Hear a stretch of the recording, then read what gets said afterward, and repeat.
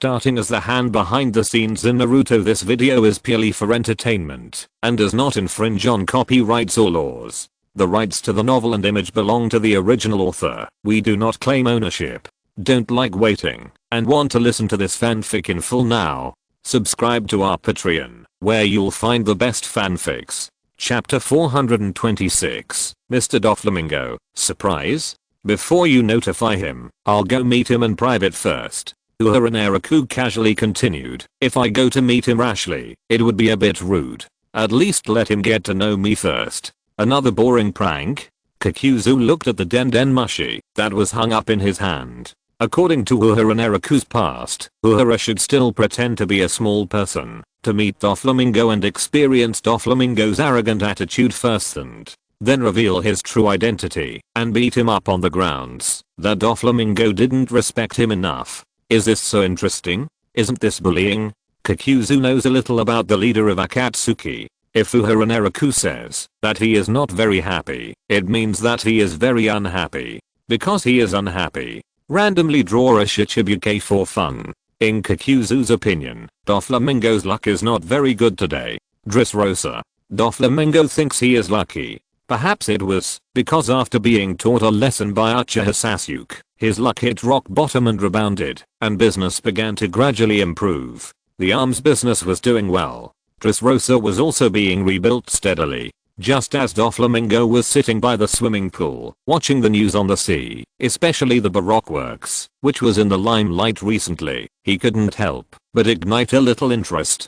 Just at this time, someone came to report that an employee of Baroque Works wanted to see him, a pirate with a bounty of 60 million baileys. A small character also wants to see me. Doflamingo couldn't help but chuckle and asked someone to send him away. Such a small character can't make the decision. At least let their vice president of Baroque Works, Nico Robin, come and talk to me. Doflamingo subconsciously thought it was another business. After all, Baroque Works has been making such a big fuss. It must be impossible for only a few cats and dogs. It should still be a matter of buying and selling arms. This kind of business naturally requires people of the same level to discuss.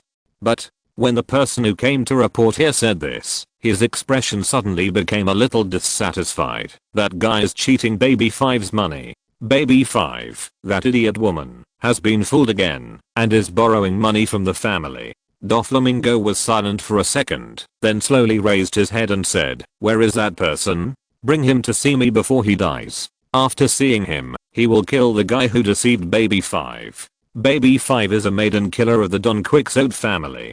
Because this woman has suffered the psychological trauma of being abandoned by her family since she was a child, she has become a person who longs to be useful and needed by others. Even if she was adopted by the Don Quixote family, her psychological trauma has not been healed, but has become more and more serious. For this reason, she will not refuse whether someone proposes to her or borrows money. Therefore, Baby Five has been deceived and cheated over the years, owing tens of millions of baileys in debt, and she has also been proposed to by many scumbags, and has several more fiancés. Of course, these fiancés were killed by Doflamingo for her.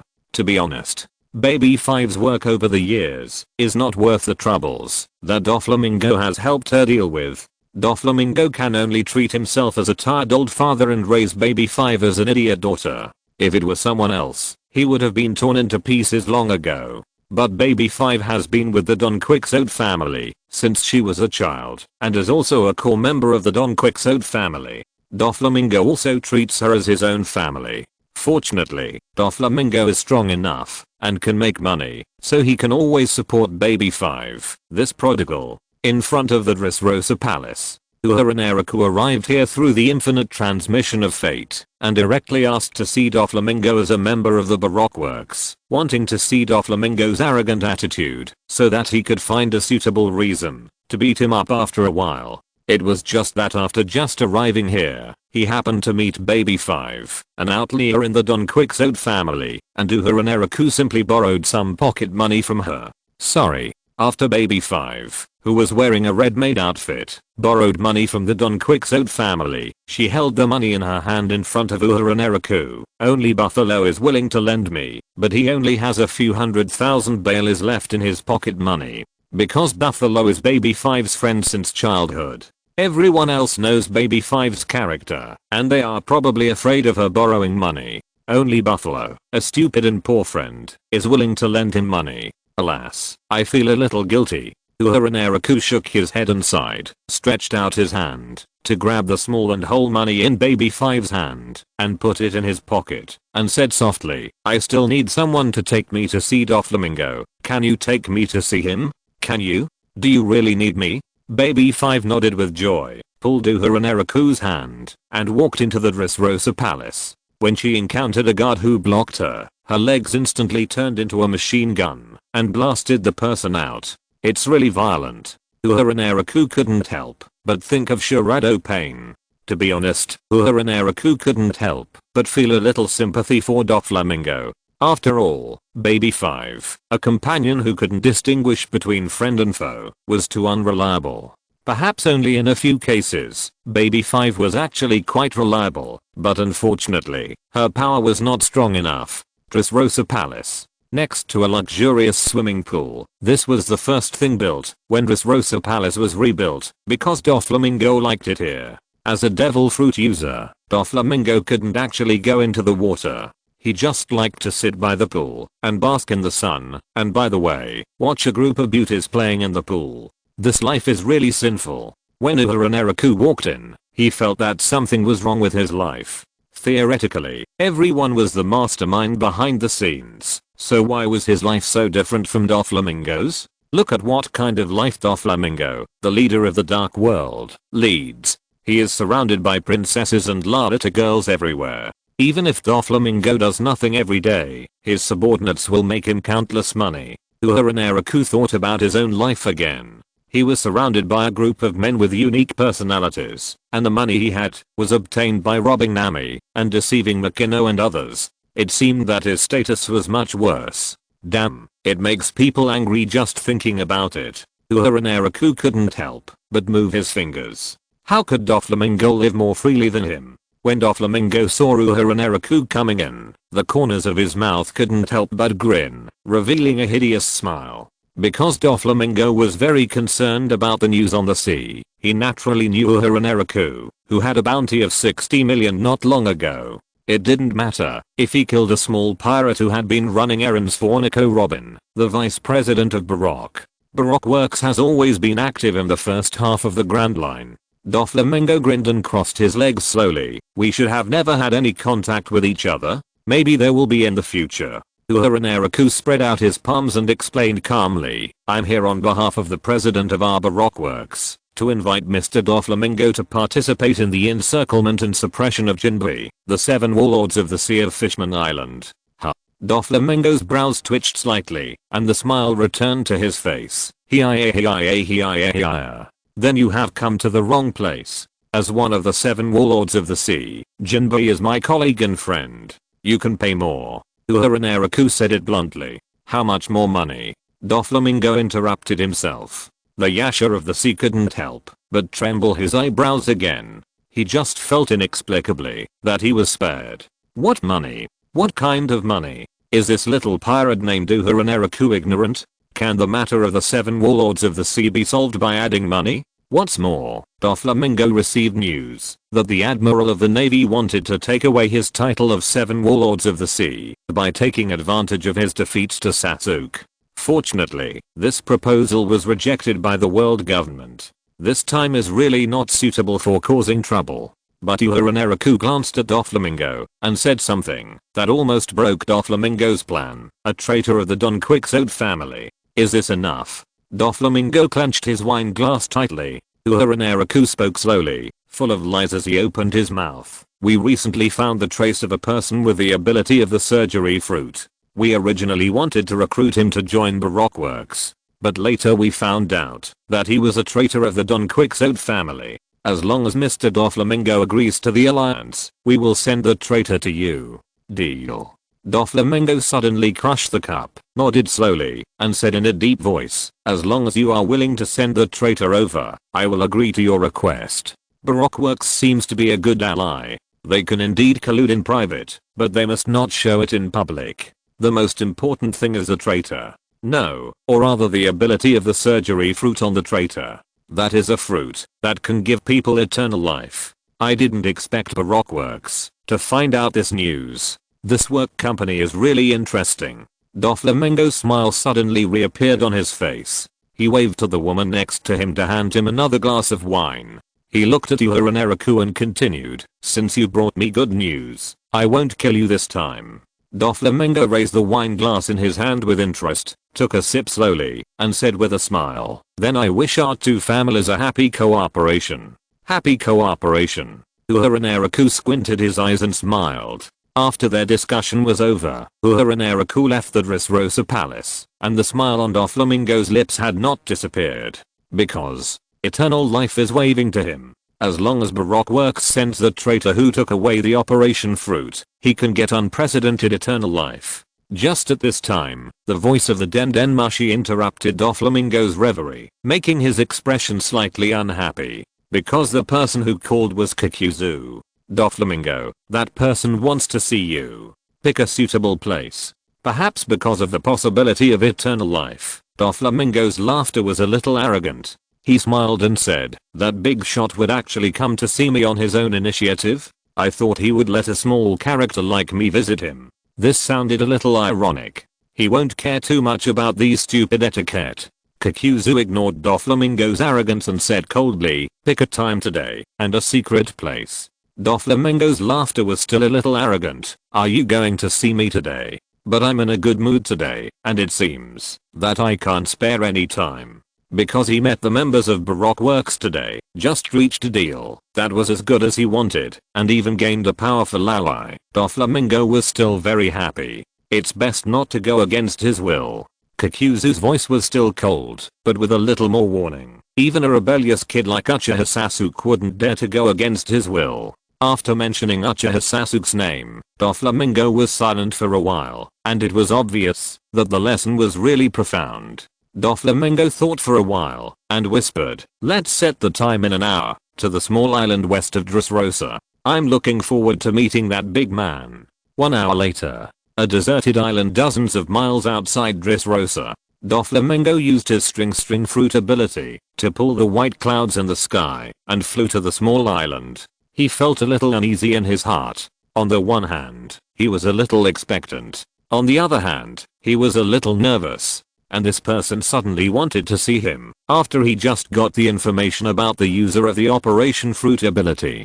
Could he want to rob him of his chance of eternal life? A person who could make a monster like Uchiha Sasuke afraid and didn't even have the mind to fight back. A person who manipulated all this behind the scenes. Would he have a chance to resist his will? 526,800 berries. 526,900 berries. Doflamingo had just stepped onto the island and was looking for the meeting place on the island when he suddenly heard a voice of counting money. This voice sounded familiar. Did he seem to have just met this person? That little pirate from Baroqueworks. Is that little pirate named Uehara Naraku mentally retarded? He actually came to this deserted island to count a few 100,000 berries. Wouldn't this anger that big shot? Hey, Doflamingo.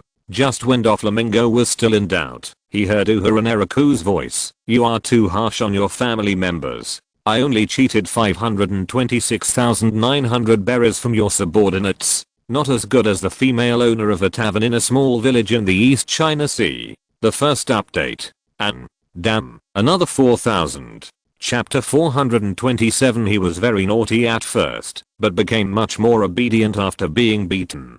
Doflamingo's expression was uncertain.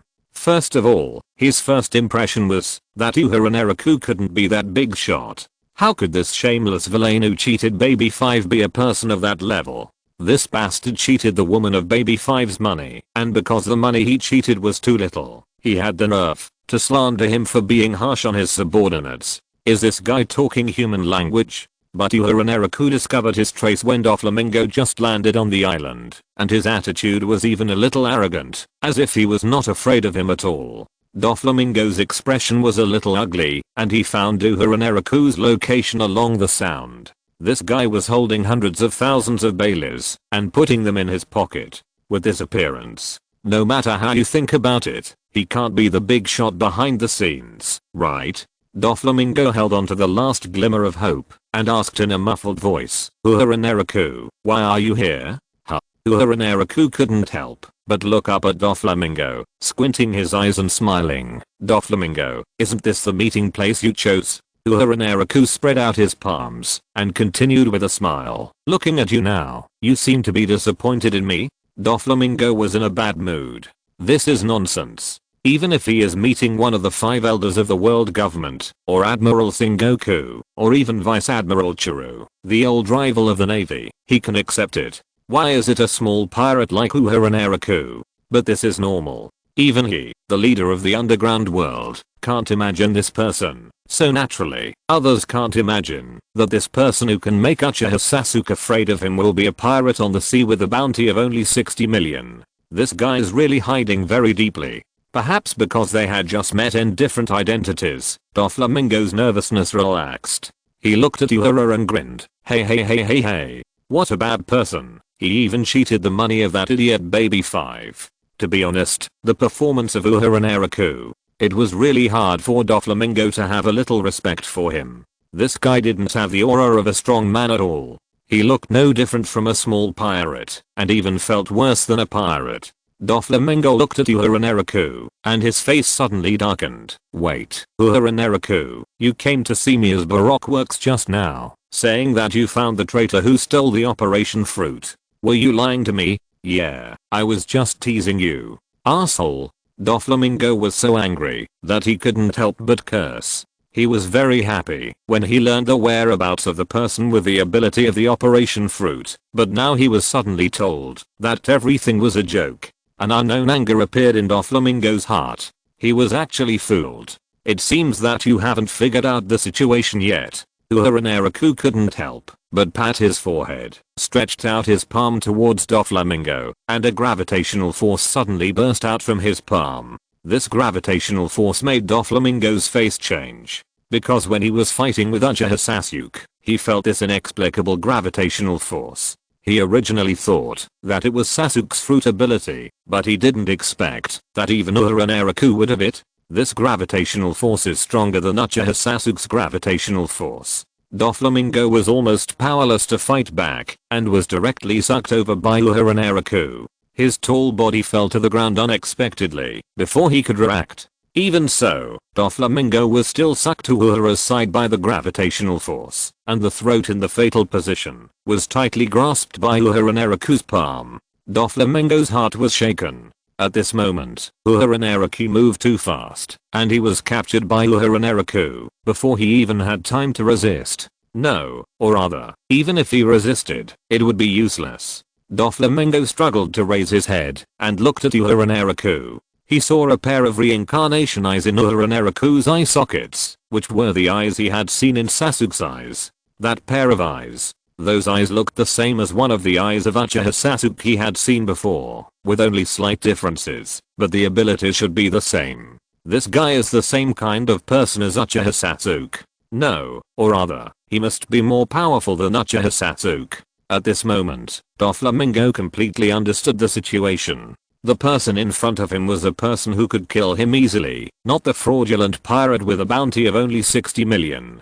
Naraku Uehara narrowed his eyes. His smile still looked warm and kind. But you are really brave. I thought you would come to see me as a clone. You come to see me as your real body. Aren't you afraid that I will kill you? Doflamingo's mouth curled up and revealed a smile. It seems that you have the same ability as Uchiha Sasuke. Anyway, in front of people like you, is there any difference between using your real body and using a clone? There is still a difference. Naraku Uehara hooked the corners of his mouth, smiled and said, at least you took the initiative to come and die. Didn't you prevent Dressrosa from being destroyed by me? Doflamingo's smile remained unchanged. If you wanted to kill me, you would have let that monster Uchiha Sasuke do it long ago, right? In your opinion, there must be value in our cooperation. A golden light fell on Doflamingo. The next moment, Doflamingo heard a sound, which seemed to come from his neck. But how could there be a sound in his neck? Doflamingo's consciousness dimmed instantly. Before he died, Doflamingo had only one thought, that is, this guy actually killed him like this. Bastard. Careless. This is also a lawless guy. After Uehara Naraku broke Doflamingo's neck, he sat on the ground with his head tilted, watching the golden light gradually merge into Doflamingo's body. That was a resurrection in time. A few seconds later, Doflamingo was resurrected again, and the first thing he did was to twist his painful neck, and it seemed that he still had some psychological trauma. Doflamingo couldn't help but touch his heart and rub his neck. What happened just now? Nothing. Uehara Naraku glanced at Doflamingo and said slowly, I just broke your neck and resurrected you, by the way. Do you think I will believe it? Doflamingo flashed a contemptuous smile. The next moment, Doflamingo suddenly saw Uehara Naraku's palm stretched out and grabbed his throat. This scene seemed familiar. Wait. Doflamingo hurriedly released a strand of silk thread between his fingers, trying to block the palm that Uehara Naraku stretched out. But a swelling wind blade suddenly appeared between Uehara Naraku's palms, cutting all of Doflamingo's silk threads into pieces. Doflamingo's hand was suddenly wrapped with a ball of armament haki, and he was about to grab Uehara Naraku's arm, but he was one step too late anyway. How could it be so fast? Doflamingo's eyes flashed with astonishment. His eyes clearly saw Uehara Naraku's movements, and his observation haki clearly sensed Uehara Naraku's movements. But he couldn't keep up with his speed at all. Uehara Naraku calmly twisted his wrist, chuckled and said, I want to kill you. It's easier than killing an ant. Another familiar sound. Doflamingo only felt a huge pain in his neck, and his whole consciousness fell into darkness again. Is he really dead? Soon. His consciousness revived again. The feeling of his neck being broken just now was really very clear. His resurrection from the dead was real. Doflamingo finally fell silent. After a long time, Doflamingo sat up slowly and looked at Uehara Naraku, veins popping out on his forehead. Your ability is to bring people back to life. No. Your Excellency's ability. Can you bring people back from the dead? Everyone's first thought is the same when they see this ability. Uehara Naraku spread out his palms and whispered, even you are no exception. Doflamingo, let me guess who you want to resurrect? It shouldn't be your brother and father who were killed by you, right? It should be your mother? Doflamingo fell silent. If there is a chance to bring people back to life, no matter who it is, they will think of resurrecting those who died in the past. The next moment, Doflamingo's face became cold again. He shook his head quickly, and a ferocious look flashed across his face. No, this world full of garbage. I'm just a little curious. I thought immortality was bizarre enough, but I didn't expect that there was such a power in the world. This power is useless. Uehara Naraku waved his hand casually and said softly, it's just a means for me to torture some people, making them repeatedly reincarnate between life and death until they completely surrender to me. Uehara Naraku waved his hand, and a seagull landed in his palm. A golden light fell on the seagull. Uehara Naraku casually twisted the seagull's neck and threw it on the ground. Doflamingo's eyes were fixed on the seagull, watching it spread its wings and fly away after it came back to life. His eyes became gloomy little by little. This guy's not serious, right? Let a person who refuses to surrender to him reincarnate between life and death. The fear and sense of relief when death comes. The feeling of consciousness suddenly falling into darkness. Who can bear this torture? In addition, there is the power of this person. Doflamingo's eyes slowly turned to Uehara Naraku. The 2 times this guy killed him just now seemed as easy as killing a chicken. He had no ability to fight back at all. Uehara Naraku just relied on simple and rough physical skills to crush. Plus Uehara Naraku has the ability to resurrect. This person cannot be described as a monster. If there is really a word to describe Uehara Naraku, maybe, then it can only be a god, right? Just at this time, Uehara Naraku's Dendenmushi rang. It was from Kakuzu, who seemed to have a good impression of Doflamingo. This call was actually a plea. Hello, I saw him. Uehara Naraku chuckled and answered his Dendenmushi. chuckled and said, yeah, Doflamingo was originally very disobedient, but he became much more obedient after being beaten. Second update and more. Chapter 428, Yasha's joining and Zio's benefits. This guy is a bit inhuman. Doflamingo watched Uehara Naraku hang up the den mushi. After a moment of silence, he began to argue, hey, you just killed me twice. Uehara Naraku put away his den mushi, glanced at Doflamingo, and clenched his fist. Oh, right. I didn't have time to hit you, right? Doflamingo's forehead jumped. He watched Uehara Naraku's fist turn black, and hurriedly said, hey, that's not what I meant. Doflamingo looked at Uehara Naraku's figure, and could only hastily spread a spiderweb to try to block Uehara Naraku's attack. The next moment, Uehara Naraku disappeared from his sight. Someone knocked on his back from behind, and just when Doflamingo turned his head, he realized that he had made a mistake, and his chin was hit hard. Doflamingo fell into a cliff. What followed was a continuous beating. This guy Yasha finally experienced an unprecedented nightmare, a feeling even more powerless than facing Uchiha Sasuke. This guy obviously only had simple physical skills, but why did he feel completely unable to compete? 10 minutes later, Uehara Naraku sat on the cliff. Doflamingo was covered with scars all over his body, sitting beside him in a somewhat embarrassed manner, and the two looked at the sea together. To be honest, Uehara Naraku looked at the vast sea, sighed faintly and said, I was not in a good mood when I came to see you. After beating you up just now, I feel much better now. Doflamingo couldn't laugh, but just covered the wound on his forehead. He didn't want to speak now, so as not to anger the guy in front of him again. But what this guy said was really not human language. Uehara Naraku continued slowly, hey, Doflamingo, both of us should be the masterminds behind the scenes. Why do I feel so tired when I see you living so happily today? Doflamingo still didn't answer. In fact, he really wanted to answer this question. What Uehara Naraku said was wrong. Doflamingo knew who he was controlling.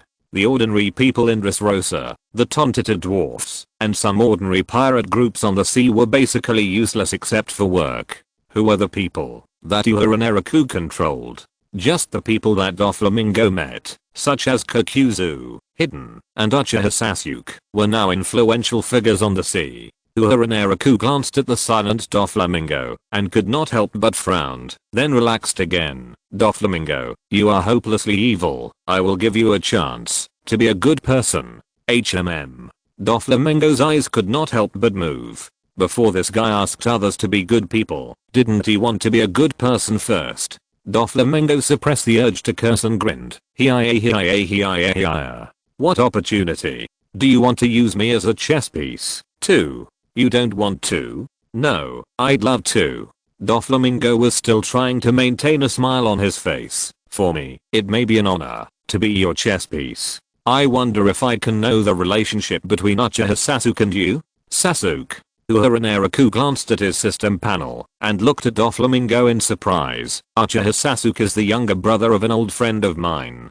To put it bluntly, I should say that he is the younger brother of a chess piece of mine. As for the current Sasuke, if you count him, he should be one of the top 3 subordinates in my hands. Apart from Kaguya Otsutsuki and Naruto Uzumaki who are still in the Naruto world, Uchiha Sasuke should indeed be the strongest guy. Just when Doflamingo was still surprised at the strength of those people in Uehara Naraku's hands, he suddenly saw a golden light falling on him, and in an instant he heard a familiar sound in his ears. Wait, his neck. Uehara Naraku, that bastard, didn't he agree to surrender? After Doflamingo was resurrected, his expression was faintly collapsed. Sir, I have clearly agreed to be your pawn. I have my own judgment. Uehara Naraku spread out his palms and said softly, what you think in your heart, I may not know yet, but I know very well that you definitely don't want to surrender to me. Doflamingo was silent. After a long time, Doflamingo suddenly smiled. Hey. Then at least let me know your goal. Just like if we want to recruit companions or allies, we also have to know his purpose, right? Doflamingo's expression gradually became solemn. He looked at Uehara Naraku and said in a serious voice, so, what is your real purpose? After a moment of silence, Uehara Naraku suddenly spread out his palms and said calmly, "This world is too peaceful, like a pool of stagnant water. I just want this era to run wild." The next moment, a wave suddenly rose on the sea. This wave instantly soared to hundreds of meters high, which was a bit frightening. If this wave swept Dressrosa, which was still working hard to rebuild, could be declared directly destroyed. This guy has the ability to destroy a country with just a raise of his hand. Doflamingo's face changed drastically. He stared at the waves with an uncertain expression. After a long while, he gritted his teeth and said, "If your goal is to turn the world upside down, I will definitely help you." "Very good." Uehara Naraku waved his hand to disperse the waves. A black hole appeared in the middle of his palm. He took out a black robe with auspicious clouds from the black hole. Uehara Naraku took another look at Doflamingo's height and put the black robe back. He took out a ring, carved the word evil on it, and handed it to Doflamingo. Doflamingo took the ring, looked at the evil word on the ring, and couldn't help but chuckled. "What is this? Your symbol?" "It's just a tool for private communication when it's inconvenient." Uehara Naraku waved his hand and said softly, "If you see someone wearing the same ring on the sea, or in the war in the future, then they are your companions. You can't see them now." After Uehara Naraku finished speaking, he continued in a low voice, "Try to input your domineering power into the ring. Maybe I can receive the news from you. It looks very interesting." Doflamingo reached out and put the ring on his hand and couldn't help but said, "I don't seem to have seen Mr. Kakuzu and Uchiha Sasuke wearing rings. There is no need for that." Uehara Naraku took out a scroll casually, and after releasing it, a coffin was revealed. He continued, "The body of man is stored here. If you get into trouble in the future, take him out. This is the reincarnated ninja. Basically, every team has one. However, the immortal duo and the arc duo all hold sealing scrolls, which contain the coffins of the impure world ninja. These are the impure world ninja bodyguards arranged by Uehara Naraku. Among them, Kakuzu's team holds the impure world reincarnation of the fourth Hokage Minato Namikaze, who is mainly responsible for their escape. The art duo of Scorpion holds the second Hokage Tobirama Senju, who is an all-around ninja. Hashiga Kikisame holds the first Hokage Hashirama Senju. In addition to his own impure world ninja core, Kabuto Yakushi also holds Uchiha Madara, who was resurrected by Uehara Naraku using part of the remains split from Kaguya Otsutsuki after the fourth Shinobi World War. Even Uchiha Sasuke has a scroll in his hand, and Uchiha Sasuke knows that he holds a bastard named Uchiha Obito in his hand. As a new member, Doflamingo naturally only got the third generation Hokage Sarutobi Hiruzen as his bodyguard, and he has no chakra in his body, and is not good at ninjutsu, so he can only put the coffin on his own ship after returning. To be honest, it's quite unlucky. Okay. After taking a look at Doflamingo, Naraku Uehara continued softly, "You are the one who knows the world government and the navy best. I will have a lot of things to ask you in the future. Now just help me solve one thing." "Oh." Doflamingo couldn't help but raise his head and laughed. "I'm really curious. Is there anything that the adults can't solve? The 7 warlords of the sea in this world are too troublesome." Naraku Uehara looked at Doflamingo and said softly, "I really want one of my subordinates to replace Jinbe and become one of the 7 warlords of the sea. Do you think it's reliable? It's that Mr. Hashiga Kikisame, right?"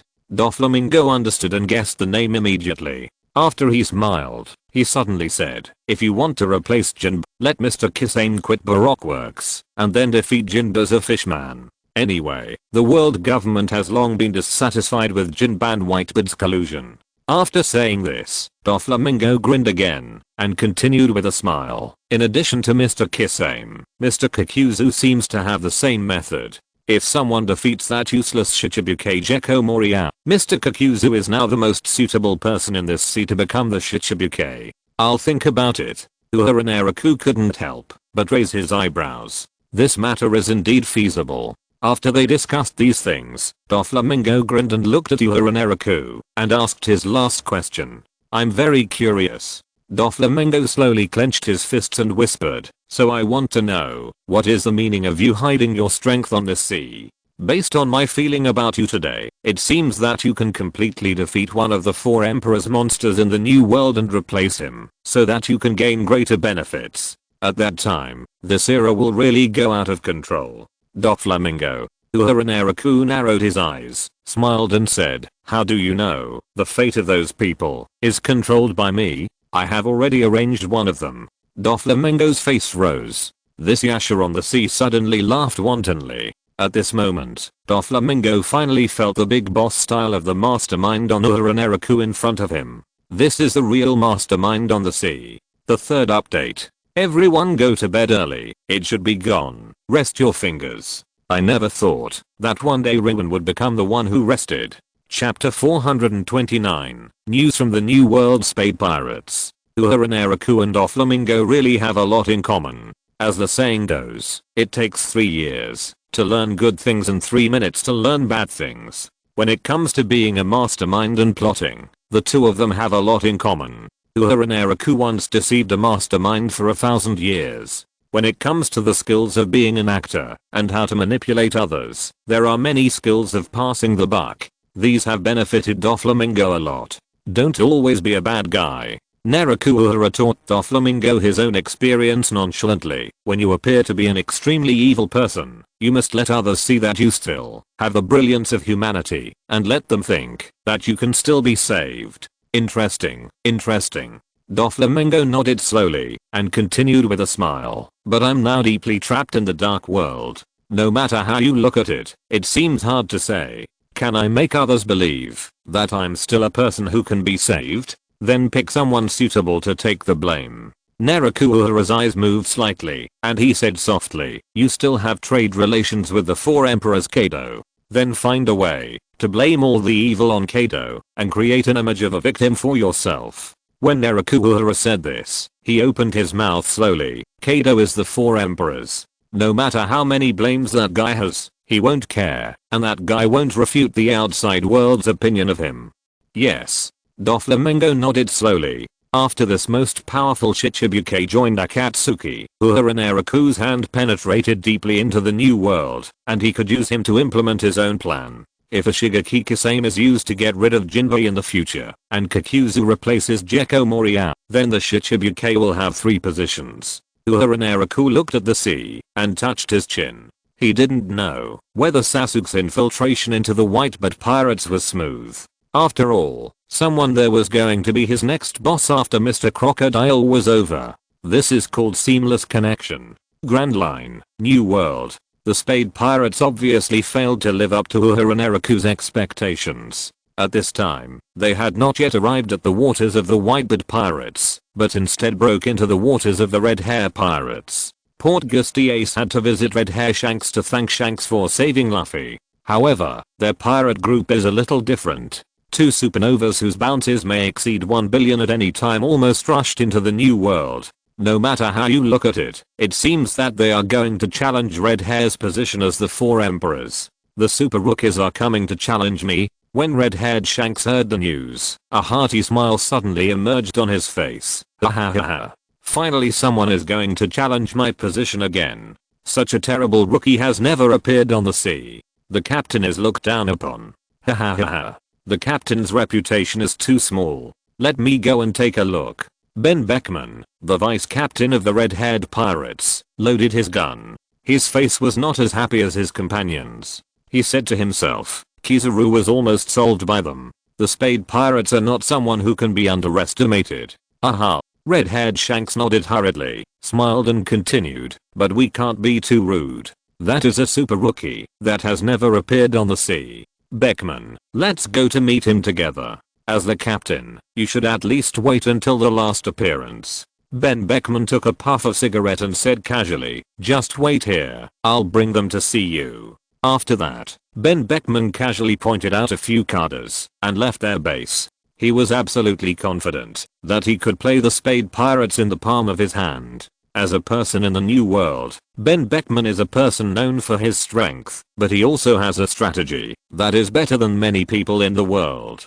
In just a few days, The Spade Pirates inexplicably fell into the encirclement of the Red Hair Pirates while searching for Red Hair Shanks and were completely surrounded by a group of powerful enemies. Ben Beckman did not make any mistakes. No one in the Spade Pirates saw through his plan, and the entire Spade Pirates were surrounded by Ben Beckman and his men on an isolated island. Portgas Ace sat on the island in frustration, looking at the pirates gathering around him from all directions. "Hey, we just want to visit Shanks." "Kid," a loud voice interrupted his thoughts. "If you want to meet our captain, then just surrender." "Okay." "Shut up." Uchiha Sasuke interrupted his captain and said in a gloomy voice, "Let's defeat these guys first, capture their leaders, and then overthrow Red Hair Shanks."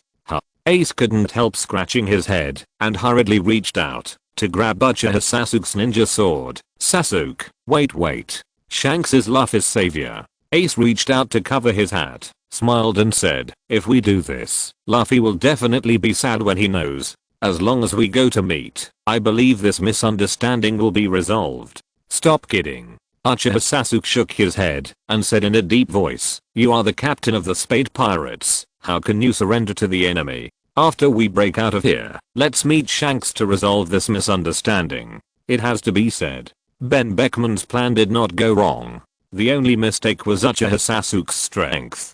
Facing the power of Susanoo and Uchiha Sasuke's elusiveness, other pirates could not intervene at all. Uchiha Sasuke, the vice captain of the Spade Pirates, and Ben Beckman, the vice captain of the Red Hair Pirates, fought fiercely for a day. Even though Sasuke let go a lot, Ben Beckman, the red-haired vice captain, was still defeated and captured by Uchiha Sasuke. "This is quite embarrassing. Sorry." Ace looked at the captives captured by Uchiha Sasuke and bowed to Ben Beckman earnestly to apologize. "I just passed by the Red Hair Pirates territory and wanted to say hello to Shanks because he is the savior of my brother Luffy." Ben Beckman lay on the ground weakly. After hearing what Ace said, Ben Beckman's expression looked even weaker. "Huh? Are you the brother of that little guy Luffy?" "Yes." Ace couldn't help scratching the back of his head and whispered, "For today, I specially learned etiquette from Sister Makino." This person also mentioned Makino. Whether it was Makino or Luffy, it was the most leisurely and free time for their Red Hair Pirates. Ben Beckman was silent for a while, then said, "Then please take the Den Mushi out of my pocket first. I want to call Shanks, so that idiot Shanks won't worry." Okay. Ace supported his forehead and continued to apologize in a low voice. "I'm so sorry, my deputy captain thought you were here to destroy us." "He's right." Beckman shook his head and watched Ace hand the Den Mushi to him. He continued in a muffled voice, "Anyway, 2 super rookies with fierce momentum seem to be here to challenge the position of the 4 emperors. Can you give me a cigarette?" Sure. Ace handed him a cigarette and even lit it for him. After the Den Mushi was connected, Shanks' worried voice came from inside. "Hey, Beckman, are you okay?" "It's okay, this is a misunderstanding." Ben Beckman took a puff of cigarette and said with a complicated expression, "Captain Portgas Ace of the Spade Pirates is Luffy's brother. He just came to say hello to you." "Is Luffy's brother so powerful?" "His vice captain is more powerful than your vice captain." "Don't say that." Red-haired Shanks' voice suddenly added a hint of laughter. "This is not bad.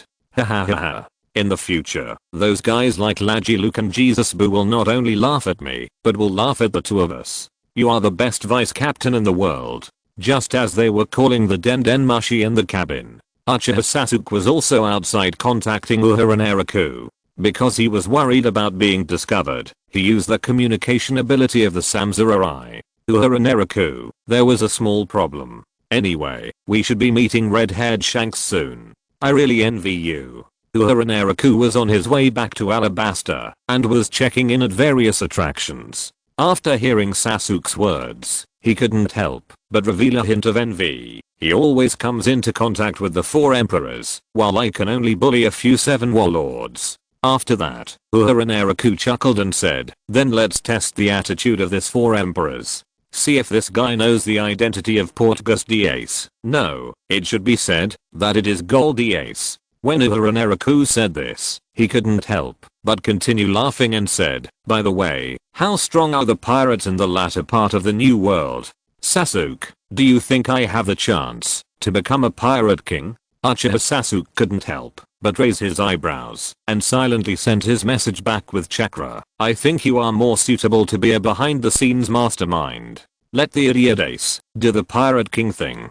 Ace can't become the pirate king. Naraku Uehara casually refuted Uchiha Sasuke. Ace has been living under the shadow of his father Goldie Roger all his life. Unless one day Ace can find the meaning of his existence. After saying this, Naraku Uehara continued, but that's useless, because he is a chess piece whose fate I have already arranged.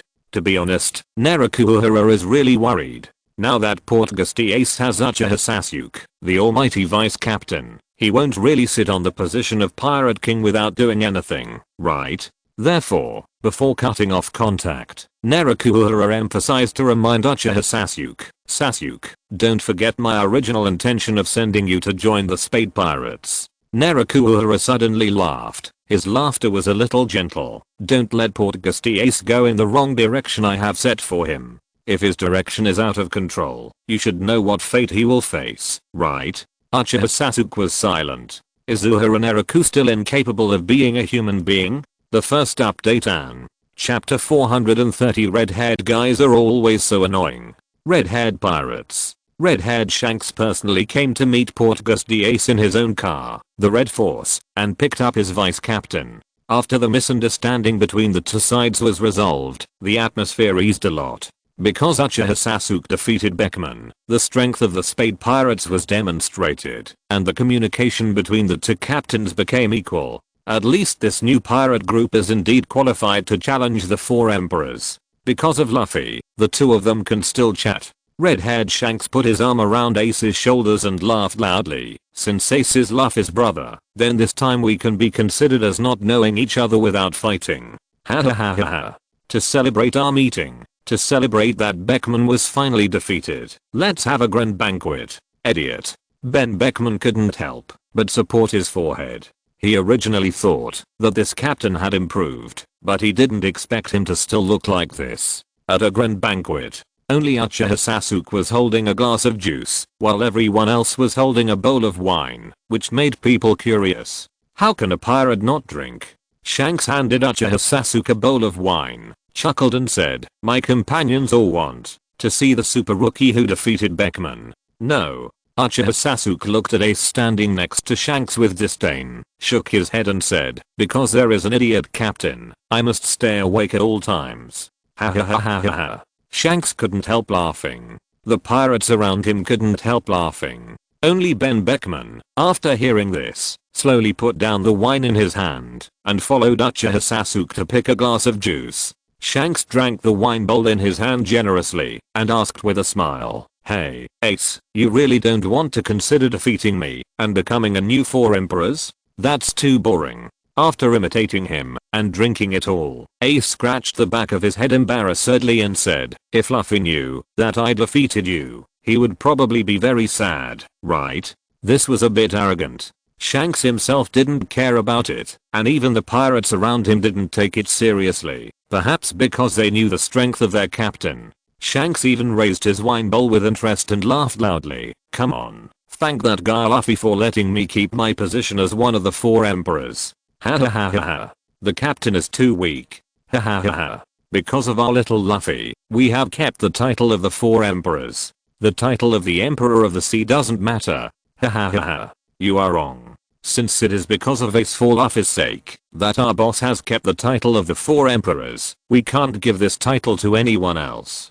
Don't say that. Shanks put down his wine bowl and poured himself a bowl, not caring about his companion's self-mockery at all, and continued with a smile. Luffy and we are friends. Isn't it our duty to help each other? For Luffy, let's have another drink. Shanks turned his head to glance at Ace, chuckled and continued, is that little guy Luffy still clamoring to become the Pirate King? Yeah, that guy's catchphrase is this. Ace grinned, chuckled, and raised the wine bowl. It's a pity that he will be disappointed. Whether it's the Great Treasure or the Pirate King, I have to snatch it away first. Well, that's really possible. Shanks touched his chin, nodded seriously and continued, what are you going to do? Flatten the new world all the way? That's too troublesome. Ace shook his head and showed a confident smile. Go challenge the strongest man in this sea directly and let all the sea areas recognize my strength first. Whitebird? That's right.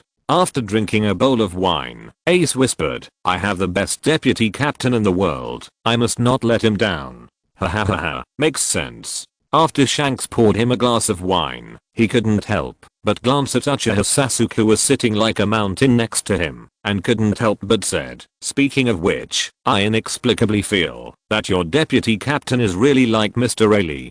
Who? Oh, when I was a trainee crew member on a pirate ship before. Shanks' face showed a trace of nostalgia. At that time, Mr. Rayleigh, the vice captain of the ship, felt that your vice captain was as reliable as Mr. Rayleigh. At that time, Shanks and his friend Buggy made a mistake. When Vice Captain Rayleigh came to teach them, their Captain Roger would come to persuade Rayleigh not to be too strict, and then Vice Captain Rayleigh would scold Captain Roger together, and even scold him more fiercely, scolding Roger so much that he couldn't raise his head. It was precisely because of Rayleigh's impression that Shanks' desire for a vice captain was almost similar, and finally he found his own vice captain, Ben Beckman. As a result, he is always chased and scolded by Ben Beckman now. Uchiha Sasuke slowly put down the juice in his hand and said calmly, oh, then you must have seen it wrong. I don't look like anyone on the sea. Yeah. Shanks took a sip of wine slowly and said with some admiration, speaking of which, your power is really terrifying.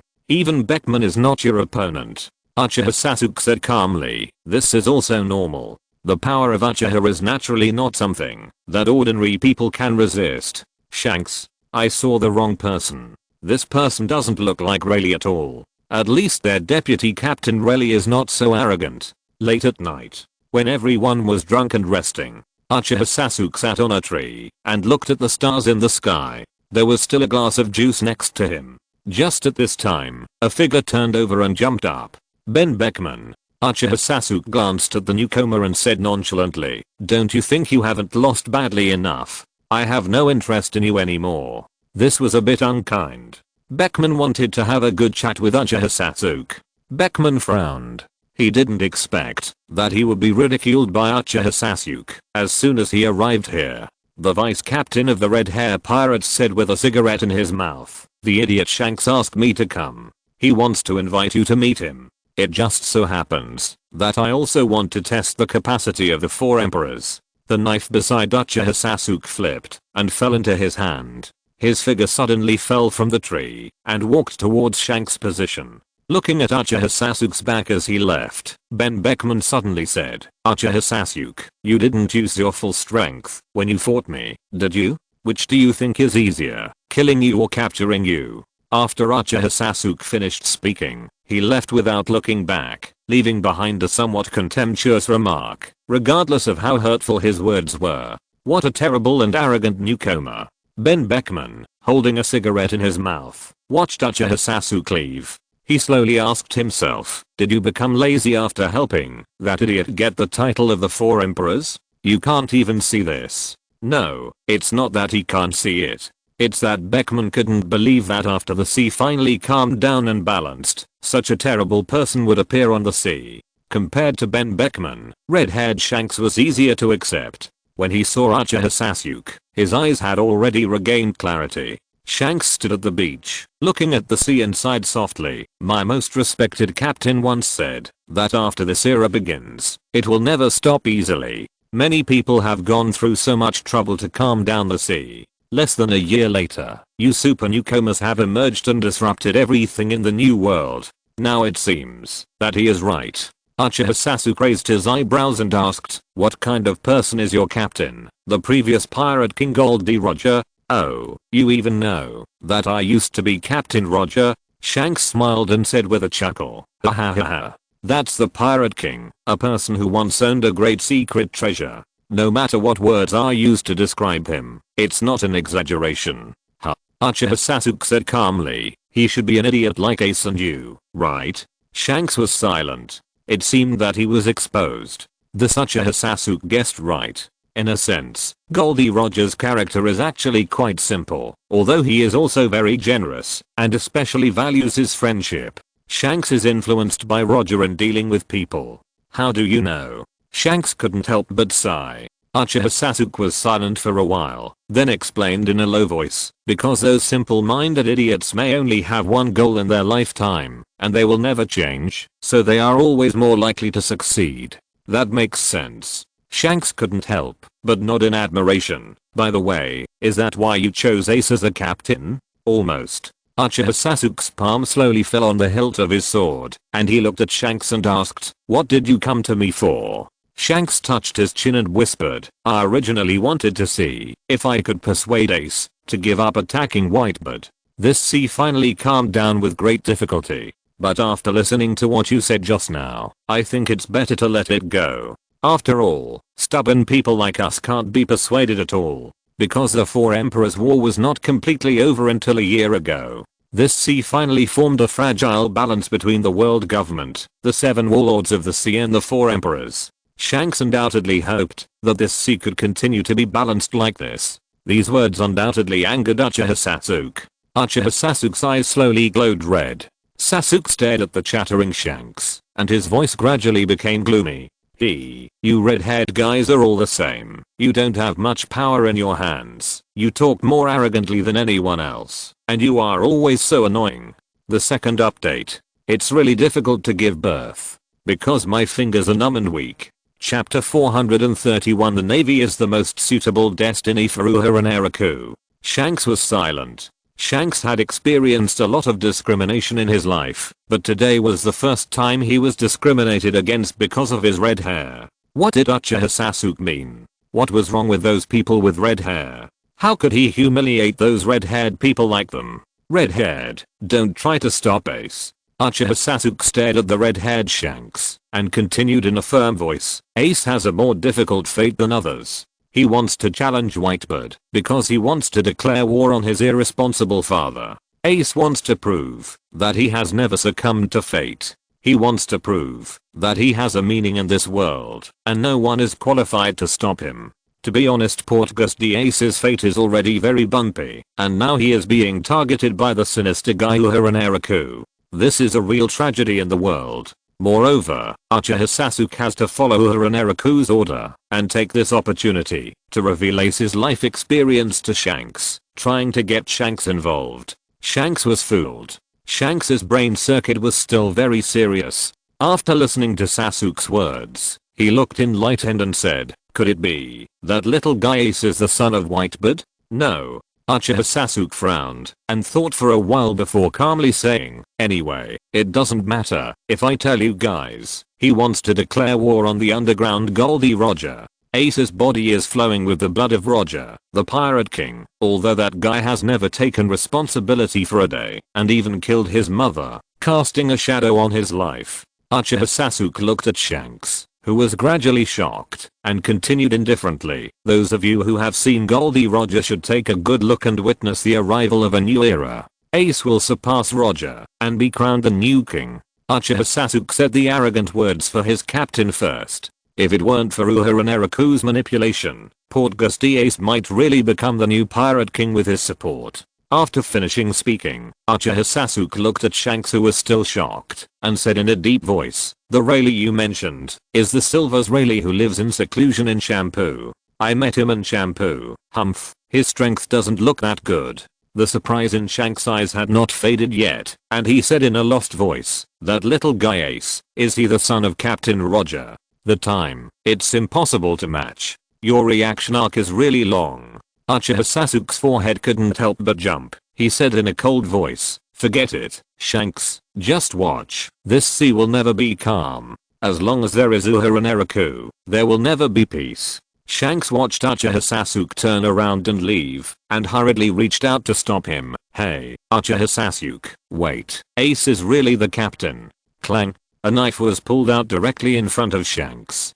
Don't talk about this in front of Ace. Uchiha Sasuke's eyes flashed with the red light of the Sharingan. They couldn't continue chatting, otherwise they might be exposed. Ace only told Sasuke that he was the son of Goldie Roger. The next moment, Uchiha Sasuke turned and left, and his voice echoed in the island. Spade pirates, return to our ship immediately and set sail.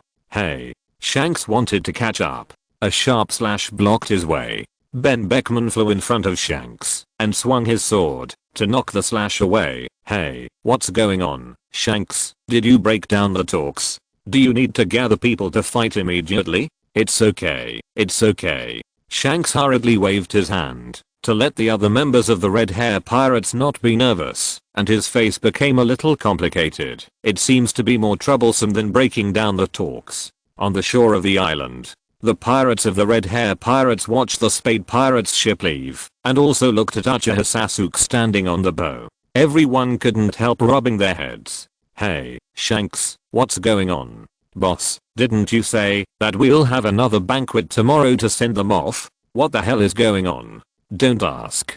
Shanks held his forehead and said in a deep voice, anyway, everyone should be prepared. The sea will never be calm again. After saying that, Shanks couldn't help but look at the figure standing on the pirate ship that was going away and muttered to himself, it seems it's really going to appear the guy who is more likely to ascend to the throne of Pirate King than that brat Luffy. Although the conflict between the Spade Pirates and the Red Hair Pirates was not fierce, there was no doubt that the two sides should be tied, and this was also discovered by the Navy. The bounties of the captain and vice captain of the Spade Pirates all exceeded 1 billion baileys, which once became big news in the world. Whitebird Sea.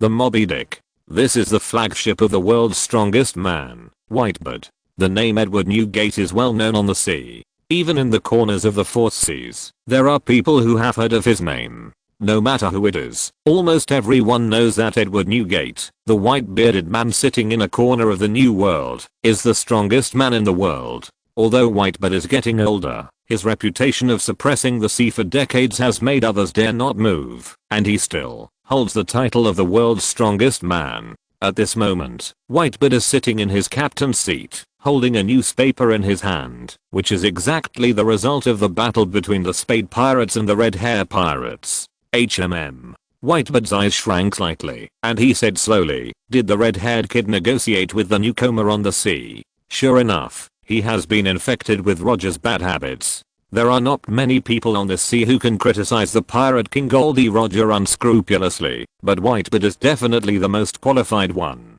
Yeah. Marco, who was standing next to Whitebird, nodded with a pair of dead fish eyes, and said softly, Dad, they are heading towards our territory now. Really? Whitebird's mouth corners grinned, and his huge beard trembled slightly. He laughed loudly and boldly, Gibala. Then go and meet them. Such super newcomers have never appeared on the sea. Even in the era when he was competing with Goldie Roger, there had never been such powerful newcomers like Portgusty Ace and Uchiha Sasuke. They are only 17 years old this year. Marco raised his eyebrows and said, Dad, I'll go meet them first. No need. Whitebird shook his head. To be honest, Whitebird was more worried about his son. After all, Uchiha Sasuke, the vice captain of the Spade Pirates, was a person who could even defeat Ben Beckman, the red-haired vice captain. In the entire Whitebird Pirates, except for Marco, no matter how you count, there is no second person who can compare with Ben Beckman. If Marco goes, there is a high possibility that he will never come back. Therefore, Edward Newgate, Whitebird, plans to meet Ace and Uchiha Sasuke in person to see how powerful these two little guys are. Two really good little brats. Whitebird glanced at the newspaper in his hand again and couldn't help but curl his lips and said, Gibala. Compared to the brat called Crocodile I met last time, these two little guys are more energetic. Last time. Marco couldn't help but flip his eyelids. It's been more than 10 years since we last met Crocodile. After thinking for a while, Marco slowly said, Crocodile, that guy, became one of the 7 warlords of the sea, and he no longer has the courage to come to the New World. I heard that he lives a very comfortable life in Alabasta. This is not wrong. Crocodile is indeed living a very comfortable life. It was even more moist than Marco had imagined. Crocodile was now completely soaked in water, unable to move, and glared at Hashiga Kikisame who was sitting in his seat. Hashiga Kikisame grinned and said slowly, is this the only ability of the 7 warlords of the sea? It seems that I chose the wrong ally. What is your purpose?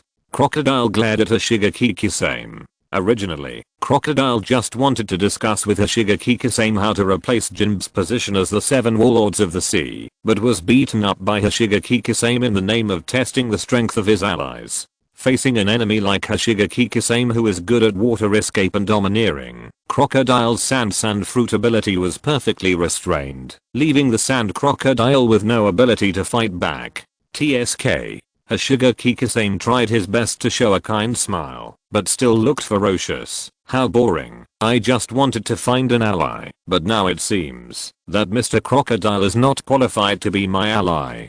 Hoshigaki Kasame stood up slowly and chuckled. From today on, I announce my withdrawal from Baroque Works.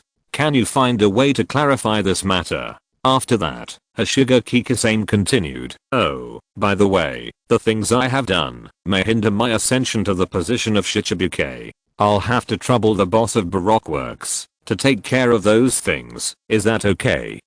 I promise you. Crocodile gritted his teeth and said, I'll let Nico Robin announce in the newspaper that you betrayed Baroque Works. Haha, then I hope we can meet again one day. Hoshigaki Kasame grabbed his Samehada sword and placed it on his back, leaving the rainy land without any nostalgia. Originally, Hoshigaki Kasame's position in Baroque Works was to help Uehara Naraku take the blame in front of Crocodile. Now that Uehara Naraku is about to become an undercover agent in the Navy, there is no need for Hoshigaki Kasame to stay here any longer. After Hoshigaki Kasame leaves, Crocodile looked at Nico Robin who was hiding nearby, and said with an unpleasant expression, Nico Robin, you won't betray me too? No. Nico Robin shook her head, chuckled and said, I'm just interested in the text of history. Who can let me see the truth of history? Then hurry up.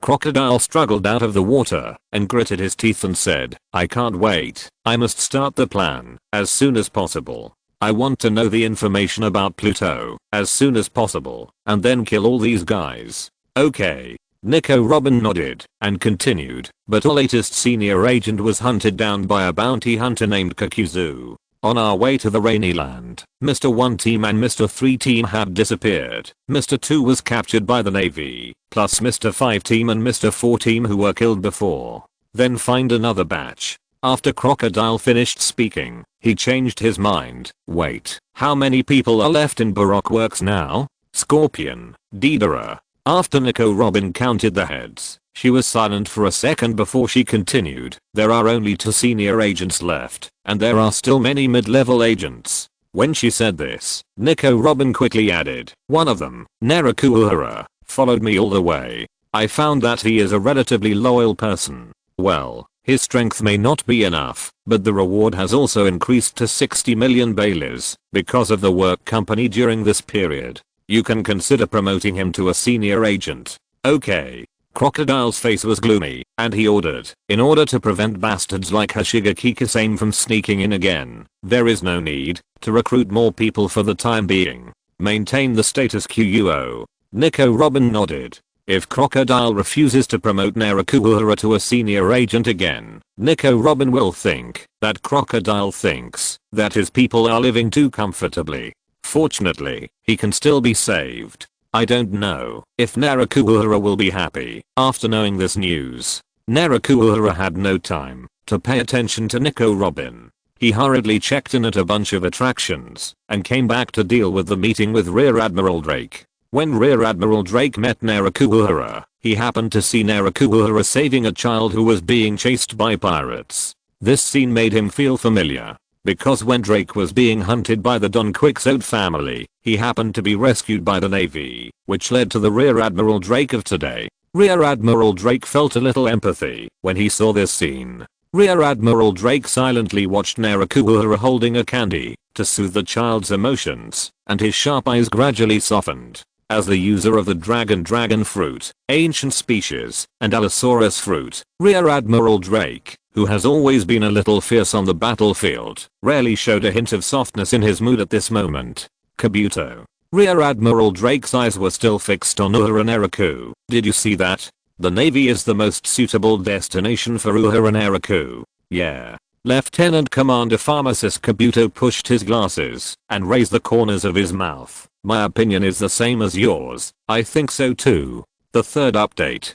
Shamelessly ask for some votes. I'm really sorry for the update. I will resume as soon as possible. If you're listening to this novel on a channel other than Fanfic World, it means they downloaded and uploaded it without effort. We cordially invite you to visit our channel, Mundo Fanfic Novelos. There you'll find the original version of this story and you can explore many other novels of various genres. We're waiting for you to immerse yourself in a world of incredible novels. Chapter 432, Uehara and the Navy's Recontact. In the narrow streets of the port city of Alabasta, as soon as Uehara Naraku walked in, he was surrounded by Drake and Kabuto Yakushi from front and back, which made him frown slightly. I'm Rear Admiral Drake. After standing in front of Uehara Naraku, ex-Drake bluntly stated his purpose. Uehara Naraku of Baroque Works, Colonel Tina mentioned you. I'm here to invite you to join the Navy, and the Navy will forgive your past sins. Uehara's expression changed slightly. To be honest, Uehara Naraku did not expect that Rear Admiral Drake would bluntly invite him to join the Navy. Don't everyone need to get to know each other slowly? Don't be confused. Major General Drake's face was a little serious, and he continued in a muffled voice. We have found out what you did in Baroque Works. Even in the dark Baroque Works, you still insist on justice in your heart. Only the Navy is your destination. Sorry. Uehara Naraku clenched his fists and said in a deep voice, I can't betray Baroque Works. No one in this world dares to betray Baroque Works. Don't worry about this problem. Major General Drake spread out his palms and continued to persuade. We have made full determination. No matter who is behind the Baroque Works, the Navy will resolutely enforce justice. When he said this, Major General Drake's face became more cold. You have been in Baroque Works for so long. You must know their dangers. You don't want them to continue to endanger the safety of this sea. It's useless. Uehara Naraku shook his head. A trace of fear appeared on his face and said, even if the Admiral of the Navy is dispatched, it is impossible to eliminate the boss of Baroque Works. Go. I won't tell anyone what happened today. After that, Uehara Naraku was about to walk past Rear Admiral Drake and leave, but the Rear Admiral stopped him with his arm outstretched. Rear Admiral Drake looked at Uehara Naraku and said softly, then there is no other way. I can only send you to the underwater prison. Uehara Naraku was silent for a while, then nodded slowly. Uehara Naraku looked at Drake, stretched out his hands, and faced Rear Admiral Drake with a look of waiting to die. There was even a relieved smile on Uehara Naraku's face. It's better if you send me to the underwater prison. At least in this way, I won't have to do evil against my conscience in the future. Kabuto Yakushi's face froze for a second. He subconsciously pushed his glasses because he felt that his boss was getting better and better at telling lies. Rear Admiral Drake's coldness could not be held back. He looked at Uehara Naraku in confusion. Uehara Naraku, since you dare not betray Baroque Works, why did you save so many people without telling those pirates? Rear Admiral Drake did not arrest him. Instead, he continued to ask, in fact, you must want to save more people, right? Now is an opportunity. Please believe the Navy. We will never let go of any evil. Uehara Naraku fell silent again. After a long time, he slowly raised his head and looked at Drake. You came too late. Delayed justice is useless. No one in this world can stop the ambition of Baroque Works. What do you mean? Before Baroque Works was discovered by the Navy, Uehara Naraku's eyes became heavy. Our goal is to seize an ancient weapon, and now the boss of Baroque Works has got it. As Uehara Naraku spoke, his eyes gradually became a little dim, and he continued, as if talking about a nightmare. As long as the boss of Baroque Works is willing, he can easily destroy any country or any island in the world. Kill anyone in the world. Ancient weapons. Drake's face changed. The legendary ancient weapons Pluto, Neptune and Uranus. These three weapons are almost heard by many people, but not many people have mentioned them over the years. Because the era is too long and the history is broken. Everyone thought that the ancient weapons had long become legends. Even without that weapon, the Navy can't deal with him. Uehara Naraku stared at Drake, his voice gradually becoming more and more fearful. That man is the nightmare of the world. Even Whitebird can't. When he said this, Uehara Naraku seemed to have seen something. After a flash of horror on his face, he broke free from Drake's arm and swung his fist at Major General Drake's face. While launching the attack, Uehara Naraku urged loudly, "Get out of here quickly. I almost forgot that the senior agents of Baroque Works are coming to summon me today. They are all the boss's confidants." What? Major General Drake suddenly blocked Uehara Naraku's fist. Just when Drake's face was slightly surprised, he suddenly heard a somewhat wanton voice in his ear. "Uehara, get out of the way. If this guy is an enemy, let me kill him." A piece of clay suddenly fell on Drake. Just when the Rear Admiral couldn't help but look up at the sky, he saw a giant clay bird flying in the air, which made his eyes flash with surprise. Especially when Drake saw the yellow-haired young man on the giant clay bird, his face changed instantly. "That's..." Rear Admiral Drake's eyes subconsciously shrank. "Demolition artist Deidara, is that guy also a member of Baroque Works?" Die. Deidara standing on the giant clay bird laughed arrogantly. "Ha ha ha ha ha ha. Artist explosion. Drink." The next moment, the clay on Drake's body suddenly exploded. Drake was caught off guard and was blown away. Uehara Naraku took advantage of the situation to attack Drake, but in fact he was covering Kabuto Yakushi and hurriedly took Drake away. They performed a chase battle towards Rear Admiral Drake and Lieutenant Commander Kabuto Yakushi. It was not until Kabuto Yakushi and Drake hid in a secret store that Uehara Naraku saw them, but he let them go and led Deidara to chase in another direction. After Uehara Naraku and Deidara left, Drake breathed a sigh of relief, and watching Kabuto help bandage his body, he said, "Deidara, the blasting artist, destroyed a small island by himself. I didn't expect that he was also a member of Baroque Works. Major General, heal your wounds first." After Kabuto helped bandage Drake's injured arm and shoulder, he continued, "Deidara seems to have only done that one thing. The initial bounty was 75 million berries, but his strength may have surpassed those pirates with a bounty of 100 million berries. Maybe." Rear Admiral Drake nodded in disbelief and then spoke softly about business. "At least we didn't gain nothing today." That Uehara Naraku's attitude has softened. At this point, Rear Admiral Drake took out his Dendenmushi again and called Admiral Sengoku.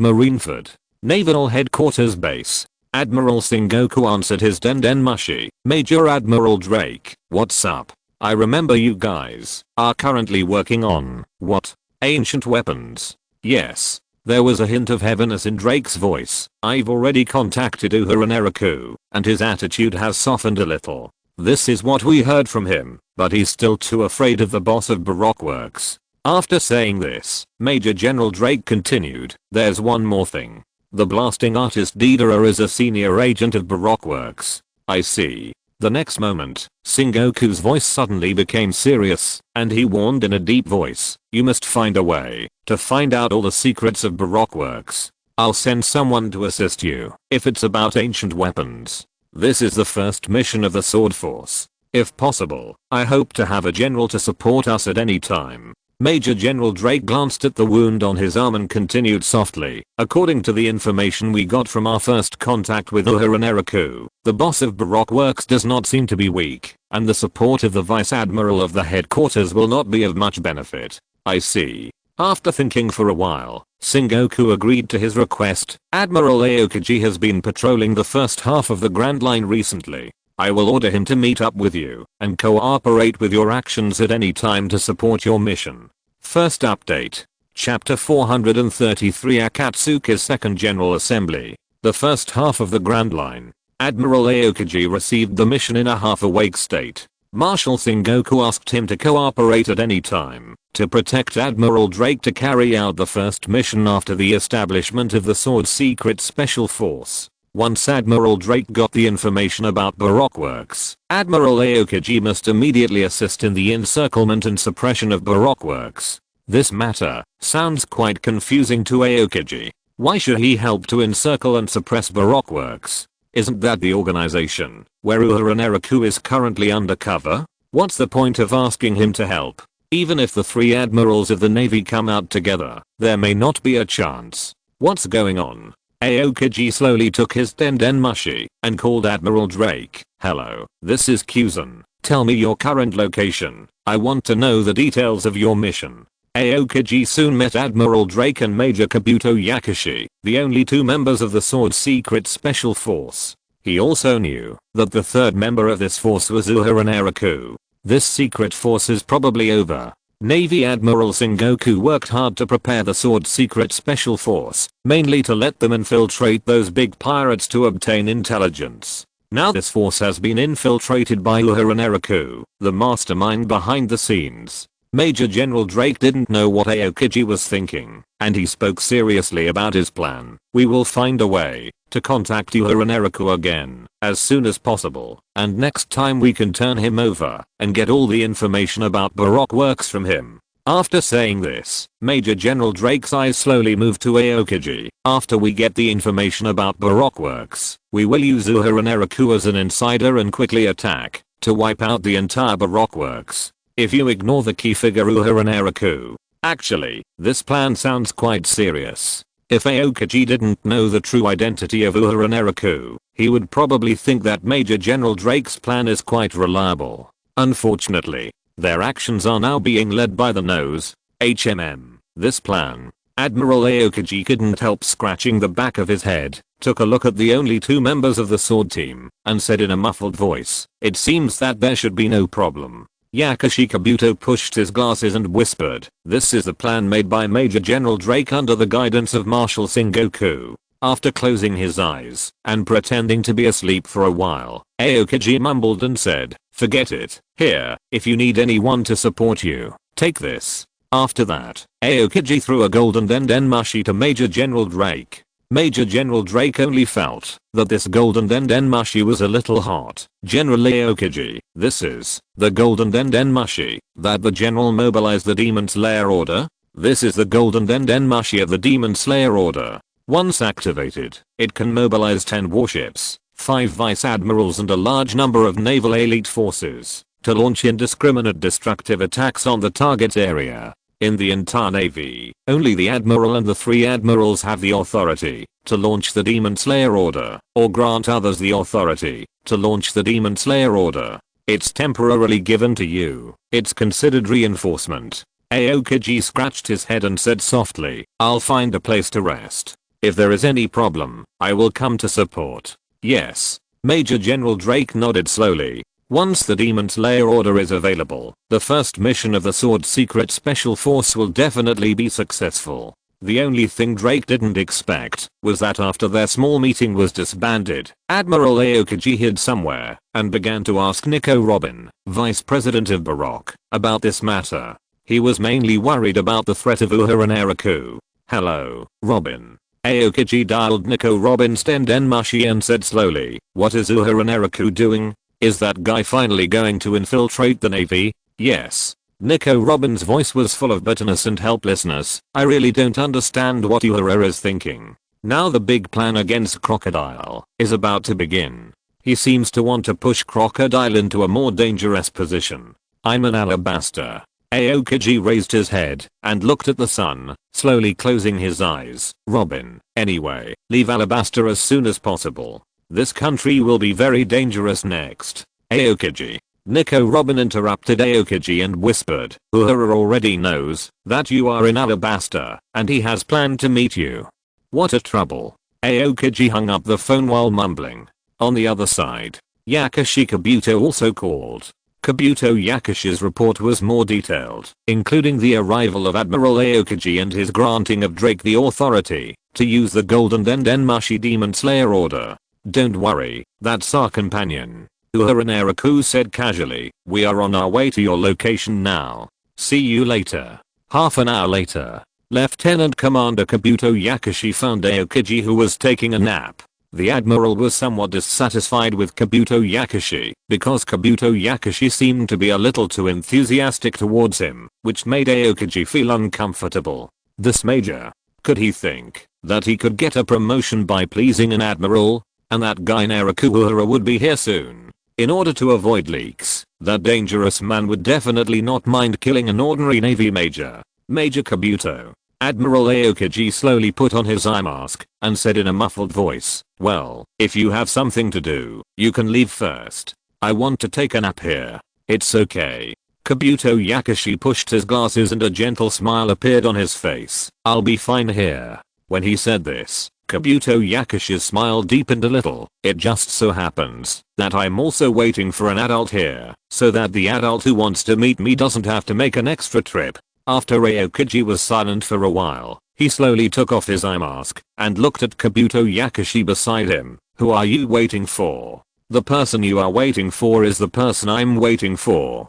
Kabuto Yakashi kindly extended his hand towards Aokiji, squinted his eyes and smiled. Let me introduce myself. I'm Kabuto Yakashi of the Akatsuki organization, and also the most loyal subordinate to Lord Naraku in the entire Akatsuki organization.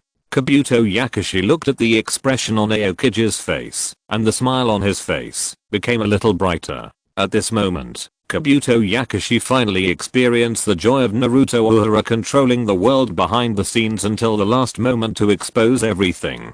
To be honest, this feeling is really good.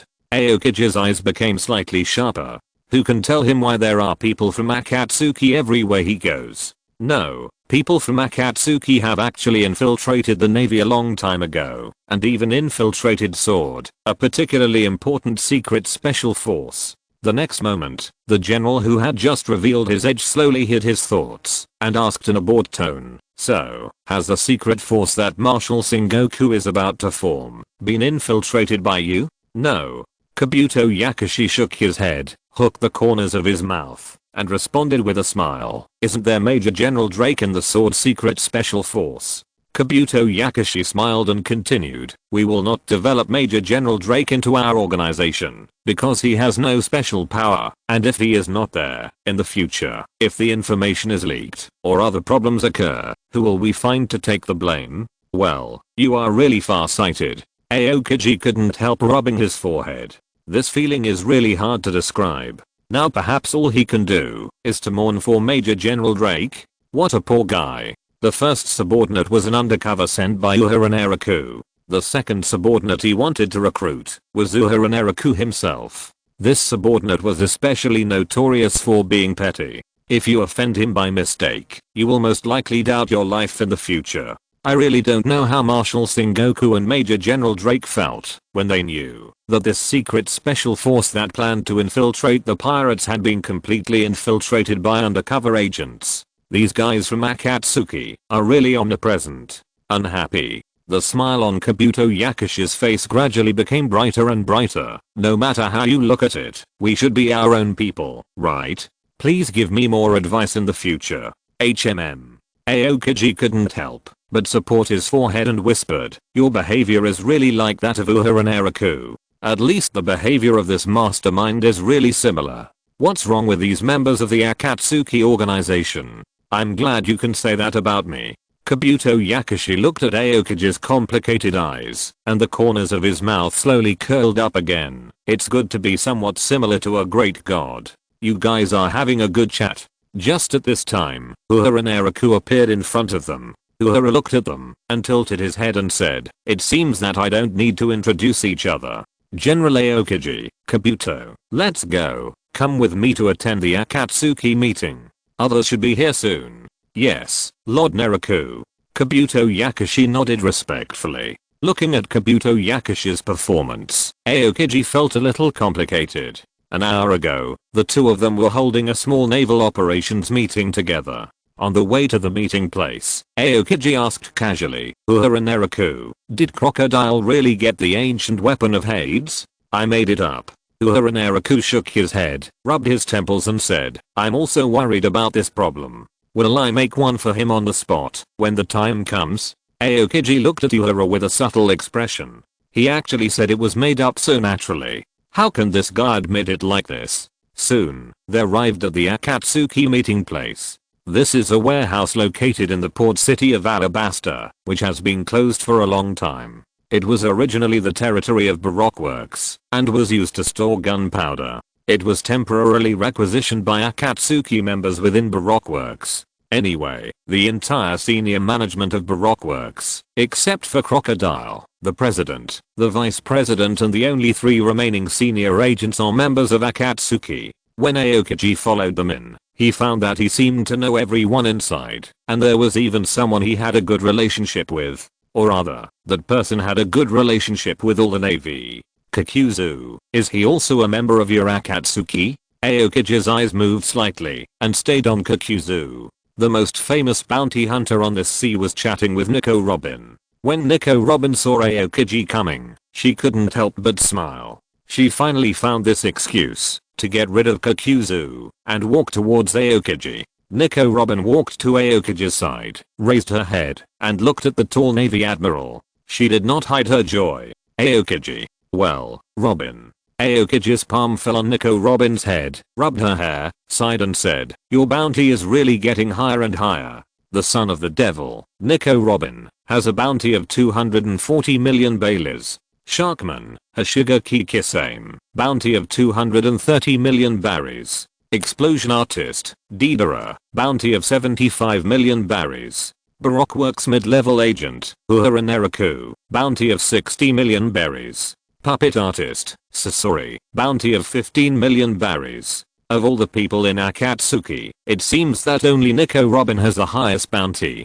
No, there is another one with a higher bounty than Robin. The next moment, an illusory figure appeared in front of everyone. It was Uchiha Sasuke who appeared with the help of the phantom body technique. After defeating Ben Beckman, Uchiha Sasuke's bounty has reached 1.2 billion berries, which is higher than the bounties of everyone present combined. Why do you want me to attend this meeting? Uchiha Sasuke said with some dissatisfaction on his face. The Spade Pirates are about to enter Whitebeard's waters. I don't have much time. Because the next step is our big plan. Uehara Naraku sat in his seat calmly, glanced at Uchiha Sasuke who looked unhappy, smiled and said, Sasuke, are you dissatisfied with my call? No. Uchiha Sasuke gritted his teeth. Just at this time, another illusory figure also appeared in front of everyone. His figure seemed unusually tall. Sorry, I just mastered this technique. I shouldn't be late, right?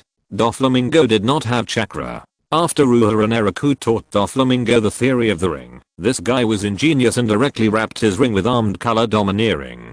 Anyway, Doflamingo remembered one thing, that is, it was enough to pass his signal to Uehara Naraku who had the Samsara eye. Doflamingo. Aokiji's eyes slowly drooped. What the hell, this Shichibuke is also a member of Akatsuki.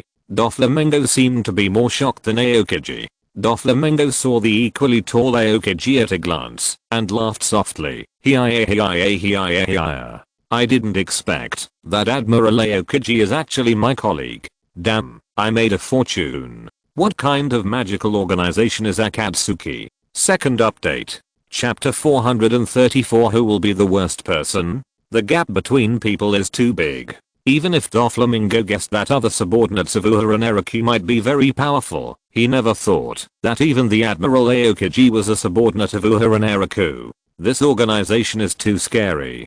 Doflamingo met the Admiral Aokiji of the Navy headquarters at the meeting of the Akatsuki organization, and he completely realized the gap between himself and Uehara Naraku. Many years ago, Doflamingo worked hard to place one of his subordinates in the Navy undercover. After so many years, that subordinate finally became the Vice Admiral of the G5 branch. What about Uehara Naraku? Directly place the Admiral of the Navy headquarters as an undercover. Doflamingo feels that his methods are all low-profile versions in front of Uehara Naraku. If the admirals of the Navy headquarters are all his own people, wouldn't it be inconvenient to do whatever he wants? Admiral Aokiji. Doflamingo spread out his palms and said with a smile that could hardly be concealed, since we are all family, please take care of my business. Aokiji couldn't help but frowned. Just when Aokiji wanted to say something, but was worried about causing trouble, Nico Robin grabbed Aokiji's wrist and spoke up for him to refute. Doflamingo. Aokiji has no time to deal with your little affairs. I've heard about your business. Don't let Aokiji get involved in those troubles. Nicole, the son of the devil, Robin. Doflamingo grinned and nodded. Hey, you are right. How can an admiral of the headquarters be used for trivial matters? Okay. Uehara Naraku interrupted their argument and waved his hand and said, Dover, Robin is right. Admiral Aokiji is the candidate I plan to support to become the Navy Admiral. You are worthy of being my lord. Doflamingo couldn't help but praise. The Admiral of the Navy headquarters is already amazing enough. It turns out that my lord wants to take this opportunity to support a Navy admiral. Doflamingo held his forehead and laughed sinisterly. Hey. Yes, a Navy admiral is indeed more valuable than a Navy admiral. It's the pattern again. There is really a huge gap between their visions. Doflamingo deeply felt this gap. When he was still complacent about the opportunity to use a general, he didn't expect that Uehara Naraku had a bigger ambition and wanted to directly support Aokiji to become the next admiral. Compared with the power of a Navy admiral, the admiral who controls all the navies in the world is not on the same level at all. Is this the mastermind behind the control of the world?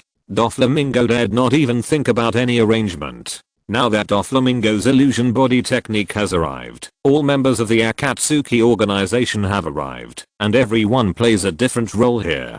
Uehara Naraku, senior agent of Baroque Works, reserve member of the Navy Sword Secret Special Forces. Kabuto Yakushi, Lieutenant Commander of the Navy, member of the Sword Secret Special Forces.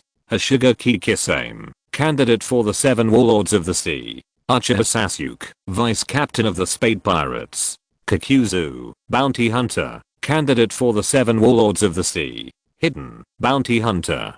Sasori, a senior agent of Baroque Works. Deidara, a senior agent of Baroque Works. Black Zetsu, an intelligence member. Nico Robin, Vice President of Baroque Works. Aokiji, Admiral of the Marine Headquarters. Doflamingo, the King of Dressrosa, the current Shichibuke, and the leader of the Dark World, Joker. Now that everyone is here, let's start our meeting. Uehara Naraku sat in his seat, slowly clasped his hands together, and said softly, perhaps I don't need to introduce everyone. You all know the new members of Akatsuki, so I will directly talk about our next arrangements. Uehara Naraku's eyes fell on Uchiha Sasuke, because Sasuke's matter was related to his main mission, which was the most important thing. Uehara Naraku whispered, Sasuke, don't interfere with the battle between Portgas Ace and Whitebeard. He can't be Whitebeard's opponent. According to their rules, you should join the Whitebeard pirates at that time. Humph, I know. Uchiha Sasuke hugged his shoulders and said coldly, if I don't approve of Whitebeard's strength and style of doing things. Uehara Naraku spread his palms and chuckled. What if Whitebeard can help Ace get rid of the shadow of Gold D. Roger? Whitebeard is a man that many pirates think of as a father. He is very good to his son. As we all know, Whitebeard has a strong personal charm. Uehara Naraku firmly believes that there are not many people in this world who can resolve the entanglement in Ace's heart, and Whitebeard is definitely one of them. I know the situation of the Whitebeard pirates. Uchiha Sasuke's face turned a little ugly. He stared at Uehara Naraku and questioned word by word. Uehara Naraku, if you want to kill someone, can't you just kill him? Now you want to add an emotional bond to Ace. Isn't this the simplest? Uehara Naraku crossed his legs and his eyes slowly fell on Uchiha Sasuke. He whispered, there are some things you don't understand at all. You need to watch everything happen and monitor everything about the Whitebeard pirates. Uehara Naraku stared at Uchiha Sasuke and said calmly, when I set my sights on Portgas Ace, fate had already made its choice. No matter how you interfere, you can't change the ending. You guy. Uchiha Sasuke couldn't help but clenched his fists. He stared at Uehara Naraku. Uehara Naraku, is this your nature, or is that guy's chakra affecting you more and more? Uchiha Sasuke gnashed his teeth and continued assertively, you should have the human side. Why do you have a stronger desire to control other people's lives than the divine side? Uchiha Sasuke's attitude was a bit strange. Sasuke would definitely not dare to rebel against Uehara Naraku. This guy must have been led astray and always wanted to awaken Uehara Naraku's humanity. It feels like it's as if he hopes Uehara Naraku can be a human being. Shut up. Uehara Naraku's face darkened and interrupted Uchiha Sasuke's words in a cold voice. No matter who mentioned the chakra of the Sage of Six Paths, he felt a headache. Everyone present couldn't help but look at Uchiha Sasuke and Uehara Naraku, especially Aokiji and Doflamingo. The two subconsciously began to think about Uchiha Sasuke's words. The more they thought about this kind of thing, the more frightening it was. Divinity. Humanity. Aokiji remembered the respect that Kabuto Yakushi and Kisame Shigeki had for Uehara Naraku. Could this Uehara Naraku be a real god? Of course, he certainly couldn't be the ridiculous creator god of the celestial dragons. If it was true, what was his purpose? Doflamingo's acceptance was obviously higher, because he had personally experienced the means by which Uehara Naraku could resurrect the dead. Such a powerful being would definitely not allow the celestial dragons to tarnish his reputation, right? Uchiha Sasuke. Uehara Naraku's face gradually became cold. He said calmly, just follow my plan obediently, don't get too involved, this is not your destination. I know. Uchiha Sasuke nodded, and continued in a deep voice, if there is nothing for me to do next, then I will leave first. I got the news before. I heard that Jinbe, one of the 7 warlords of the sea, is coming to stop us from challenging Whitebird. I want to deal with him. Okay, go catch Jinbe. Uehara Naraku said casually, after I finish here, I will let Kisame rush to Fishman Island directly, and take this opportunity, to replace Jinbe's position as one of the 7 warlords of the sea. As for Jinbe, let him stay in the Whitebird Pirates as a pirate. A perfect plan. Kabuto Yakushi pushed his glasses and praised softly, if after Sasuke catches Jinbe, we can take advantage of the situation, and make it clear that Jinbe has completely surrendered to Whitebird, the world government will definitely not sit idly by and watch a Shichibuke collude with the 4 emperors. They will definitely abolish his position as Shichibuke, and then we can let Mr. Kisame take over without bloodshed. Well, it's always unrealistic. Aokiji was obviously a little immature, and immediately poured cold water on Kabuto Yakushi. Baroque Works is the main target of the Navy's encirclement and suppression. They may not let a member of Baroque Works replace the Shichibuke. This matter is easy to solve. Naraku Uehara glanced at Hoshigaki Kisame, then looked at Aokiji and said, Kisame has already withdrawn from Baroque Works. Let Kisame use the Shichibuke as a condition to help defeat Crocodile, the boss of Baroque Works. This condition. It's definitely possible. Before Aokiji could answer, Doflamingo grinned and replied, as long as Mr. Kisame shows his strength in the crusade against the boss of Baroque Works, the old guys in the world government will definitely agree to this. Hoshigaki Kisame also grinned, and said with a smile, does it look like I'm going to bully Mr. Crocodile again? I feel he will hate me very much. Mr. Kisame. Nico Robin couldn't help but hold her forehead and sighed. You humiliated Crocodile by soaking him in the fish tank that day, and he already hated you to the bone. You are so stingy. You spared his life.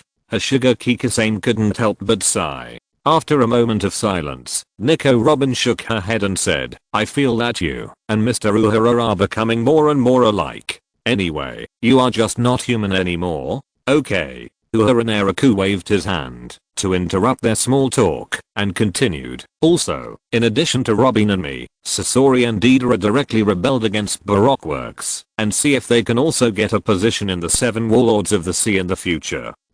Aokiji ignored the others and only remembered that Uehara Naraku and Nico Robin would not betray Crocodile. This made Admiral Aokiji full of questions. Sorry, I don't quite understand what you mean, Your Excellency.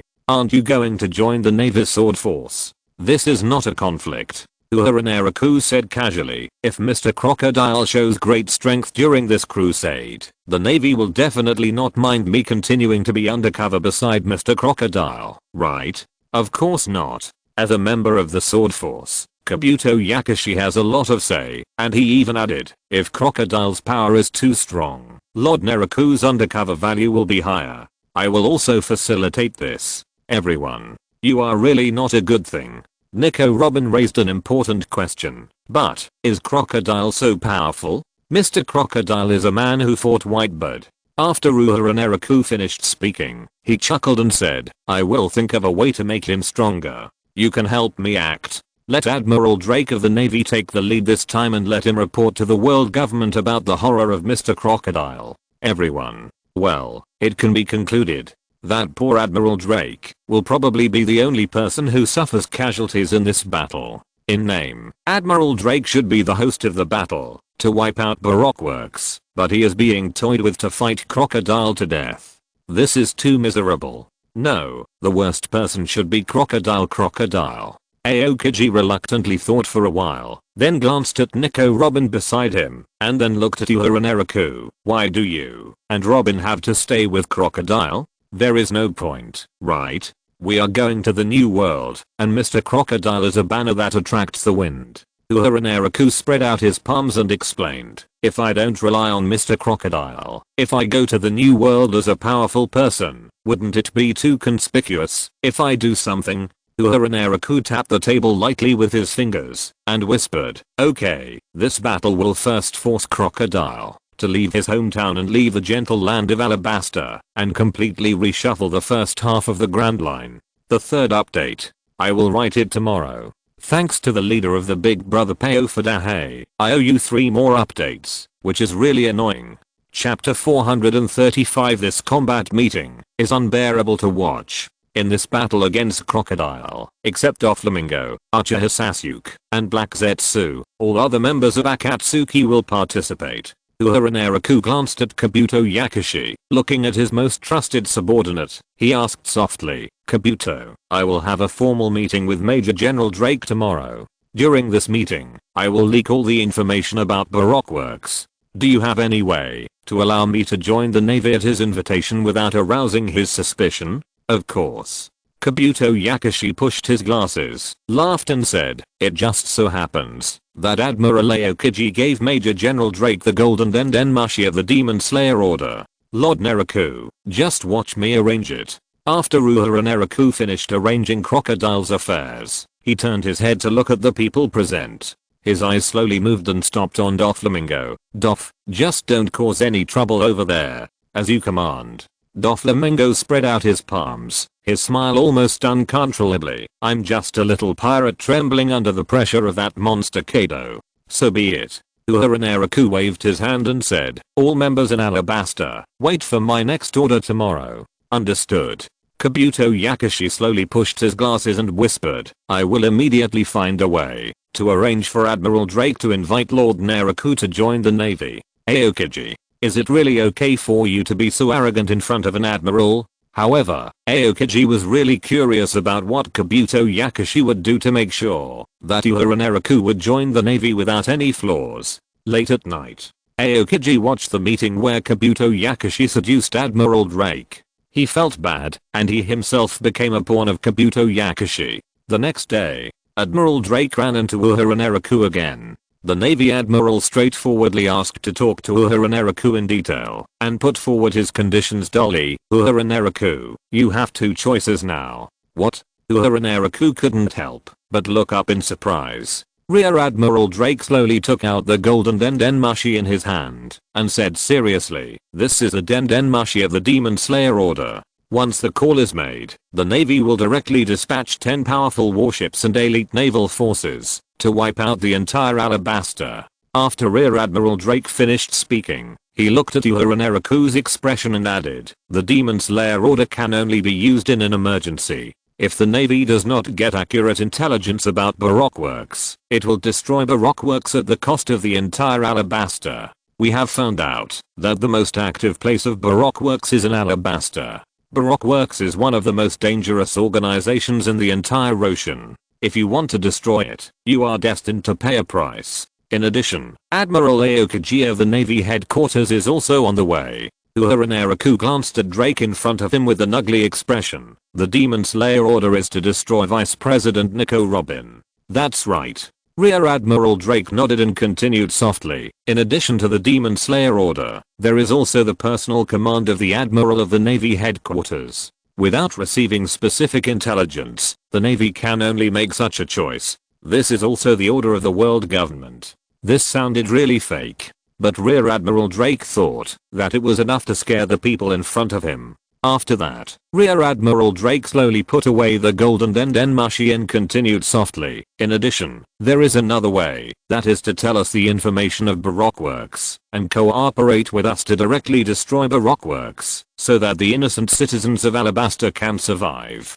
The Navy does this. What's the difference between it and pirates? Uehara Naraku looked up at Drake with a dead heart, but the eyes of the Rear Admiral of the Navy were more determined than ever. Obviously. As long as Uehara Naraku refused to agree, Rear Admiral Drake seemed to really press the golden Dendenmashi and directly launch the Demon Slayer Order. Uehara Naraku nodded, as if he was at his wit's end, and whispered, "You guessed it right. The headquarters of Baroque Works is indeed in Alabasta, and the person in charge is Crocodile, one of the 7 warlords of the sea. After Crocodile lost a fierce battle with Whitebird, he has been hiding in Alabasta for all these years, absorbing the hidden power of this desert country. Now his power can easily destroy a city. I have never seen the Admiral of the Navy, and I don't know how powerful the Admiral of the Navy is, but I know how terrifying Crocodile is. He just secretly used a trick in the desert and destroyed the big city of Alabasta, Yuba." Uehara Naraku talked about Crocodile's power bit by bit.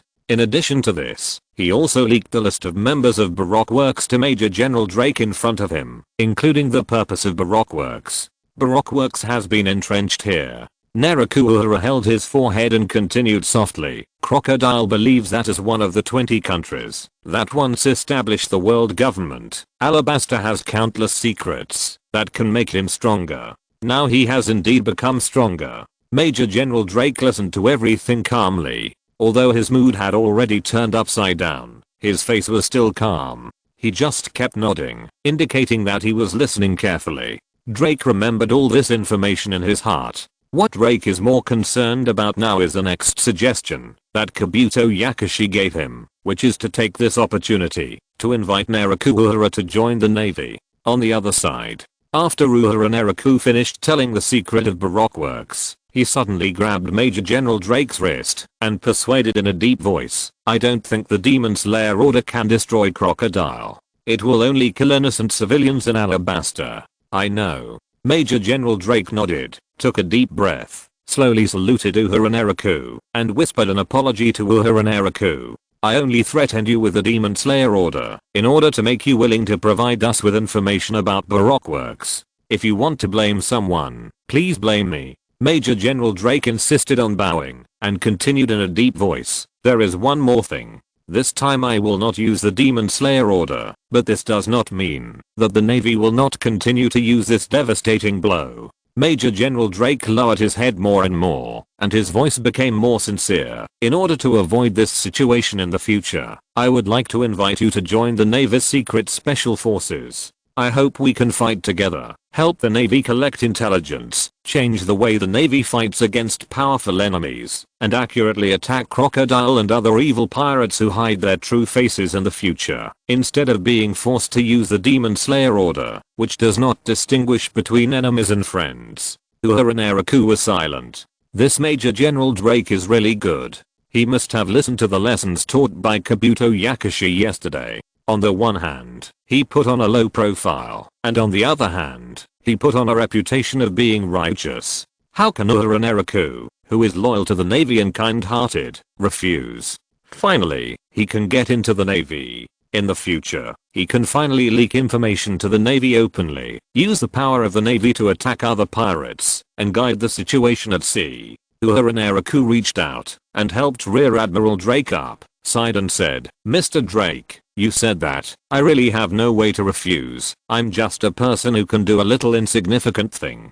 We are all the same." A smile appeared on Drake's face. In fact, Drake himself doesn't seem to like to smile much, and his smile is a little stiff at the moment. "Mr. Uehara, welcome to join the Navy. We will be colleagues in the future." In the afternoon, due to the emergency situation, the Navy Sword Force Operations meeting was held. Rear Admiral Drake took the lead in reading out the appointment of the Navy Marshal, promote Kabuto Yakushi to the rank of Colonel of the Navy Headquarters, and appoint Uehara Naraku to the rank of Major of the Navy Headquarters. Uehara Naraku and Kabuto Yakushi had different expressions. A smile appeared on Kabuto Yakushi's face. Naraku Uehara sighed quietly, and Admiral Aokiji, who was eavesdropping outside, was speechless. What's the point of holding this combat meeting? There are 3 people in the sword team, 2 of whom are undercover. Can't Admiral Drake be more alert? Not only is Admiral Drake not alert, he is a little relaxed in his heart. At least now their sword team is on the right track, and the first task of leading the elimination of Baroque Works can finally be officially carried out. Navy Marshal Sengoku also has high hopes for the sword team, and even gave the sword team the power to mobilize all naval forces around Alabasta for support. Let's first discuss how to directly destroy Baroque works and capture Crocodile, one of the current Shichibuke. Major General Drake looked at his two subordinates and said softly, Marshal Sengoku has already issued an order. We can capture Crocodile directly. The evidence can be supplemented later, because the Navy is just preparing to replace the Shichibuke. This requires Major Uehara to provide intelligence. Kabuto Yakushi pushed his glasses and said calmly, in order to avoid too many people knowing about this, we first find a secret place to capture Crocodile, so as not to cause too much trouble to the Navy. Yeah. Major General Drake nodded, and said in a deep voice, in this case, we need to find a deserted place in Alabasta. There are many such places. Naraku Uehara's finger fell on the central desert area on the map of Alabasta, and he explained. He usually stays in the rainy land, and occasionally appears at the port, to kill some pirates for show, but recently he often goes to the center of the desert. Uehara Naraku's expression gradually became a little complicated, and he said, if it was in the center of the desert, no one would be able to match the user of the nature type sand fruit. In battles on land, the nature type fruit cannot decide everything. Kabuto Yakushi interrupted Uehara Naraku. He pushed his glasses, spread out his palms and introduced, Major Uehara, do you know why Marshal Sengoku has high hopes for Major General Drake? Kabuto Yakushi's expression gradually became serious. Major General Drake is a rare animal type devil fruit ancient species Allosaurus formosa. His combat power on land is also very amazing. Okay. Major General Drake interrupted Kabuto Yakushi, slowly closed his palms, and placed them on the table. We will look for a suitable area these days to find Crocodile's location. This is the first mission of our sword force, and there must be no mistakes. Yes. Kabuto Yakushi pushed his glasses. Major General Drake's fingers clenched into fists and he continued calmly, I won't be so arrogant as to think I can defeat Crocodile, but I won't back down from the evil pirates. Aokiji couldn't help but put on his eye patch outside the door. This combat meeting was too much for Aokiji to watch. First update. Chapter 436. One-tailed Jinchuriki Crocodile. Major General Drake knew what was going on. If he had to face one of the Shichibuke, especially the famous Crocodile, Major General Drake would feel a little pressure.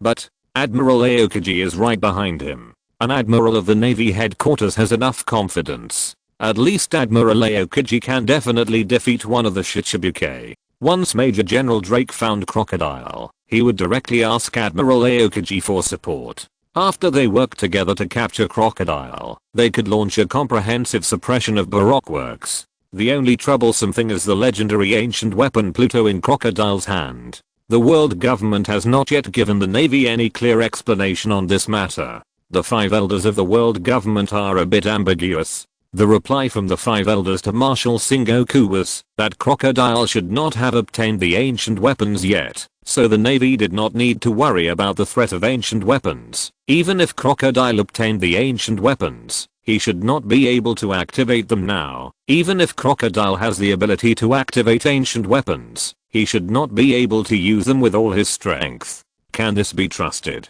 This is really deadly to hear. It's like asking the Navy to die. In fact, the Navy is going to fight as a vanguard and die. The world government needs to use the lives of the Navy to verify whether Pluto is in Crocodile's hands. When the world government first heard the specific news about the Pluto battleship, they were still very eager, and they also believed that Crocodile had not yet completely controlled Pluto. After the 5 elders, the supreme leader of the world government, received the news about Pluto, they immediately sent the CP spy organization to Alabasta in private. These people are still on their way to Alabasta. This kind of thing must not be discussed with the Navy. Alabasta, the center of the desert. Crocodile has not seen the shadow of Pluto yet. Crocodile is still working hard to create sandstorms here, making the whole of Alabasta even more arid, and reducing the prestige of Alabasta's King Cobra. Until this time, the whole of Alabasta has become the vortex center of the first half of the Grand Line. Crocodile still did not realize the arrival of the crisis, and he was even about to face a big crisis. Just as Crocodile raised his hand to create a sandstorm, a huge raccoon cat suddenly emerged from the yellow sand and opened its mouth to spray a blast of wind at him. What kind of monster is this? Crocodile's expression changed. There are indeed many terrifying poisonous insects and beasts hidden in the desert, but it is the first time that Crocodile has seen such a strange beast like the raccoon cat in front of him. Are you the user of the sand fruit? The giant raccoon showed a strange smile. I'm the one-tailed shukaku hiding in the desert, looking for the user of the sand fruit to parasitize. The next moment, Crocodile only felt a piece of yellow sand flying out from the ground, turning into a pyramid to completely surround his body. At this moment, Crocodile tried to urge the yellow sand to leave here, but found that the yellow sand was not under his control at all. Then, the giant raccoon turned into a torrent of yellow sand and flew into his body, making Crocodile terrified. What the hell is going on? We are originally one. The voice of the one-tailed shukaku came from Crocodile's heart. The monster's voice was a little bad. Heh. Let me see how much power we can exert after we merge into one. What a joke. Crocodile felt the movement in his body, and the expression on his face was a little broken. I won't allow others to invade my body. That depends on your own will. The voice of the one-tailed shukaku was still extremely bad. After it lent its power to Crocodile, the yellow sand under Crocodile's feet began to spin wildly. Driven by the strong wind, these sands and dusts easily gathered into a sandstorm that covered the sky and the sun. This power was simply unimaginable for Crocodile. After the terrifying monster appeared in Crocodile's body, it became easy to control the yellow sand.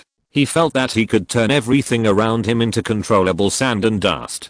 Perhaps this was the true power of the sand fruit. This power was indeed strong. But what was going on? While Crocodile was still surprised in the desert, Uehara Naraku stood in the rain of alabaster and whispered to the dendenmushi in his hand. Crocodile has become the one-tailed jinchuriki. We can prepare to support Major General Drake and defeat Crocodile. Yes, the person who controlled all this was Uehara Naraku. The ninja world believed that Uehara Naraku had the chakra of the Six Paths Sage, which did cause him a lot of trouble, but also brought him a lot of convenience. For example, the nine-tailed beasts were still very obedient. Uehara Naraku mentioned that he would let the one-tailed shukaku enter a person's body and make that person a one-tailed jinchuriki, and the one-tailed shukaku agreed without hesitation. Anyway, this period of time would not be too long. Moreover, the process of Crocodile becoming the one-tailed jinchuriki was rough, and even the seal was not set. The sand crocodile had no idea that he might be deprived of control of his body by the one-tailed shukaku at any time.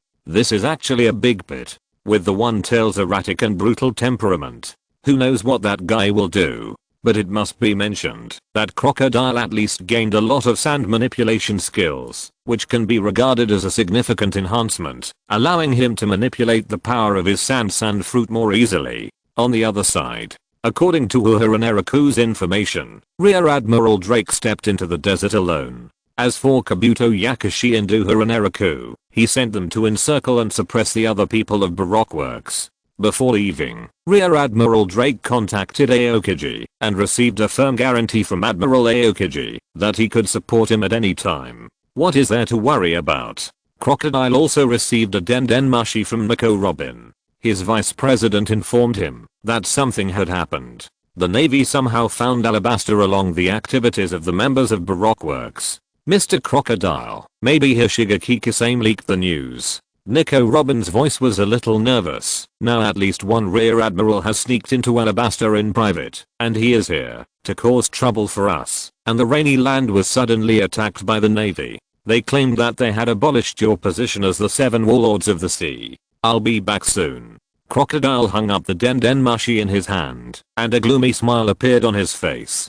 A Rear Admiral? Then I can use him to try out the power I just got. If he hadn't obtained the Pluto battleship before, he really needed the position of the 7 warlords of the sea to allow himself to continue to stay in Alabaster. Now Crocodile suddenly got another powerful power today, and he can ignore the threat of the world government. On the way back, Crocodile encountered Major General Drake, which made the Crocodile doubt whether the world government had been planning to take action for a long time. After seeing Crocodile, Major General Drake was relieved. Seeing Crocodile here, the plan should not have gone wrong. Everything is going smoothly. The only thing left is the most difficult battle. Drake drew his sword with a sullen face and looked at Crocodile in the desert coldly. Sand Crocodile, you secretly manipulated Baroque works to endanger the sea. In the name of the world government navy, I deprive you of your position as the 7 warlords of the sea. What rules can a pirate have? A sneer flashed across Crocodile's face. I already know that it was that guy Hashigaki Kisame who leaked my information. But it doesn't matter. If it was before, maybe I still needed this position. Now I just need a ready-made live target. Sand scattershot. Under Crocodile's control, countless yellow sand gathered in the air into sandballs and shot at Major General Drake like bullets. Drake's arm was directly pierced by the sand. The Navy Major General immediately realized his troubles. Drake's body suddenly swelled up and turned into a huge Allosaurus, trying to resist the attack of the yellow sand with his hard body. However, after Drake transformed into the Allosaurus form, he still could not resist the attack of the sand bombs, and the next moment, his feet were suddenly empty, and countless yellow sands wrapped around his body, burying him alive. The battle had just begun. Rear Admiral Drake was defeated by Crocodile directly. At this moment, the Admiral finally realized the horror of the 7 warlords of the sea, and also realized how stupid it was to fight Crocodile in the desert. Uehara Naraku, who had been monitoring the battle, was also a little dumbfounded. He thought that the two sides would fight for at least a few minutes. This Rear Admiral Drake lost directly? Kabuto, is this Major General acting? Uehara Naraku couldn't help but glance at the juice in his hand. The juice in my hand is not cold yet. Major General Drake is going to be cold? Is this the level of our future commander? No, Major General Drake's strength is just like that. Kabuto Yakushi couldn't help but smile, pushed his glasses, and said softly, perhaps Lord Naraku's power is too strong, making you think that an ant can at least have the power of one of your fingers. Let Aokiji rush over for support. Uehara Naraku shook his head speechlessly, took a sip of juice, sighed and said, when the time is right, you can take Kisame, Sasori and Deidara with them. Let Mr. Crocodile know that in the entire Baroque works, except for me and Nico Robin, everyone else in this world has betrayed him. The second update, and it's going to be very late. Everyone go to bed early and read it tomorrow. Chapter 437. Someone is actually plotting against them. Alabasta, the center of the desert. Just as Crocodile was watching Admiral Drake about to be completely buried by the yellow sand, an ice spear suddenly fell down and froze the yellow sand around Drake. This ability.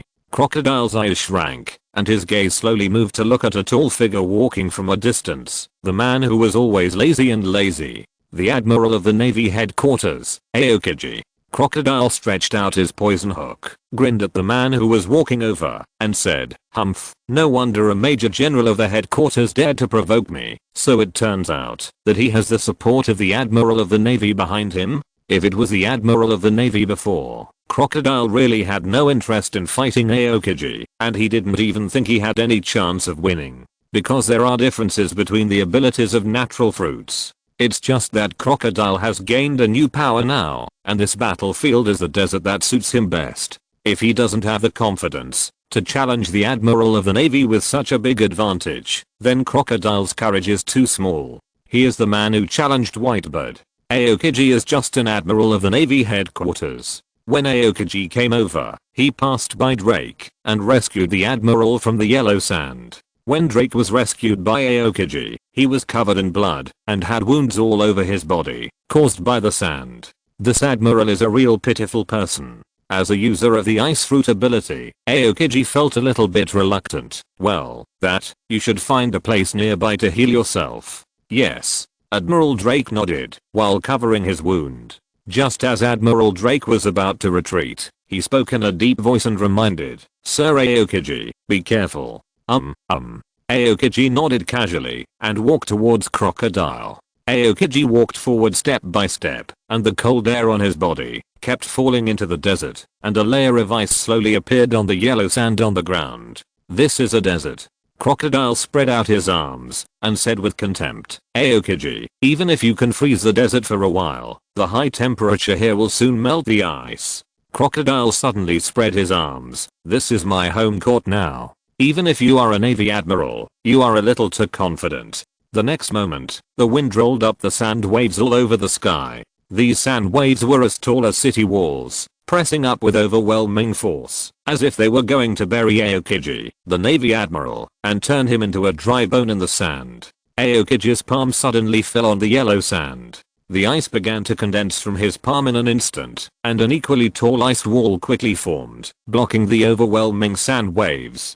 The first fight between the two natural fruit ability users formed a magnificent landscape, with endless sand waves tens of meters high rolling on one side and an ice wall as immovable as a mountain on the other. Is it so powerful? Major General Drake was shocked by this scene. Major General Drake originally thought that the gap between him and these top masters would not be too big, but now it seems that the gap between them is still as big as the difference between heaven and earth. At least he certainly dared not intervene in the fight between these two natural types. Well, underestimated. Aokiji supported his forehead and looked at the rolling sand waves that kept hitting the ice wall. Aokiji really thought that the Navy underestimated Crocodile. Has Crocodile's sand fruit ability awakened? Humph.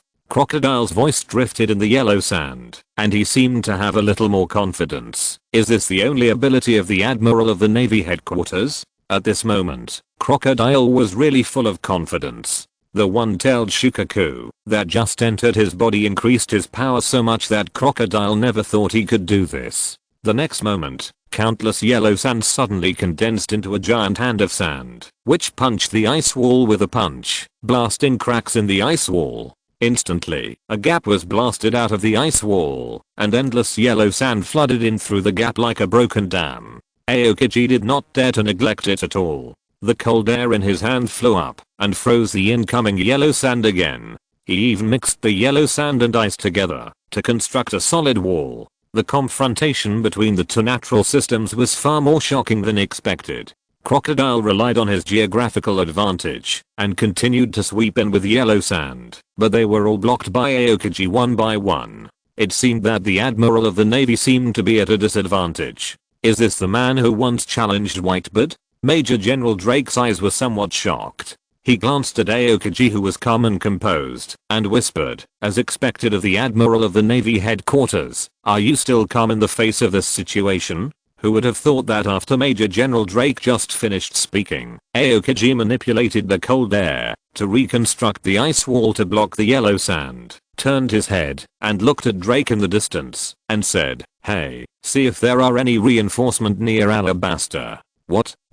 Major General Drake's expression was stunned. He was still a little uncomfortable. What kind of reinforcement did the Admiral of the Navy need? Aren't you the highest combat power of the world government? Aokiji scratched the back of his head and said slowly, "Well, this guy seems to be a bit troublesome. We need some reinforcement to catch him, right? You are the general. Well, there is nothing we can do about it." Aokiji glanced at the rolling sand waves behind the ice wall and said, "You can see that this guy is quite powerful. After all, he is also a Shichibuke. It will be very tiring to defeat him. Can you think of a way?" Major General Drake was speechless, calling for reinforcement because he feels tired. And what can he think of? Even if he uses the Demon Slayer order, it will be too late. Especially since this is the inland of Alabasta. Warships can't come here. The edge of the desert.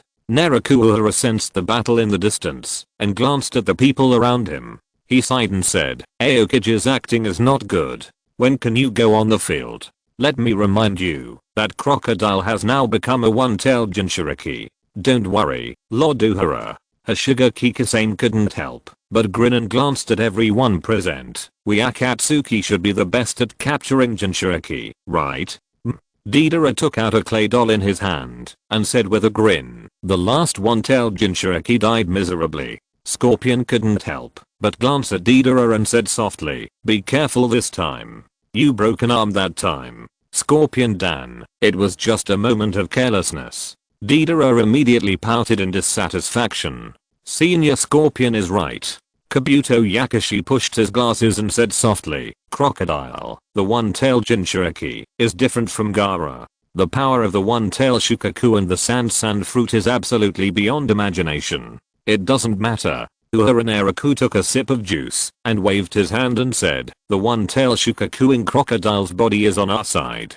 When you are in danger, I will let Shukaku secretly perform a wave. Everyone. This is to place an undercover in the enemy's body. At this moment, Kabuto Yakushi didn't know what he remembered, and suddenly smiled. You are worthy of being Lord Naraku, and in the future, maybe we can consider the same method and place an undercover in the body of another Navy Admiral. For example, placing a four-tailed Son Goku in the body of Navy Admiral Akainu. This will certainly make Akainu get stronger power, but it will also make Akainu subject to the four tails in his body. You know, tail beasts can not only be helpers. Sometimes, tail beasts can also take lives. Hey, this is a good suggestion. Uehara Naraku touched his chin, nodded slowly and said, let's find a chance to arrange for Admiral Akainu later. After Uehara Naraku finished speaking, he waved his hand and said, as for now, you go and support Aokiji first. This time, you can be a little heavier on Crocodile. Just let him escape alive. Uehara Naraku narrowed his eyes slightly and said with a smile, when he escapes to the waters near Alabasta, Robin will appear to save him. When he is most desperate, Nicole Robin couldn't help but sigh, rubbed her forehead, and whispered, Mr. Crocodile would never have thought that that time would be the beginning of his real despair after that. Nicole Robin couldn't help but say, Mr. Uehara, why don't you go to support now? Don't worry about Aokiji's strength, have a little confidence in him.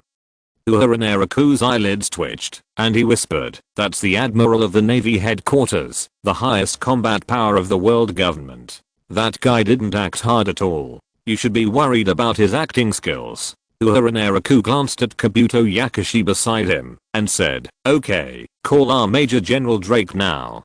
Tell him that someone here has made a condition. Yes. Kabuto Yakushi nodded, dialed Drake's Den Mushi, and whispered, Major General Drake. I have a problem here. Several senior agents of Baroque Works have surrounded me and Uehara Naraku. What? Major General Drake's voice was a little more nervous. Kabuto, are you okay?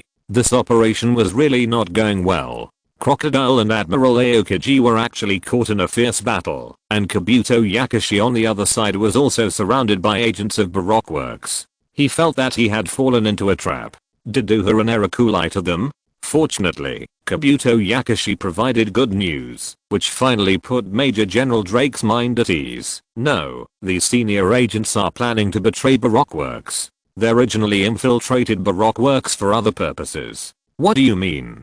These people have long wanted to seize Crocodile's position as one of the 7 warlords of the sea, but have been intimidated by Crocodile's power, and dared not betray. Now these people have heard that the Navy has revoked his position as one of the 7 warlords of the sea, and hope to assist us in encircling Crocodile, and obtain his position as one of the 7 warlords of the sea. Kabuto Yakushi glanced at the people around him, and continued to Den Mushi. Among them, Hashigaki Kisame, who has the highest bounty, proposed that he knows Crocodile's weakness and he can help us encircle and kill Crocodile, on the condition that he replaces Crocodile as one of the 7 warlords of the sea. Major General Drake was silent. After a while, Admiral Drake took a look at the situation on the battlefield, and said in a deep voice, I will report this to Marshal Sengoku first. You calm them down first. After that, Admiral Drake immediately hung up the Den Mushi, reported to Admiral Sengoku, and with his permission, he immediately contacted Kabuto Yakushi.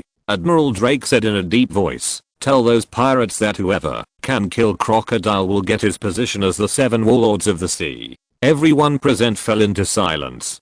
Damn, is this trying to play tricks on their Akatsuki organization? With just this little trick, they are still playing tricks on their Akatsuki organization? Scorpion immediately reached out and took the Den Mushi from Kabuto Yakushi's hand and said in a cold voice, don't say these nonsense. If you want to kill Crocodile, it can only be done if the 3 admirals of the world government come together. Then what can you do? Admiral Drake's voice was a little hoarse. Scorpion continued, we can probably only defeat that guy so that the Navy won't lose too badly. After all, that's Crocodile. I lurked in Baroque Works just to take his head and get his position as Shichibuke. If we didn't know his weaknesses, even if your Navy sent out the Admiral, it would be impossible to defeat him. There is only one position for Shichibuke now, but there are too many traitors in your Baroque Works. Why didn't you show up before? But you jumped out immediately once Crocodile was surrounded by the Navy. Major General Drake held back his complaints and said in a deep voice, only one of you can succeed this position. After this battle is over, I will report to the Marshal and select the one who is the strongest and contributes the most. Then, deal. The third update. Sleep. Your life is more important. Chapter 438. Should I continue to lurk around her? Marine Headquarters. Marineford. Admiral's Office. After listening to Drake's report and making up his mind, Buddha Sengoku sighed and said, for the position of Shichibuke, Kakuzu is our most ideal candidate. Buddha Sengoku took out a document and continued in a deep voice, as a bounty hunter, Kakuzu would not rob civilians, at least he would not cause harm to civilians. That's hard to say. Vice Admiral Churu sat opposite him and sighed softly. I've heard of his reputation. That bounty hunter is very greedy for money. Let him become one of the Shichibuke. What if he also starts robbing legally? The harm to the sea may be even greater. I'll send someone to talk to him. Buddha Sengoku handed the document in his hand to Vice Admiral Churu and said calmly, let's take a look at this news first. Another Shichibuke Jinbei was captured by the Spade Pirates yesterday.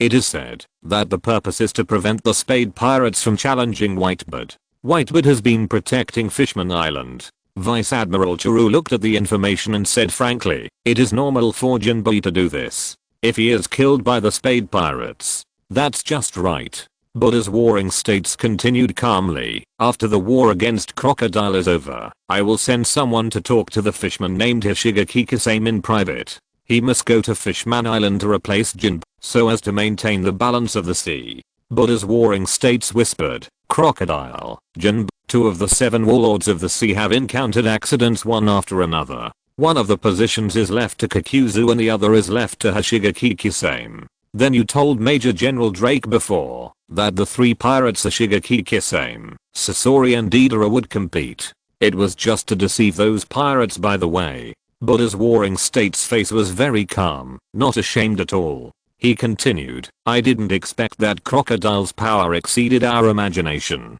Major Uehara Naraku of the Sword Force has already reminded us, but in the end we thought that his strength was too low, and we were too careless about what we said to him. I don't know what the situation is over there. Vice Admiral Churu's eyes showed a little worry. This action was too hasty under the urging of the world government. We should gather more people and make full preparations before taking action. Humph, they should be anxious about the whereabouts of Pluto. Sengoku's face suddenly showed a little dissatisfaction. Those old guys always don't take the lives of the Navy seriously. Fortunately, the sword troops didn't make any mistakes this time. Although there was a certain luck problem, the sword plan has proved to be feasible. Yeah. Vice Admiral Churu also nodded slowly. This time, Drake's encirclement and suppression of Baroque works in Crocodile encountered some troubles. It was even luck that led to this operation being barely successful, but the cost paid by the Navy was not high. If the Navy wants to formally encircle and suppress a Shichibuke and his subordinates, at least one admiral must be dispatched, and all the affiliated warships and soldiers must be fully staffed. Alabaster. After the two sides here have negotiated the terms, Hishigaki Kisame, Sasori and Deidara immediately rushed to the center of the desert to assist Admiral Aokiji in encircling Crocodile. When they arrived, the battle was already fierce and intense. Crocodile manipulated the endless yellow sand to madly invade Aokiji's ice wall. Magnetic style, gold dust. Sasori's fingers flicked, manipulating the third and fourth Kazakage to move in succession, causing the magnets and gold dust in the yellow sand to roll out. In an instant, the magnets and gold dust turned into a solid wall to resist the attack of the sand and dust. Water style, great explosion water wave. Hishigaki Kisame did not show any weakness and opened his mouth to spew out a stream of water. The raging water waves fell from the sky and directly turned into a huge lake that directly submerged Crocodile's sandstorm. Mr. Crocodile. Hishigaki Kisame grinned, and the smile on his face looked particularly ferocious. We meet again. I didn't expect that so many people would come to grab your head. Hishigaki Kisame, Sasori, Deidara. After Crocodile saw them appear, his eyes slowly moved, and he said coldly, it seems that Nico Robin's vision in selecting people is not very good. That woman. Why did she pick a bunch of traitors? At this moment, Crocodile felt that Nico Robin was deliberately messing with him. How come so many powerful people lurked in Baroque works? At least Miss Robin was right about one thing. Hashiga Kikisame pulled out the Samehada behind him, chuckled and said, the people she selected are all good. Oh, only that Uehara Naraku's strength is not very good. PFFT. Deidara stood on the clay giant bird and couldn't help laughing. He nodded quickly and said, that guy is in Baroque works, and his strength is indeed a bit problematic. It sounds like this person still looks down on Uehara Naraku. Major General Drake frowned slightly. He didn't like these people's slander against Uehara Naraku, who was his direct subordinate. Yes, although Uehara Naraku's strength was not strong, he had a stronger sense of justice than everyone in Baroque works. Uehara Naraku's life was more meaningful than these pirates in Baroque works. Crocodile manipulated the yellow sand to form a tight sand ball to surround himself in it, and his face became a little scary. A bunch of bastards showing up at this time. Mr. Crocodile. Hashiga Kikisame grinned and rushed in with Samehada, splitting the sand ball with a knife, and looked at Crocodile and chuckled. Only at this time, can you sell it at a higher price? Do you think you have one? A ball of yellow sand suddenly floated from Crocodile's feet, driving his body into the air. Under his manipulation, the boundless sea of sand swarmed from all around. Of course I'll win. Deidara threw out a bunch of clay double-winged flying birds and said with a chuckle, ha ha ha, you don't know anything. How can you fight us? Ha ha ha. Clay double-winged flying birds suddenly appeared beside Crocodile and directly blew up the yellow sand under his feet. Crocodile's figure fell down instantly. Water style, water wave. A ball of water gushed out of Kisame Shigaki's mouth, soaking Crocodile's body, making him unable to enter the elemental transformation of the sand fruit. The red sand scorpion controlled the third generation wind shadow to shoot out black magnets, which instantly penetrated Crocodile's body and imprisoned him in place. Crocodile looked at the wound on his shoulder, pierced by the magnet, and a thick tail suddenly grew out of his back, leading him out of the predicament. I can only go first. Crocodile's expression was not very good. Although he had a Shukaku to help him recover from his injuries, the enemies he faced now were not easy to deal with. Hashiga Kikisame is too much of a restraint on his abilities. Plus, there are two enemies with strange abilities, Scorpion and Deidara, and Admiral Aokiji is eyeing him covetously. He can't stay in this place anymore. A big hunt that runs through Alabasta has begun. Crocodile is almost covered in wounds and running around in Alabasta. He has been running for several days, and the people behind him are chasing him like a cat playing with a mouse. Whenever he wants to stop and rest for a while, the people chasing him will appear behind him. During these days, Crocodile can't rest or even replenish his strength, and he just rushes desperately towards the nearby city. For Crocodile, the only good news is that the woman Nico Robin doesn't seem to have abandoned him, and even called the bug to inform him to escape together. Mr. Crocodile. Nico Robin's voice sounded a little leisurely. I'm leaving Alabasta soon. Do you want to leave with me? I've heard everything. Huh. Crocodile snorted coldly and said in a gloomy voice, I thought you, a woman, would betray me too. I was betrayed too. Nico Robin sighed and said softly, because I'm the vice president of Baroque Works, it is impossible for me to stay in the first half of the Grand Line, but if I want to enter the new world in the second half, it will be very dangerous without a partner. Prepare a speedboat and wait for me at the port. Crocodile ordered coldly and continued in a grim voice, if I find any problem, don't worry. Nico Robin chuckled, glanced at Uehara Naraku beside him, and continued softly, we also have a homeless senior agent on our ship. Now we only lack a powerful captain. After that, Nico Robin hung up the phone. Crocodile looked hesitant. He didn't know whether he should believe Nico Robin. After all, the organizations that this woman had been in before were destroyed. Damn. Why didn't he learn his lesson? Unfortunately, except for Nico Robin, there is no one in the whole Alabasta who is his own. Because Crocodile has never believed in the power of his companions and subordinates, he has no subordinates at all. As for the senior agent, mentioned by Nico Robin, it should be the weakest one, Uehara Naraku, right? Because he is weak, so he is loyal? Crocodile had no time to think. The people who were chasing him arrived again, forcing him to choose to believe Nico Robin's words first. No matter what, he must leave Alabasta first. Alabasta, port. Nico Robin hung up Crocodile's Dendenmushi. Uehara Naraku dialed the Dendenmushi of Rear Admiral Drake and whispered, "Rear Admiral Drake, I met Vice President Nico Robin. I'm no match for her. But now she invites me to leave Alabasta and go to the second half of the Grand Line.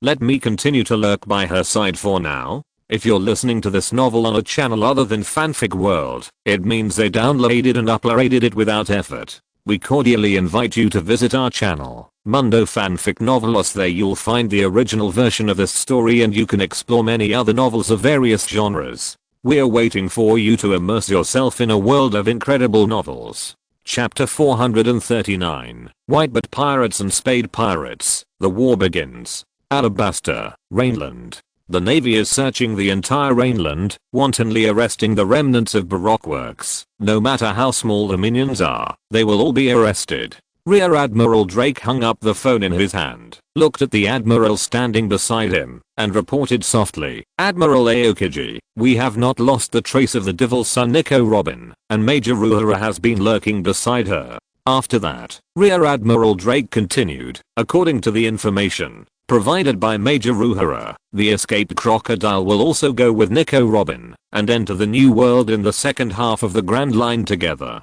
Well, I see. Give me back the Dendenmushi of the Demon Slayer order. Aokiji took the golden Dendenmushi from Drake's hand, got on his bicycle, waved his hand casually and said, "Then I'll leave the rest to you." This battle to subjugate the 7 warlords of the sea crocodile and encircle Baroque works felt a bit anticlimactic. At least it has ended at this stage. Crocodile finally arrived at the port. When he was in the most embarrassing moment, Nico Robin lent a helping hand and took him to a ship full of orange trees. The big ship immediately set sail and left Alabasta. The 3 of them stood on the boat together, watching them gradually move away from the desert kingdom, and also watching Hoshigaki Kisame and others standing at the port.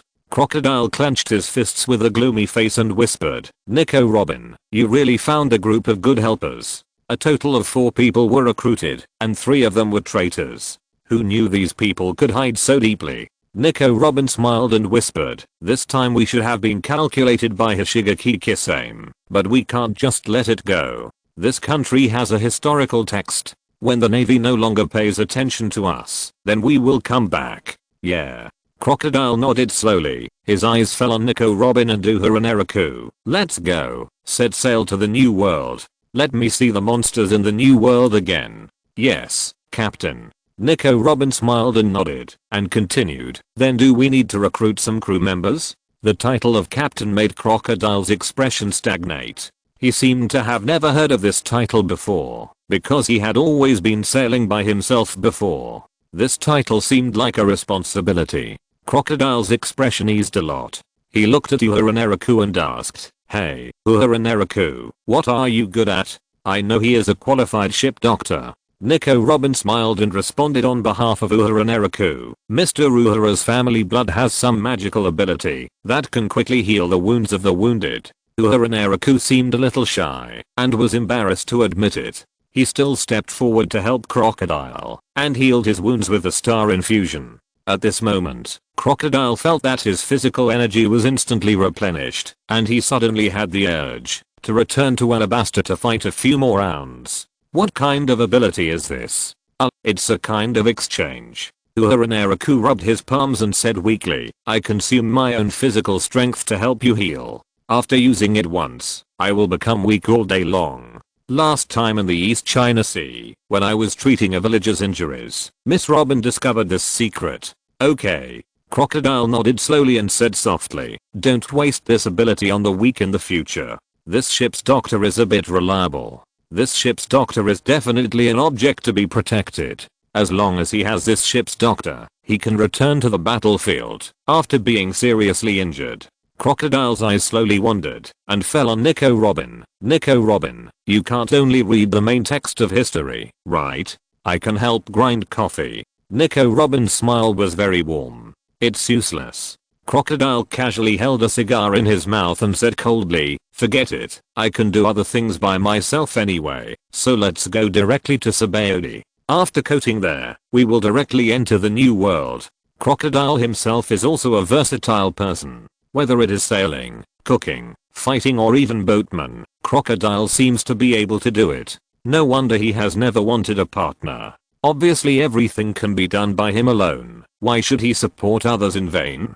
Unless they are indispensable talents. For example, Nico Robin and Uhura Naraku now. Nico Robin is the only one on the sea who can read the text of history, and Uhura Naraku has excellent healing ability. Just as their ship was rushing to the Sabaody archipelago, the entire sea also underwent drastic changes due to the changes in the 7 warlords of the sea, and a new bounty order was issued. Sand Crocodile, former 7 warlords of the sea, bounty of 830 million baileys. The son of the devil, Nico Robin, bounty of 290 million baileys. Baroque senior agent, Uhura Naraku, bounty 85 million berries. Former Baroque senior agent, blasting artist, Deidara, bounty 110 million berries. Former Baroque senior agent, puppet artist, Sasori, bounty 80 million berries. In addition, the bounty of Hoshigaki Kasame has been abolished. The world government announced the abolition of Crocodile and Jinbe's positions as Shichibuke, and directly announced the new candidates for Shichibuke.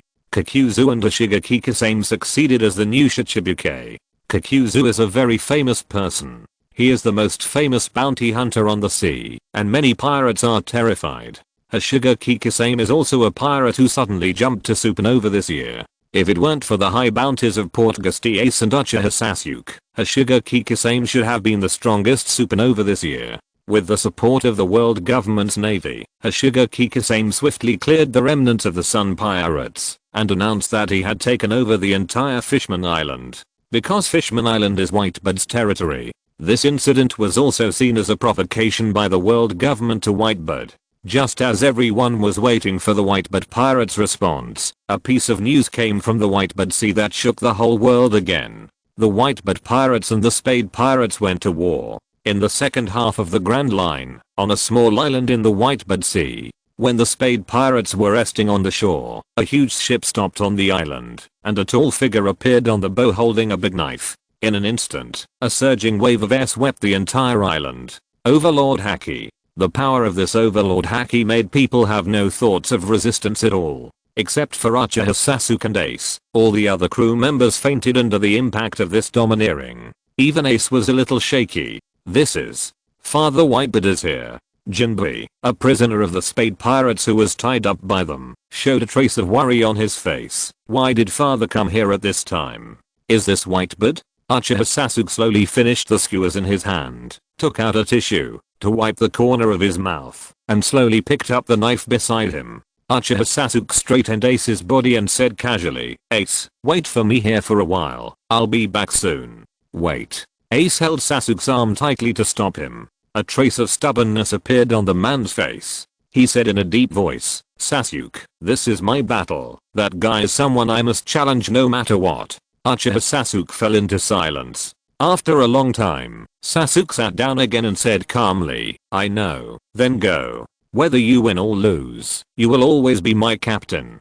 Don't worry." Ace smiled. "Even for the best vice captain in the world, I will not lose to that guy." After that, Ace went to the coast without hesitation. Whitebeard Edward Newgate stood on the bow of the Moby Dick, holding the big knife in his hand, grinning and said, "Gorilla, let me see who wants to take my head."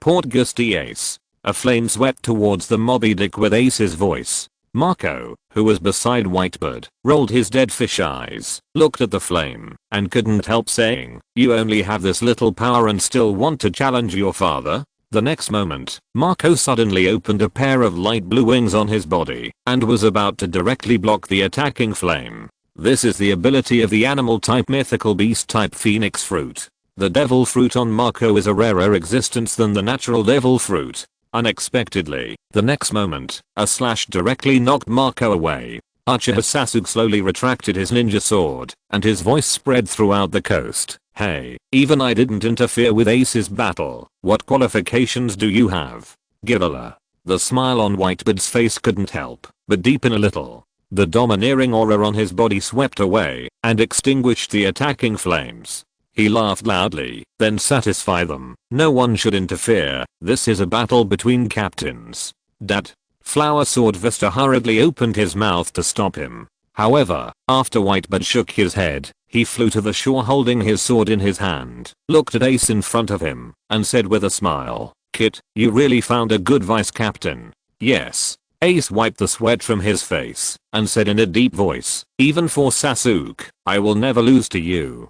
"Galala. Then let me see what you can do." Whitebird grinned, walked towards Ace step by step, and knocked the captain of the Spade Pirates to the ground with one punch. Really, surprisingly bad. Even if Ace stood up firmly again, he was still easily knocked to the ground by Whitebird, as if an adult was beating a child. The gap in this battle is too big. When the battle between the captains of the Whitebird Pirates and the Spade Pirates began, some of Whitebird's crew members quietly landed on the shore and gathered around Uchiha Sasuke. These people wanted to save Jinbei. Flower Sword Vista held his two swords in his hands, looked at Uchiha Sasuke and said, "Kit, you have the Supreme Sword Kusanagi in your hand, right? Then let's have a duel between sword masters." Uchiha Sasuke was silent for a second. The next second, a sneer appeared at the corner of Uchiha Sasuke's mouth. He glanced at Ace who was beaten by Whitebird in the distance, and then looked at Flower Sword Vista in front of him. "Okay." Uchiha Sasuke's smile suddenly became grim, and a surging momentum emanated from his body. The purple Susanoo enveloped his body. The hundreds of meters high complete purple Susanoo appeared proudly. Uchiha Sasuke manipulated Susanoo and suddenly pulled out the huge ninja sword in his hand. With a slash, Flower Sword Vista and everyone around him were all knocked out. The second update, and I have a good news for everyone. My life will be on track tomorrow. These 10 days have been really hard. Chapter 440 Whitebird, your journey is still young and should not end here. It was clearly agreed that we would compete in swordsmanship, but the young man Uchiha Sasuke did not follow the ethics of martial arts and directly activated the Susanoo Titan. With a powerful slash, he knocked away a group of captains of the Whitebird Pirates. After knocking away many captains of Whitebird squads, the slash of Susanoo fell directly on the sea, splashing endless waves. A group of captains of the Whitebird Pirates fell to the ground on the coast. Captain Diamond Jaws of the 3rd Squad. Captain Thatch of the 4th Squad.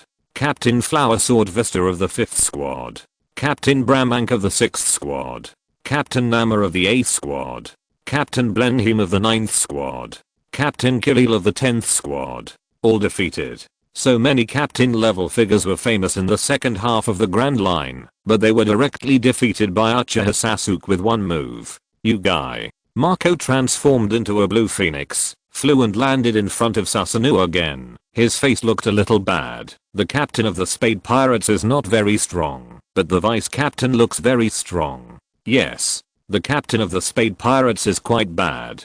Now Portgasti Ace is still being suppressed by Whitebird, and he has no power to fight back at all, but Uchiha Sasuke directly knocked down the rest of the Whitebird Pirates. "Do you think our captain is not strong enough?" Uchiha Sasuke controlled Susanoo and held the huge ninja sword at the Phoenix Marco and continued in a cold voice, "But Portgasti Ace is the best captain in the world." The next moment, Susanoo's ninja sword was swung again. A slash fell on Marco, and this blow almost tore his body in half. Even though the recovery ability of the animal-type mythical beast species, the Phoenix Fruit, was strong, it also greatly consumed Marco's physical strength. "Do you still want to resist the power of Susanoo?" Uchiha Sasuke stared at Marco, and the chakra on the purple Susanoo danced to form a giant bow. This scene made Marco's eyes show a trace of panic. This guy, isn't it specially restrained him? What kind of ability does this guy named Uchiha Sasuke have?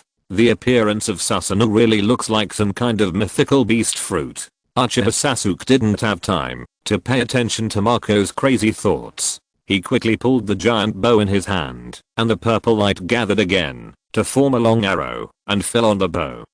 The purple long arrow flew out quickly. The speed of this arrow was too fast, and it pierced Marco's body in an instant, nailing the Phoenix Fruit ability user to the ground. Captain of the 1st Division, Marco, was defeated. So far, all the captains who followed Whitebird were defeated by Uchiha Sasuke in just a few minutes. The The battle between the Whitebird pirates and the Spade pirates formed two extremes. Whitebird single-handedly ravaged Captain Ace, and Uchiha Sasuke single-handedly ravaged the other members of the Whitebird pirates. No matter how Ace resisted, he could not stop Whitebird's fist. No matter how the Whitebird pirates resisted, they could not resist Uchiha Sasuke's power. This scene was really magical. Whitebird. Ace was covered with scars. He barely maintained his strength. He looked up at Whitebird and said, "I will leave my life here and let my subordinates go. Sasuke is not your opponent. Let Sasuke take them away. You are still a kid who can't figure out the situation." Whitebird lifted Ace's collar, his eyes shrank slightly, and said, "No wonder you can let others get on your ship." Unlike Ace's slowness, Whitebird's observation haki had long sensed the situation on the other side of the battlefield. He had a huge advantage here, but his sons were at a huge disadvantage over there. The battlefields on both sides were like adults beating children. There were some mistakes in the battle between kings. It seemed that there was no problem in terms of status, but in terms of combat power, the problem was really huge. After watching Ace faint, Whitebird lowered his collar and looked at Uchiha Sasuke, who had just ravaged the captains of the Whitebird pirates on the other side of the battlefield. "That kid is the strongest newcomer of this era, right? Humph, is this the strongest pirate group in the world?"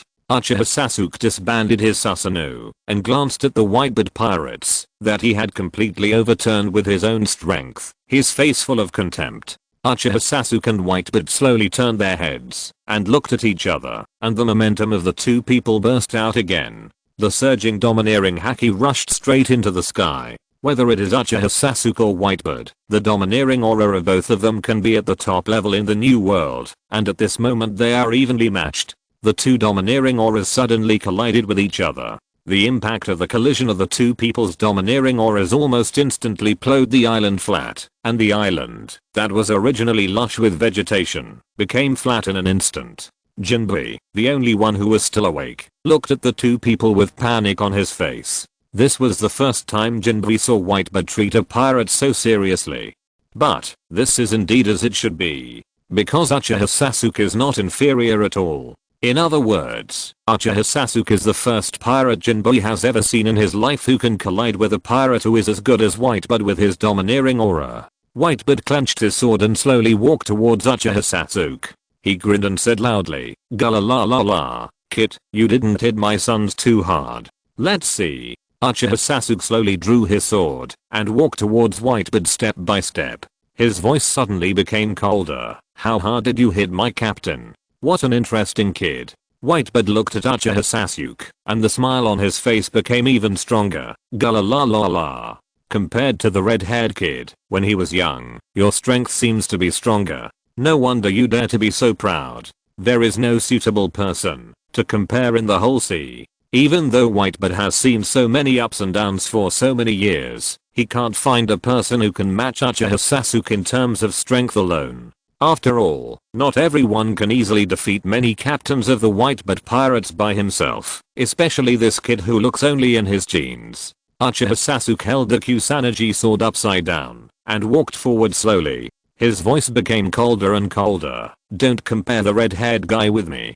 Don't you take the four emperors seriously?" Whitebird's eyes flashed, and the smile on his face became even stronger. "Kid, I'm really getting more and more interested in you.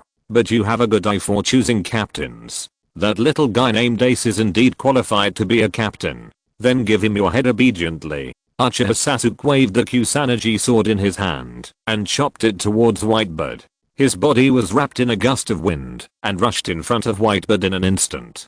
Clang! Whitebird held the sword tightly in his hand and blocked Uchiha Sasuke's attack. He also had an unparalleled sword in his hand, called Kusakumo Kiri. The moment the two blades collided, airwaves rolled up from their sides, and the clouds in the sky quickly retreated. I have to say, the armament haki and domineering haki of the two people were released, hovering around them, constantly colliding with each other, and shockwaves scattered in all directions, and countless people were blown away. On the coast, gullies appeared on the ground in an instant. On the sea, waves tens of meters high kept surging outward. Gilalilala. I haven't enjoyed this kind of battle for a long time. Whitebird shook off the cloak on his body, and the big knife in his hand suddenly flashed a ball of light. This is the ability of the Tremor fruit. Parahuman type Tremor fruit. This fruit is known as the strongest parahuman devil fruit, claiming to have the power to destroy the world. Whitebird has possessed this power for many years. The ability of the Tremor fruit is like a part of his body, and it can burst out at any time. Uchiha Sasuke's body was instantly blown away. The skeleton of Susanoo quickly floated out of his body, resisting the impact of the Tremor fruit. The first form of Susanoo's skeleton encountered the power of the Tremor fruit and instantly cracked. Uchiha Sasuke looked at the tall figure of Whitebird in the distance, and a flash of surprise flashed across his face. This was also the first time he had seen such a terrifying ability. This guy is worthy of being called the strongest man in the world. The surprise on Uchiha Sasuke's face gradually faded, and a smile appeared at the corner of his mouth. Haha. This is the power of the Tremor fruit. It's not much stronger than I thought. Gilala. Whitebird slowly clenched his fist, and the smile on his face remained unchanged. The little guy now is much more arrogant than when we were there. Before he finished speaking, Whitebird's fist suddenly hit Uchiha Sasuke. His fist smashed the air directly out of thin air. No, or it could be space. Sasuke's observation haki instantly sensed this surging power, a power that even Susanoo could not block. The next moment, Sasuke's eyes flashed with a ray of light, and his figure instantly disappeared from the spot using the power of the sky hand. A stone appeared out of thin air at the position where Sasuke was just now. The stone was instantly turned into powder by a force that appeared out of thin air. Interesting ability. Whitebird clenched his fist and smashed it into the air again. Cracks appeared around him again, and the huge force rushed towards Sasuke again. Susanoo. The complete Susanoo suddenly wrapped Sasuke up. The tall Susanoo was directly punched away by Whitebird. The power of this punch even caused cracks to appear on the hardest Susanoo. Even though Sasuke was inside the Susanoo crystal, he felt the power of the Tremor fruit. This kind of attack is simply impossible to defend against. It is really hard to resist this pure power offensive. Unless some forbidden technique is used, there is really no guarantee. It is even hard to say whether the stalemate can continue. Whitebird's power is too strong. Uchiha Sasuke's eyes flickered slightly. Now that he has reached this point, should he admit defeat here, or should he really fight Whitebird to the death? If the fight continued, Sasuke was a little unsure. Whitebird didn't use his full strength, perhaps because of his physical condition. Just when Uchiha Sasuke was thinking about how to speak, Whitebird took the lead in giving him a way out. This man saw Sasuke's dilemma, but Whitebird thought that Uchiha Sasuke might want to use some kind of self-harming moves to win, so this tall man took the initiative to propose to stop the fight. The strongest man in the world smiled and stretched out his palm towards Uchiha Sasuke. Galalalala. Sasuke, let's stop the battle today. If we go all out, we won't be able to control the situation on the battlefield. Do you think you can win? Uchiha Sasuke was a little unhappy. He slowly bent his fingers and said in a deep voice, I'm just getting excited. Galalalala. Whitebird laughed loudly and shook his head, looking at Uchiha Sasuke with a stubborn face. Kid, I'm an old man. I can only pave a way for young people. You little kids haven't seen much yet. You shouldn't cut your own way here. If a little guy who is expected to reach the top fights with him like this and is killed here, it will be a huge loss for the whole world. The problem is, when these words fall into Sasuke's ears, does it sound a bit like the pitfall of Konoha's will of fire? Uchiha Sasuke slowly raised his head and looked at Whitebird, his face slightly dissatisfied. This is what I hate the most. One by one, they all looked like this. Everyone looked like you are still young. There is still a lot of hope for the future, and the future is still in you young people. Sasuke originally thought that this pirate world was still normal, but he never expected that when it came to this step, Whitebird would also say this. These people don't know how much pressure young people have to face. These young people have to face that guy Uehara Naraku. Obviously, they don't know the truth at all, but they always talk as if there is hope for the future of these young people. Gilalilala. Kid, this world still belongs to you young people after all. This is the fact. Whitebird smiled and spread his palms and said to Uchiha Sasuke, Uchiha Sasuke, you and your captain are both good. Be my son and do whatever you want on this sea. The third update.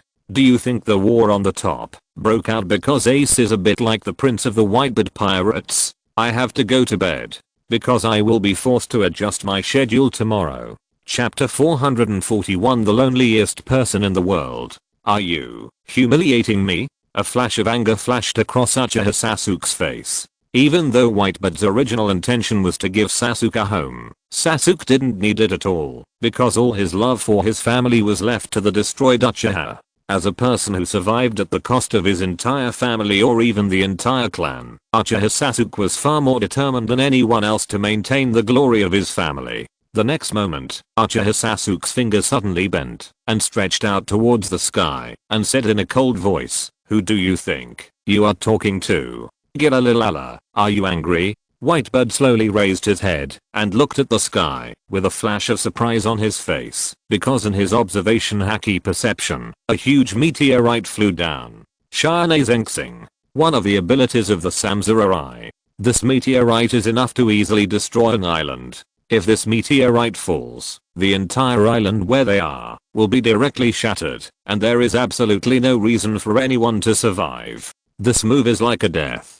Whitebird looked at the meteorite falling from the sky, and a light shield gradually appeared in his hand, which was covered with the power of vibration. His body suddenly jumped into the air and punched the meteorite. The light shield suddenly exploded. In the sky, a ray of light flashed, and the entire meteorite was split into countless huge pieces by Whitebird's punch, and they fell into the sea one after another. This was the second man Sasuke had seen who punched a meteorite. "Kid, there has to be a limit to fooling around." Whitebird landed on the island again, staring at Sasuke who was still angry, and spread his palms and said, "If you still want to continue fighting, no one on this island will survive. I can't bear to let my son. I don't want Ace to get hurt either." Gilala. What a qualified vice captain. Whitebird grinned, sat cross-legged on a rock, turned his head to look at the frightened Jinbei, and ordered in a muffled voice, "Jinbei, go ask the people on the ship to get some food. When everyone wakes up, we have to have a party." "Yes, Dad." Jinbei nodded slowly. When Portgas Ace woke up, he learned from the people present that he had two choices, one of which was to leave here and go back to reorganize the army to fight again, and the other was for everyone to join the Whitebird Pirates. As the captain, Ace was defeated by Whitebird.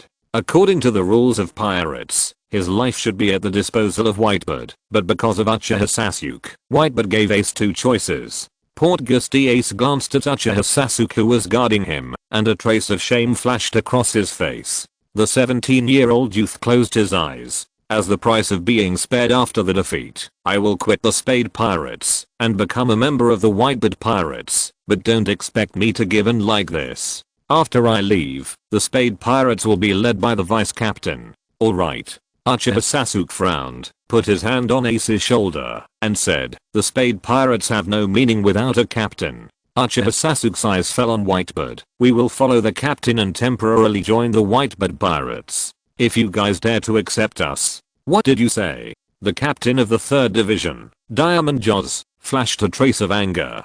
"Jaws." Whitebird stopped Jaws. He looked at Uchiha Sasuke and said calmly, "Then, let's prepare for the banquet. Welcome the little guys of the Spade Pirates." "Dad." Marco couldn't help but frown.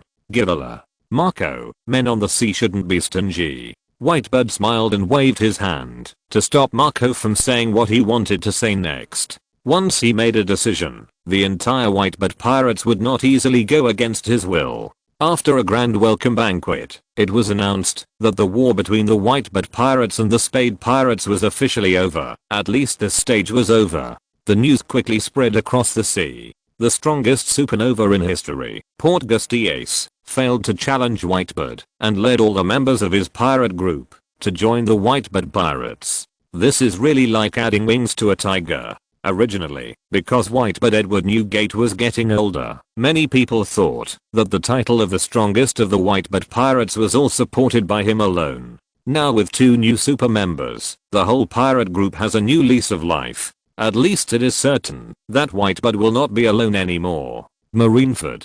After receiving the news, Buddha Sengoku looked very unhappy. From this moment on, the strongest pirate group will be completely worthy of the title. There is nothing we can do about it. Vice Admiral Chiru sighed and said softly, from now on, Portgusty Ace's power is not strong, but Uchiha Sasuke can already be Whitebeard's biggest helper. The sky of the new world is going to change. Red Force. After reading the newspaper, red-haired Shanks was dumbfounded. Hey, are you kidding? Even if we fail, we won't fail so badly. Is Whitebeard still so broad-minded?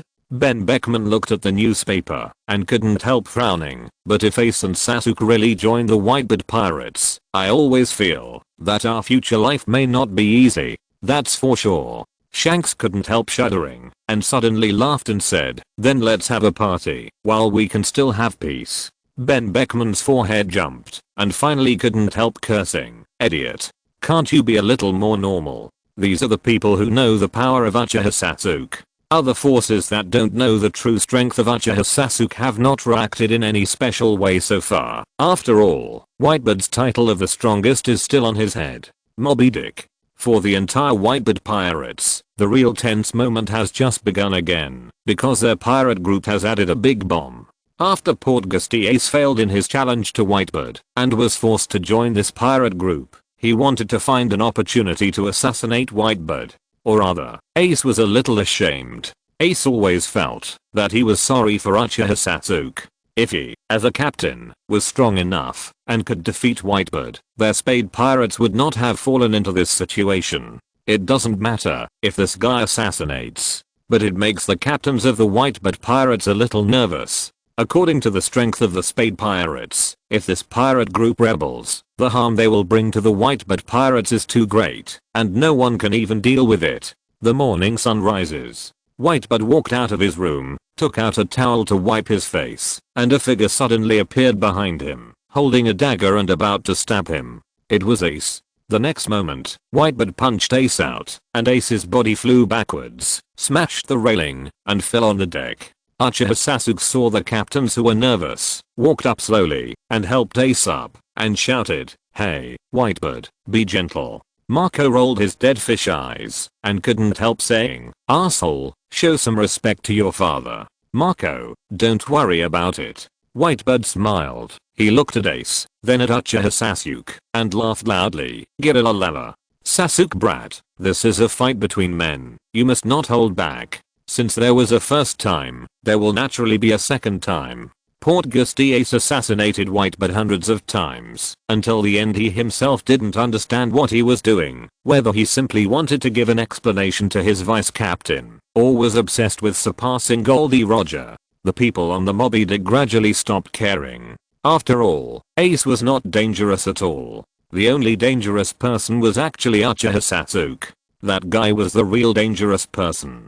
The captains of the 16 divisions of the Whitebeard Pirates took turns to monitor Uchiha Sasuke almost every day, fearing that this guy would make any unusual moves. As a result, Uchiha Sasuke didn't care at all. This guy even asked them for juice. "Hey, Marco." Uchiha Sasuke touched the juice in his hand, stopped Marco who was monitoring him tonight, and said casually, "Don't worry about my actions. That is Ace's battle. I won't interfere." "Why?" Marco's face showed a strange look. He rolled his dead fish eyes and asked, "Uchiha Sasuke, what is your purpose?" "Purpose?"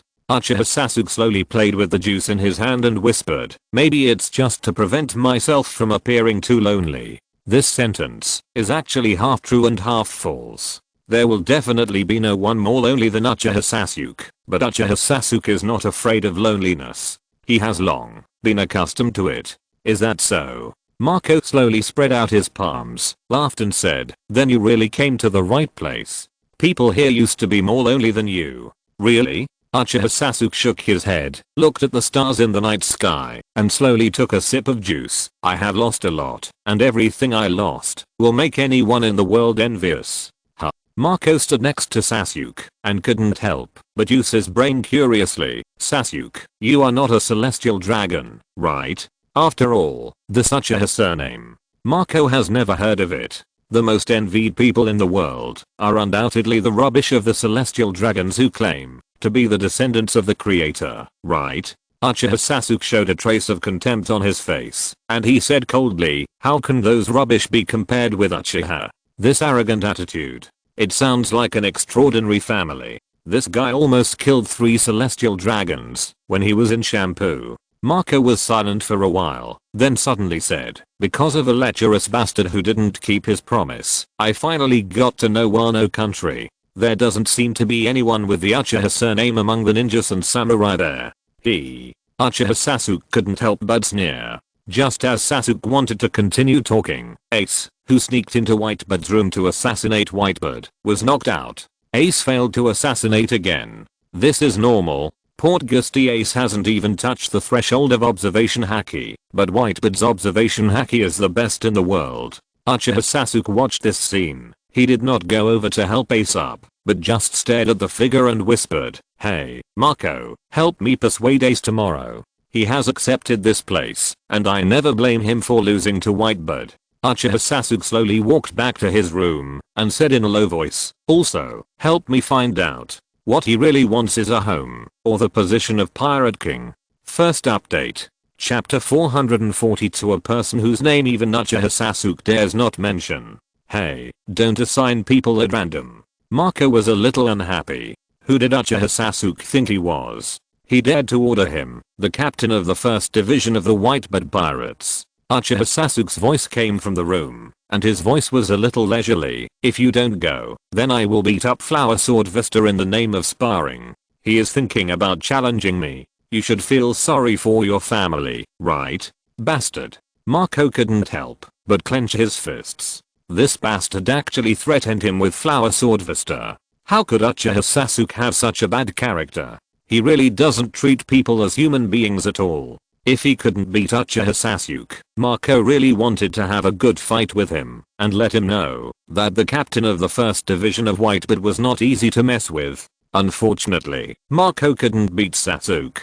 Marco still remembers the scene that day when he turned into a phoenix and was nailed to the ground by a giant purple arrow. This guy restrained his ability too much. After hearing Marco leave angrily outside the room, Uchiha Sasuke slowly lowered his head and muttered in a low voice, "That guy's method is really effective. On this sea, many people don't care about their own lives. Once their relatives and friends are mentioned, they become very obedient. It's this kind of behavior. It's a bit inhuman." Late at night, Marco landed in front of Ace. Marco frowned, looked at Ace who was a little dejected, and said in a cold voice, "Hey, you guys are going to continue to make trouble?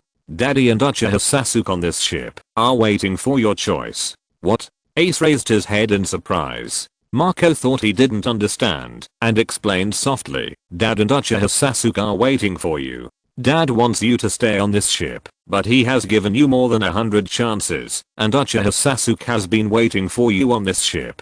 Ace fell silent. Anyway, this captive had assassinated Whitebeard more than 100 times, and he was even able to stay on this ship. Whitebeard was indeed magnanimous enough. Not everyone could tolerate a guy jumping around on their head. Marco spread out his palms and said in a deep voice, "What exactly do you want? Haven't you found the answer yet? If you want to leave this ship, go talk to Dad. If you want to stay, go talk to Uchiha Sasuke." After that, Marco slowly stood up, waved his hand and said, "Oh, by the way, Sasuke asked me to come. He asked me to ask you, do you want to be the Pirate King, or do you want a home, or some kind of place? Anyway, it's probably to ask if you are willing to stay on this ship and be our companion." Marco couldn't help but smile and said softly, "Although Sasuke is a bad guy, he is right. Dad did give us a home and let us, who are hated by the world, have a reason to live." Ace slowly lowered his head and muttered to himself, "Are all the people on this ship hated by the world?" The next moment, Ace suddenly shook his head and whispered, "Forget it. I don't want to go on. Let Whitebeard kill me. I can't stay on this ship. I can't let Sasuke waste my time with me anymore. Idiot." Marco rolled his dead fish eyes and couldn't help cursing. The night was getting darker and darker. The moonlight was getting brighter and brighter. Ace sat in Whitebeard's room with a calm face like a dead heart. "Just kill me. I'm the son of Goldie Roger. You are enemies. I can't stay on your ship." At this moment, Ace frankly stated his identity. "I thought you were going to say." After a moment of silence, Whitebeard showed a touch of nostalgia on his face. "You are that guy's son. But Whitebird suddenly smiled and said loudly, no matter who gave birth to you, everyone is a child of the sea, and everyone has the right to choose how to live. Ace looked a little surprised. Whitebird's hand suddenly fell on Ace's shoulder and grinned. Ace, whether you want to stay here or leave, it's your own choice. If you leave, don't die easily. If you want to stay, then be my son. Ace fell into silence. Ace was particularly busy tonight. After Ace left Whitebird's room, he hurried to Uchiha Sasuke's room. Just as he was about to knock on the door, Sasuke's voice came from inside. Ace, no matter what decision you make, I will support you. Don't tell me. I want to stay. I know. Uchiha Sasuke lay on the bed and said slowly, as long as you don't regret it, it's enough. I said that I will support your choice. Go to bed early. Sasuke. Ace shook his head and still stopped outside the door without leaving. He even persuaded through the door. Each of us has the right to choose how to live. If you still want to challenge that strong enemy, shut up. Get out. Uchiha Sasuke's forehead jumped. In his observation, Ace outside the door left. Uchiha Sasuke's eyes flashed with light, and his brows frowned slightly. Did Uehara guess it again? What, everyone has the right to live? Our lives are still under the control of others. It has to be said that the atmosphere in the Whitebird Pirates is indeed good. Now that the Spade Pirates have officially merged into the Whitebird Pirates, the entire Whitebird Pirates have indeed stabilized, and their strength has also grown a lot. Because in addition to the members of the Spade Pirates, there are also Jinbei and his Fishman Pirates, which is also a force that cannot be underestimated. After Jinbei's position as the King's 7 Warlords of the Sea was abolished, the Fishman Pirates were also expelled by the new King's 7 Warlords of the Sea, Hashigaki Kisame, and Jinbei simply joined Whitebird's command with his subordinates. Now their strength can be described as strong and powerful. In this case, just take an enemy who provokes them. The first one to be picked is naturally the new King's 7 Warlords of the Sea, Hashigaki Kisame, who expelled the Fishman Pirates and occupied Fishman Island. After all, Fishman Island is flying the flag of Whitebird. Hashigaki Kisame occupied Fishman Island, which is equivalent to provoking Whitebird, which also means declaring war on the Whitebird Pirates. Early in the morning, on the Moby Dick, a group of captains angrily demanded a war, determined to teach Hashigaki Kisame, one of the 7 Warlords of the Sea, a lesson no matter what. Even the steady Marco agreed with this. I advise you not to do this. Uchiha Sasuke sat on the railing nonchalantly and said coldly, that guy Hashigaki Kisame is not that easy to deal with. Although that guy Kisame is not strong, he is not someone you can deal with. Asshole, what did you say? One of the 7 Warlords of the Sea. We are the Whitebird Pirates. Shut up. Marco stopped the noise of others, looked at Uchiha Sasuke and said, hey, Sasuke, do you know him? I know him. Uchiha Sasuke frowned and said softly, that guy used to be my brother's companion, although I hate to kill that guy, but he is still alive now. You should know how difficult that guy is to deal with, right? Mr. Itachi's companion. The only person who knew Uchiha Itachi was Ace. He couldn't help but show a hint of curiosity that Hashigaki Kisame, wouldn't he be stronger than Sasuke? Marco's face showed a hint of surprise. If this is the case, Hashigaki Kisame's strength really needs to be evaluated.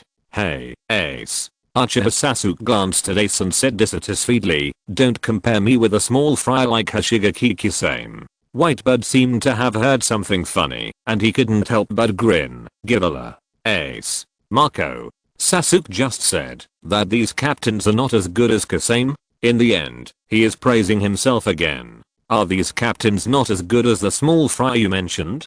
Hey, I'm serious. Uchiha Sasuke's expression remained calm. He slowly looked at Ace and said in a cold voice, Ace, remember I said there is a guy stronger than me. Hashigaki Kisame and my brother Uchiha Itachi are his subordinates. Don't provoke him. Gilalala. Whitebird grinned, looked at Sasuke, and couldn't help but asked, is there actually someone in this world that a little kid like you personally admits? Whitebird had fought with Sasuke. He knew how strong Uchiha Sasuke was, so he was more curious about the man Sasuke mentioned. That guy? He is indeed terribly strong. Uchiha Sasuke gradually tightened his cup in his hands and said in a deep voice, that guy is a name that I dare not even mention. His subordinates all call him a real god. Speaking of which, his power can indeed be called a god. Uchiha Sasuke continued in a deep voice, if you are going to provoke a Shigeki and the man behind him, I can only ask if the cemetery on Fishman Island is big enough to bury so many of you. Asshole, are you mocking us? Pirates won't be scared. Don't worry, the sea forest on Fishman Island is very big and can bury many people. You idiot, is this the time to talk about this? The entire Whitebird pirates immediately became lively again. As the strongest pirate group in the world, the captains of the Whitebird pirates are very confident. They don't think what Uchiha Sasuke said can scare them. Whitebird looked at everyone present, grinned, and smiled at Sasuke. Hey, Sasuke, don't underestimate me, I'm Whitebird. Bloopers. Bloopers.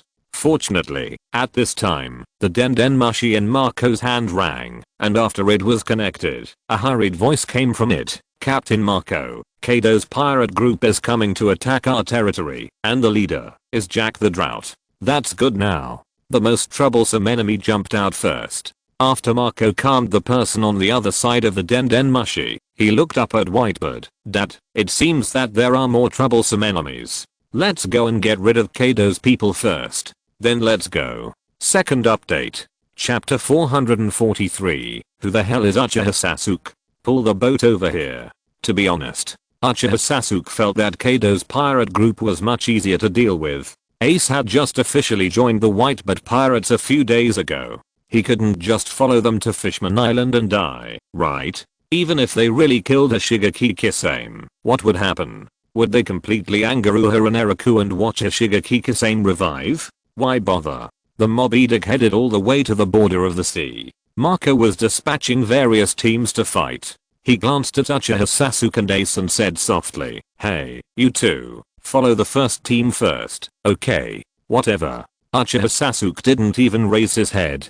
He looked at the bounty order for Jack the Drought in his hand. This guy, a 1 billion bounty, 900 million won't all be ivory, right?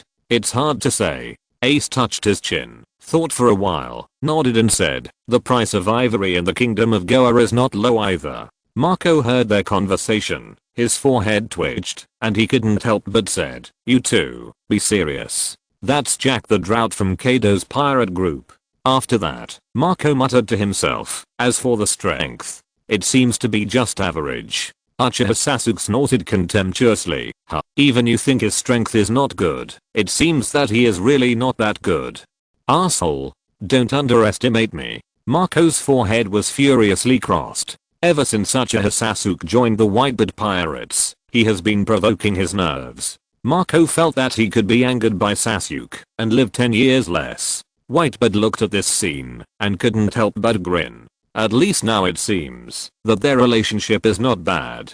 More than a year ago, the 4 emperors of the New World were completely established. Many pirate groups that entered the second half of the New World became cannon fodder in the war between the 4 emperors. This did not mean that the war between pirates was over, but it became more and more intense. Because among the 4 emperors of the New World, Big Mom and Kado are both crazy. When there is no more war, they will go to war against the pirate groups that are also the 4 emperors. A small island affiliated with the Whitebird pirates. A huge elephant-headed warship left the port of this small island. The entire island has been completely cleared. Many corpses were burned and thrown into the sea. The pirate flag of Kado's pirate group was also hung on the island. This also indicates that the island has been occupied by Kado's pirate group.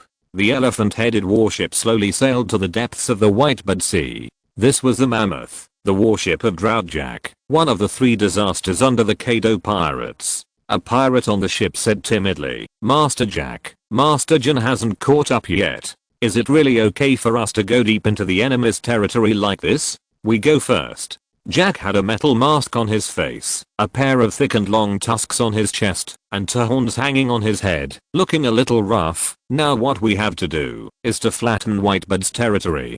But a female pirate still hesitated. Just when Jack was about to get angry, the sentry responsible for observing the surroundings shouted loudly, Master Jack, there is a man standing on the sea ahead. As their mammoth warship gradually approached, the people present also saw the appearance of the man standing on the sea. The pirate in charge of the sentry looked at the man's appearance, and a flash of panic suddenly flashed across his face, and a hint of nervousness was mixed in his voice. Master Jack. That guy is the super rookie Uchiha Sasuke. After saying that, the pirate on the sentry also found a ship in the fog on the sea, and his voice became more and more nervous. There is also Phoenix Marco, Supernova Portgas Diaz. All of them are guys with bounties of more than 1 billion. Everyone's bounty is higher than Jack. Whether it is Marco, Uchiha Sasuke or Ace, the bounties of the three are much higher than that of Drought Jack. At least in the literal sense, they should be pirates of the same level as Jack, or even stronger. If they fight at sea, their advantage is not great. What's more, they have to deal with 3 people of the same level, a mythical beast devil fruit user, a natural devil fruit user, and Uchiha Sasuke who has unknown abilities. No matter how you look at it, the chances of winning are very low. The pirate in charge of the helm couldn't help but say, Master Jack, should we retreat first, and wait for Master Jin to come? HMM. Hearing what his men said, Drought Jack's eyes suddenly became a little cold. He looked at the figure standing on the sea and the ship behind the figure, and his voice suddenly became a little more brutal. Who do you think I am? What are they? Pull the ship over. Is this crazy? Knowing that the enemy is not easy to deal with, but still resisting and launching an attack, isn't this clearly looking for death? The pirate at the helm of the Mammoth showed a hint of helplessness on his face. He could only continue to drive the ship forward. Maybe Jack can win this battle? The next moment, the purple Susanoo giant appeared in their sight. Uchiha Sasuke stood on the crystal of Susanoo, manipulating Susanoo to pull out a sharp and huge ninja sword, and slashed it towards the Mammoth. A shocking slash fell down. The waves instantly rolled back to both sides. Jack's figure suddenly rushed into the air, but was chopped down from midair by the slash, and a mouthful of blood spurted out from the shield on his face. The entire Mammoth was also directly chopped into pieces by the slash. The waves on the sea swept down again, and the fragments of the Mammoth floated on the sea. The life and death of everyone on the ship was unknown. This naturally included Drought Jack. Because he was a devil fruit ability user, Drought Jack was also weak under the immersion of the sea, and could only passively wait for the rescue of others. However, Drought Jack was a fishman, so he didn't have to worry about his own death. Even though he was defeated by someone in one stroke, Jack's face flashed with anger, and his body slowly sank from the sea. On the ship of the Whitebird Pirates, the 1st Division, it only took one blow. One blow directly defeated Drought Jack. No, it even directly defeated all of Jack's subordinates. Originally, the members of the Whitebird Pirates thought they would be involved in a fierce battle, but they didn't expect Uchiha Sasuke to take the initiative. Moreover, he single-handedly solved the Drought Jack. On this ship, the 2nd Division was temporarily under the jurisdiction of Marco, because it had no captain. One of the fat pirates, who was obviously a little older, looked at all this in astonishment. He looked at the tall Susanoo, and clenched his fists. His name is Marshal D. Teach. He is currently just an ordinary member with seniority. Seeing Uchiha Sasuke defeating Drought Jack and his subordinates with a cool move, Teach's face flashed with envy. He also longed to have this power. No, it should be a stronger power than this. However, this Uchiha Sasuke is indeed worth recruiting. If there is a chance to get the dark fruit, Teach wants to recruit Uchiha Sasuke as his vice captain. This guy. Marco looked at Susanoo, and couldn't help but sighed, curling his lips and said, although his personality is not very good, his strength is really terrifying. Hahaha, of course. Ace clenched his fists suddenly, and the next moment he asked with some doubts, then what are we going to do next? Well, have a party? Marco glanced at Ace while speaking. Sure enough, Ace's face flashed with joy, and he nodded hurriedly and said, okay. Marco, you really want to have a party? Susanoo on the sea suddenly flew up, and when it was about to land on Marco's ship, it quickly dissipated, revealing the figure of Uchiha Sasuke. Uchiha Sasuke looked at Marco and said nonchalantly, hey, Marco, go find someone to pull out his tusks. What the hell? Marco looked at Uchiha Sasuke speechlessly, rolled his eyes, and asked strangely, why did you pull out his tusks? Wait, isn't that? Huh? Uchiha Sasuke showed a more puzzled expression. He seemed to have thought of something and suddenly said, I forgot that Marco is a landlubber. Arsehole. Marco frowned. Uchiha Sasuke's eyes slowly moved and stopped on Marshal D. Teach, because this guy was the oldest member of the 2nd Division. Therefore, Teach also stood at the front of the 2nd Division. Uchiha Sasuke showed a cold look on his face, and he said in a cold voice, "Hey, can someone bring a few people to help me fish Jack out?" Teach showed a look of astonishment on his face, and the next moment he suddenly laughed loudly. Ha ha ha ha ha ha. Let's do it. Let's help Sasuke-sama to fish him out now. After that, Teach really took a few people to dive into the water and brought up the seriously injured and powerless Drought Jack. Drought Jack had long lost his previous arrogance. However, he still looked a little unconvinced, and a cold look flashed across his sharp teeth. "Hey, you little brat." Clang. The sound of the ninja sword being unsheathed fell into everyone's ears. The next moment, Uchiha Sasuke suddenly pulled out the supreme sword in his sheath, and a flash of knife light flashed instantly, making everyone squint their eyes involuntarily. Drought Jack's face changed drastically. Just when this drought disaster was about to die here, the thick ivory on his body was suddenly cut off by Sasuke. This is not Jack's ivory. This is just a weapon made of ivory by Jack, hanging on his body all the time. This is not his own ivory. Everyone present fell into silence. Ace looked at the ironware inlaid in the ivory, couldn't help but sighed, and said with some regret, "It turned out to be fake. What a pity. When I came here, I told Sasuke that I would use your ivory to make him a beautiful scabbard. Idiot." Marco couldn't help rolling his dead fish eyes. "I told you, it's fake. It's this guy's weapon." It seems Marco feels that he understands why Sasuke is obsessed with Jack's ivory. Uchiha Sasuke also frowned, looked at Jack coldly and said, "You guy actually used fake things to deceive people. It seems that you have lost even the last bit of use. Arsehole." Jack's forehead jumped, and he was furious, and rushed towards Ace and Sasuke. "Are you insulting me? This is too insulting, isn't it? How could there be a person like Uchiha Sasuke in this sea? Does he have to have tusks because he is a user of the mammoth fruit ability? This guy is clearly using an excuse to humiliate him." The next moment, Uchiha Sasuke kicked Jack directly and kicked this Drought Jack down again. Even though his body flew out of control, Drought Jack was still cursing at Sasuke. His body drew a parabola and fell back into the sea, splashing a wave, and then slowly sank. Marco glanced at Uchiha Sasuke, shook his head helplessly and said, "I thought you would just kill Jack." "It doesn't matter," Uchiha Sasuke said nonchalantly. "For that kind of trash who can't even withstand one of my attacks, it doesn't make any difference whether it's alive or dead. To me, it's like a little bug. I can kill it anytime I want." It started again and again. Marco's forehead couldn't help but jump.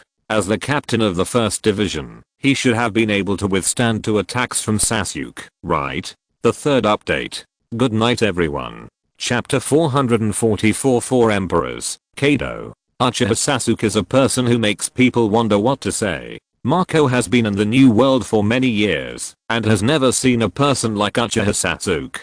He didn't even dare to mention his name a few days ago. But now, he is arrogant. Unfortunately, Sasuke is too strong and Marco is no match for him. He doesn't have the confidence to teach him a lesson. Marco could only watch Uchiha Sasuke, who had made great contributions, take a glass of juice from Marshal D. Teach and complain that the juice Teach gave him was not cold. Marco couldn't help but sigh and said loudly, "Okay, report to Dad. We have defeated Jack here and will immediately support other teams. In the end, we will meet with the main ship Moby Dick on Barmak Island." After that, Marco added, "Go and call the Dendenmushi of other nearby teams and their pirate groups to ask about their battle situation." "Yes, Captain Marco." A group of subordinates in charge of communication nodded hurriedly. Marco is a real butler in the Whitebird Pirates and is also respected by other members of the Whitebird Pirates. This guy is very powerful and has followed Whitebird for about 30 years.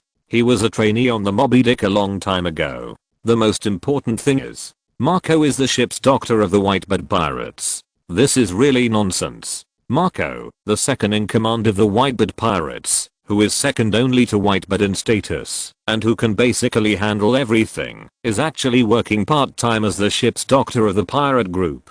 Whitebeard's various squads and pirate groups under his command have reported the battle situation to Marco one after another. The nearby 3rd, 9th, and 11th squads are fine. Only the 16th squad is in trouble. After repelling a subordinate pirate group of Kaido's pirate group, the captain of the 16th squad, Izo, actually encountered the fire disaster Jin. This is an opponent that Izo and the 16th squad can never compete with. As the user of the dragon fruit, ancient species, Pteranodon fruit, Jin can naturally fly. He is also the commander of the invasion of Kaido's pirate group this time. This terrifying pirate encountered Izo's 16th division. According to the news received by the Whitebeard pirates from various places, the main force of this invasion should be Jack the Drought Disaster. Marco led the 1st division and the 2nd division to meet the enemy, and the other divisions were responsible for dealing with the small characters who were ready to move on the edge of the sea. The only thing that was unexpected was that at the edge of the sea, where there should be no situation after the war started, Izo and the 16th division actually encountered the flame disaster Jin. This is also the most difficult guy among the 3 disasters. Even if you are vigilant enough, a division will be threatened with annihilation. Marco and Jin are both users of the fruit ability that can fly. The two have no idea how many times they have fought, and they have never been able to determine the winner. Change course immediately. Marco ordered their ship to change course and asked loudly, "What's the situation with Izo?" "No fight." The pirate in charge of communication said hesitantly, "Captain Izo told us that when they retreated, the flame disaster also suddenly retreated. This is too weird, isn't it?" As one of the 3 disasters of Kaido's pirate group, Jin is the most arrogant one among them, and perhaps the strongest one. How could he retreat so easily? The people on the ship couldn't help but look at Marco, waiting for Marco's next order. They thought Marco might change course. After thinking for a while, Marco shouted, "Keep going, rush to meet up with Izo and the 16th division first, and then go after Jin, the scum." Just as the ship left, Jack, who sank to the bottom of the sea, was a little unhappy. He could only lie passively on the bottom of the sea waiting for rescue. His eyes were fixed on the small fish swimming around him. This was one of his few pastimes. Well, it might be the only thing he could do. Fortunately, at this time, a fisherman pirate quietly appeared beside Jack, dragged him to the sea, and said in a muffled voice, "Master Jack, are you okay?" Jack, who had just been humiliated by Uchiha Sasuke, must not be in a good mood. This subordinate really has no sense. But Jack, who was humiliated by Uchiha Sasuke, did not care about him. He said in a muffled voice, "Report to Lord Kaido and Brother Jin. Uchiha Sasuke and Portgas Dace that Lord Kaido is looking for are on Marco's ship." After that, Jack added, "Tell them the actual situation. Don't hide the situation of my fight with that guy." As the news of Jack, who was once frequently dispatched, finally restrained himself, making it unclear what the Kaido pirates were doing.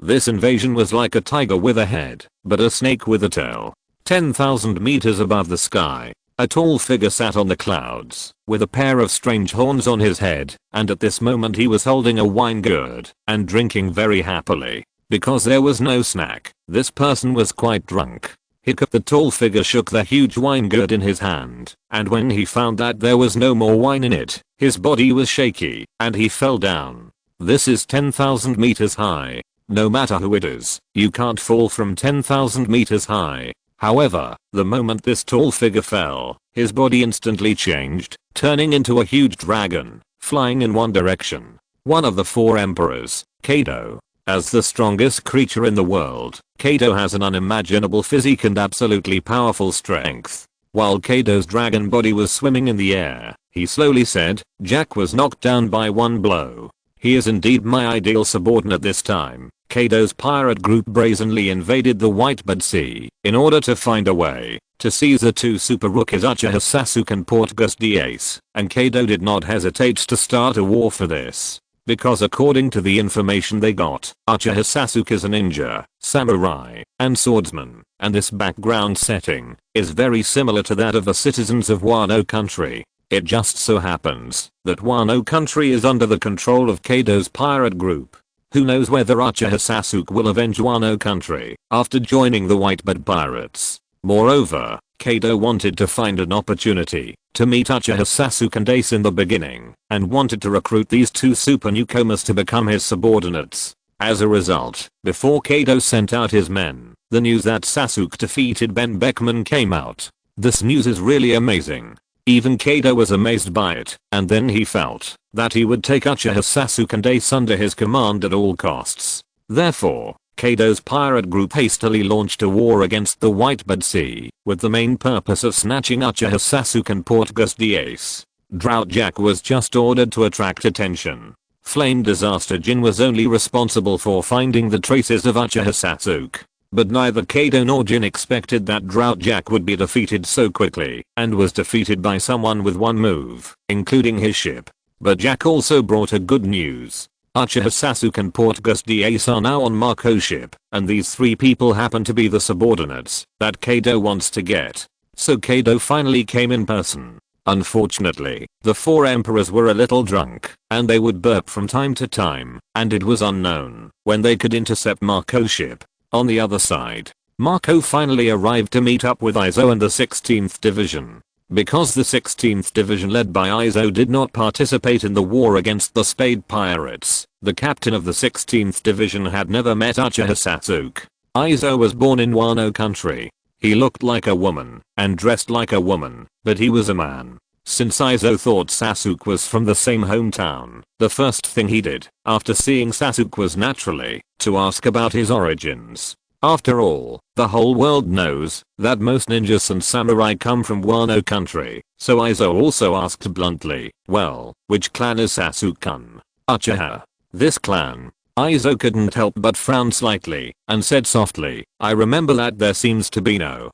Don't think about it. Uchiha Sasuke's eyes flashed a cold light. He interrupted Izo's words, just stared at Izo coldly, and said coldly, the Uchiha clan is a descendant of the gods passed down thousands of years ago. The ancestor of the Uchiha is the eldest son of the gods, and has nothing to do with you. Izo. Marco. To be honest, I really feel that Sasuke is lying. But Marco has seen Uchiha Sasuke open Susanoo. It is said that it is the family ability of the Uchiha, and maybe it really has something to do with the gods. It's really strange. The stronger the strength of others, the less willing they are to admit the existence of gods. Only Uchiha Sasuke is a guy who is ridiculously strong, but he is still afraid of the so-called gods, and even wants to have everything to do with gods. For Sasuke, the powerful ones are gods. Their ancestors are also gods. The gods control everything in the world. This guy's not very old, but he still believes in feudal superstition. Marco rolled his dead fish eyes and said, by the way, Izo, what happened after you encountered the guy Yanzei? I don't know. Izo frowned and whispered, I thought that guy came to kill me, but I didn't expect him to leave. After taking a look, it feels like an ordinary spy. Of course, this is impossible. That is the Yanzei of Kaido's pirate group. How could he be a spy? Never mind. Marco shook his head and said calmly, I have arranged other squads on the way to be careful to defend against Jin's attack. I will stay in this area for the next few days. Once I find Jin, I will go over to stop him. After that, Marco turned around and looked at the two guys beside him and said, hey, Ace, Sasuke, you two. Someone is coming. Uchiha Sasuke suddenly interrupted Marco. He slowly raised his head and looked up at the sky. He saw that the clouds in the sky were slowly flowing, and there seemed to be nothing unusual. The next moment, a tall figure suddenly emerged from the clouds and fell directly from the clouds. Ace looked at the tall figure falling from the sky and couldn't help but stare in astonishment. Hey, look, someone committed suicide. No, that's Kaido. Marco's face suddenly became extremely ugly. The first update An. Chapter 445. Killing you is much easier than playing a childish game of house. A Kaido fell from the sky. Kaido's body had no protection at all, and he fell straight down from the sky. This was simply courting death. However, the members of the Whitebird Pirates present looked at this scene, and everyone's expression was a little bit unpleasant. Hey, Marco. Uchiha Sasuke couldn't help but raise his eyebrows. Looking at the shadow falling from a high place, he couldn't help but wonder, does Kaido want to commit suicide? You'll get used to it. Marco spread his hands and shouted, "Prepare for battle immediately." Informed that, "We found Kado's trace here." A trace of curiosity flashed across Ace's face. He pointed at Kado, who was falling rapidly, and asked, "Isn't this guy going to commit suicide?" It's not a question of whether he wants to commit suicide or not. Because Ace and Uchiha Sasuke's questions were a bit problematic, Marco's brain was a little confused for a moment, and he couldn't help rolling his eyes. Okay, Kado does like to commit suicide, but he has never died once. So lucky? Idiot. It's because his body is too strong. Marco looked at Ace speechlessly, feeling that there were problems with the two new people in their white bed pirates. Uchiha Sasuke simply didn't take anyone seriously, and Ace simply didn't think about anything in his mind. Then let me see how strong his body is. The second form of Susanoo appeared on Sasuke's body instantly, and a purple giant bow appeared in the hands of the half-body Susanoo. Marco raised his eyebrows, and couldn't help but said, "Sasuke, what are you going to do?" "Of course, help him." Flame release, Kagutsuchi. A red light flashed in the Sharingan in Uchiha Sasuke's eyes, and a black flame giant arrow fell on the giant bow of Susanoo. The scorching breath from this black flame giant arrow made Marco a little unbearable. He couldn't understand what kind of power this black flame was. Sasuke's Amaterasu fire? Ace couldn't help but reveal a smile at the corner of his mouth, and whispered, "This is a power that can even burn my flame. This is Itachi's power, I'm just borrowing it." Uchiha Sasuke's figure was shrouded in the body of Susanoo. He slowly shook his head and looked at the direction where Kado fell. The next moment, the black flame giant arrow suddenly flew out. This scene made everyone present hold their breath. The giant black flame arrow shot straight at Kado. Just when it hit Kado's body, Kado's armed color domineering and domineering color domineering suddenly burst out. The clouds in the sky were broken. Kado suddenly took out his mace in the air and shattered the flying black flame arrow with one stick. The black flames fell on the sea and were still burning in the sea water. Kado's eyes slowly moved from the black flames on the sea until they fell on the boat of Marco and others, roaring and roaring. "Who disturbed me to die?" The next moment, Kado's body instantly turned into a giant dragon and flew towards the boat of Marco and others. His momentum gradually began to flourish. In an instant, the surging domineering color domineering burst out instantly. The domineering shock wave set off a huge wave on the sea, sweeping towards the boat of Marco and others. Uchiha Sasuke didn't care about the domineering impact in front of him.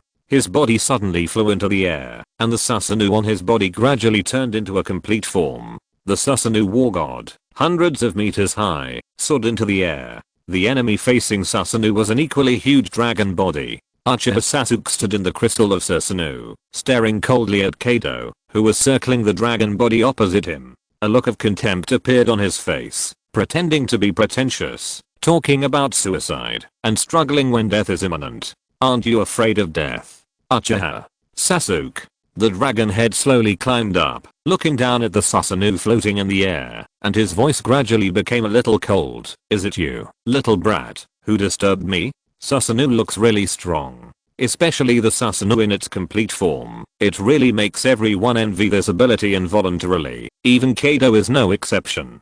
Kado looked at Susanoo and really wanted to use Sasuke for himself more and more. A proud voice came from Kado's dragon head. "Kid, now that you are my subordinate, I can forgive you for what happened. Who gave you the courage?" Uchiha Sasuke smiled with disdain, and the next moment Sasuke's face suddenly showed a hint of anger. "Dare to say such things in front of me? Don't you know who I am?" The domineering aura burst out from Susanoo. The two domineering auras collided with each other. The shock wave of the collision of domineering auras instantly scattered, and the clouds were gradually divided into two halves by the impact of the two domineering auras. In the eyes of the people below, it was as if the sky was split apart. The waves also gradually began to divert in the confrontation of domineering auras. "Hey, this guy should have said it in advance." Marco couldn't help shaking his head and ordered loudly, "Turn the bow and leave this battlefield immediately. We can't stop in the central area. This domineering aura impact is not something these ordinary pirates can deal with." Whether it was Uchiha Sasuke's Conqueror's Haki or Kado's Conqueror's Haki, not everyone present could continue to bear it. If they had a fight, a random blow would destroy this fragile warship. Ace, don't act rashly. You are not Kado's opponent now. This is not a game of playing house. Kado is also a lunatic who is more crazy than the other 4 emperors. No one knows what this guy wants to do. His brutality and bloodiness are far beyond others. Port Gusty Ace has not yet fully mastered Haki. If he wants to deal with Kado, he must at least master the advanced armament Haki and observation Haki. Ace's power is indeed not enough. Ace, leave it to Captain Marco. Marshal D. Teach grinned with a gap-toothed smile and said softly, after Dad knows Kado's whereabouts, he should be here soon. Yeah. After Marco nodded, he transformed into the mythical beast Phoenix and flew towards Susanoo in the air. Kado stared at Marco's phoenix form, his huge eyes flickered, and his loud voice circled around the dragon's body. Marco, join me, my pirate group is the best place for you. Shut up. Uchiha Sasuke interrupted Kado and turned to look at Marco flying beside Susanoo. What are you doing here? Are you here to hold me back? Marco in the phoenix form held back his anger and said in a deep voice, Kado is very strong. Let's retreat first. I will cover you. Hey, Marco, have you been infected by Ace, you idiot? Uchiha Sasuke couldn't help but frowned. He slowly shook his head and said, have you forgotten who is stronger between the two of us? Help me watch my juice. I'm enough here. After that, Uchiha Sasuke controlled the giant Susanoo to spread its wings and fly towards Kado's dragon body. The purple energy flowed like liquid and turned into 2 huge ninja swords that fell into Susanoo's hands. Hey, Sasuke. Marco couldn't help but open his mouth to stop Sasuke. Unfortunately, Uchiha Sasuke didn't intend to listen to his advice and stop. Susanoo waved 2 ninja swords and slashed at Kado's head. Humph. Uchiha Sasuke looked at the dragon head and a contemptuous smile flashed across his mouth. Just you dare to be arrogant in front of me? Who do you think you are? Do you dare to let me be your subordinate? Even Uehara Naraku, that guy, Uchiha Sasuke doesn't take it seriously. If it weren't for the fact that Uehara Naraku controlled Uchiha Itachi's soul and his strength was slightly stronger than Sasuke's, and the complicated relationship between him and Sasuke. If it weren't for these, Uchiha Sasuke would not bother to pay attention to Uehara Naraku, and he was the only one in the entire Akatsuki organization who dared to provoke Uehara Naraku. Although that bastard always ignored his provocations. Anger gradually emerged on Uchiha Sasuke's face, and the 2 ninja swords in Susanoo's hands crossed, trying to cut off Kado's dragon head with one blow. Kado's huge dragon head raised his head, looking at the flying complete Susanoo, and the dragon head suddenly raised and sprayed a stream of scorching dragon breath towards Susanoo. The new kid on the block are even more arrogant than I thought. Who do you think you are? Pirates are not a game for you to play at home. This is the sentence Kado used most often to humiliate the white-bed pirates. He would occasionally use it to humiliate Big Mom's pirates because both pirate groups are mostly made up of children. Usually, members of the white-bed pirates would be furious. Instead of being furious, Uchiha Sasuke's face was very calm. He just controlled Susanoo and wielded the huge ninja sword, delivering a huge slash. This blow was the full force of Susanoo. This slash was like cutting through the sky, heading straight for the dragon's breath. The scorching dragon's breath collided with the slash of Susanoo in an instant. The slash was like slashing on flowing water, splitting the dragon's breath directly, and even going upstream to slash at Kado's head. This brat.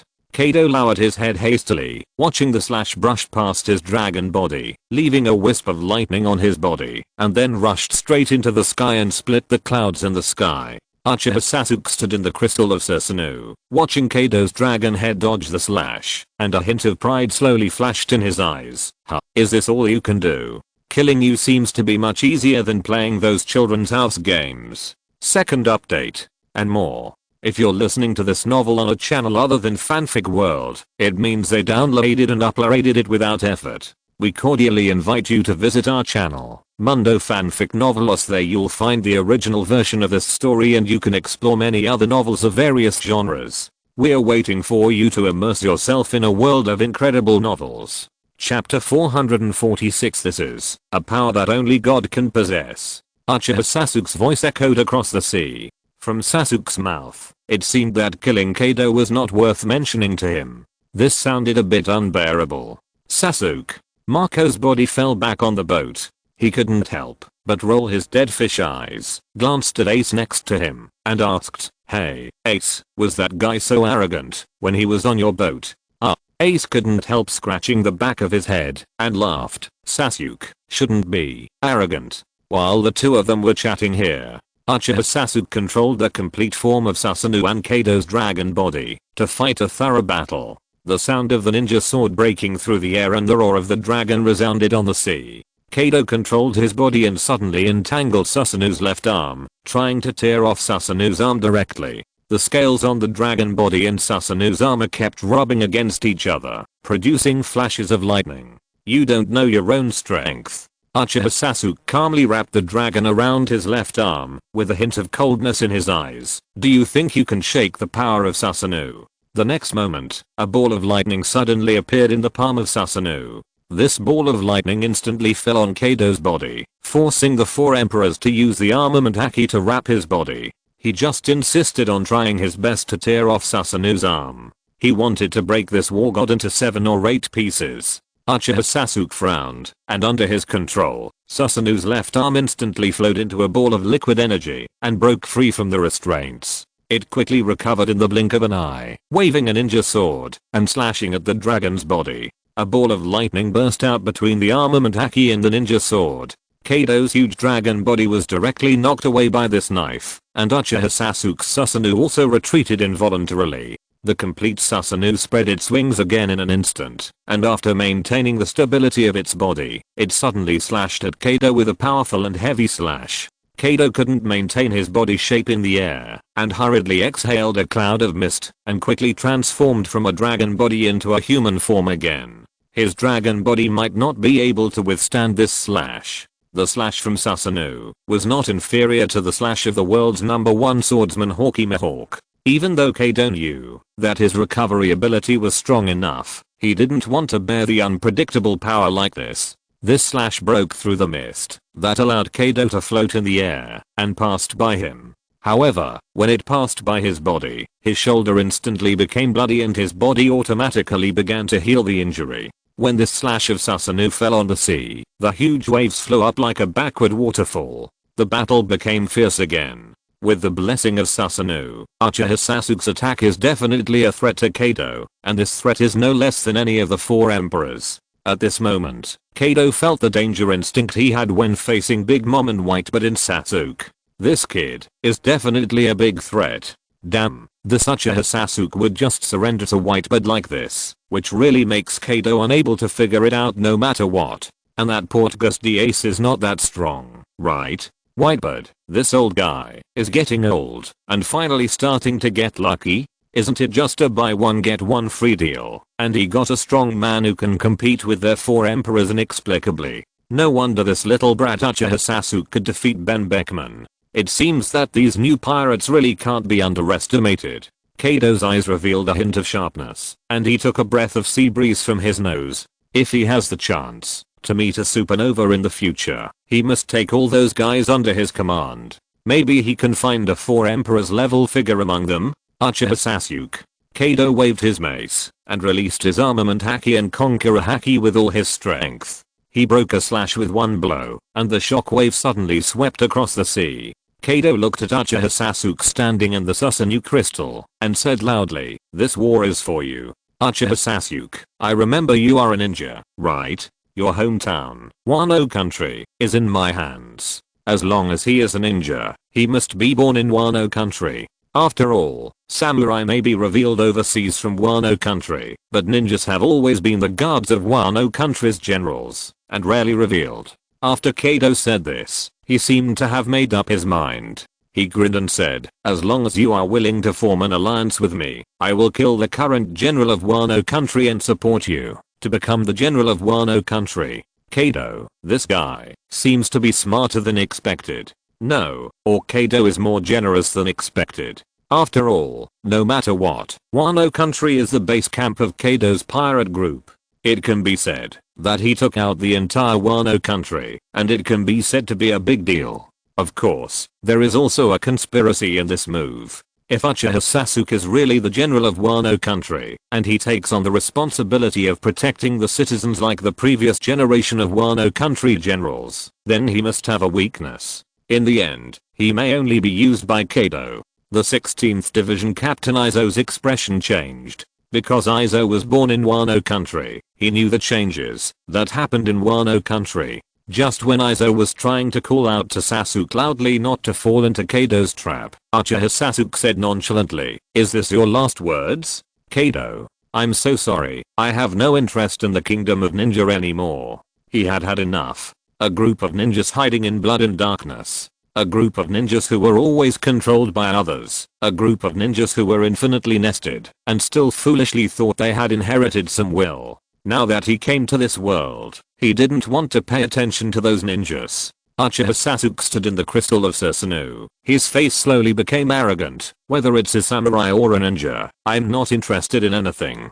The only thing I'm interested in now is how to kill gods." The next moment, Uchiha Sasuke controlled the Susanoo under him to fly towards Kaido again, and said coldly, "If this is all you can do, then die here. Humph, those who want to kill me." Kaido picked up the mace in his hand with one hand, and swung it at Susanoo. It hasn't been born yet. Thunder Bagua. The huge ninja sword and the completely disproportionate mace collided with each other. The domineering color and armed color domineering on the two people also collided with each other. Waves of shockwaves continued to spread around. Whether it was the clouds in the sky or the water on the sea, they were all repelled by the shockwaves. In the collision between Kaido and Uchiha Sasuke, a vacuum zone was formed with the two of them as the center. The clouds in the sky formed a semicircle, and the sea water below formed another semicircle. This situation lasted for a second strangely. The next moment, the endless waves surged. The ships of the 1st and 16th Divisions kept retreating.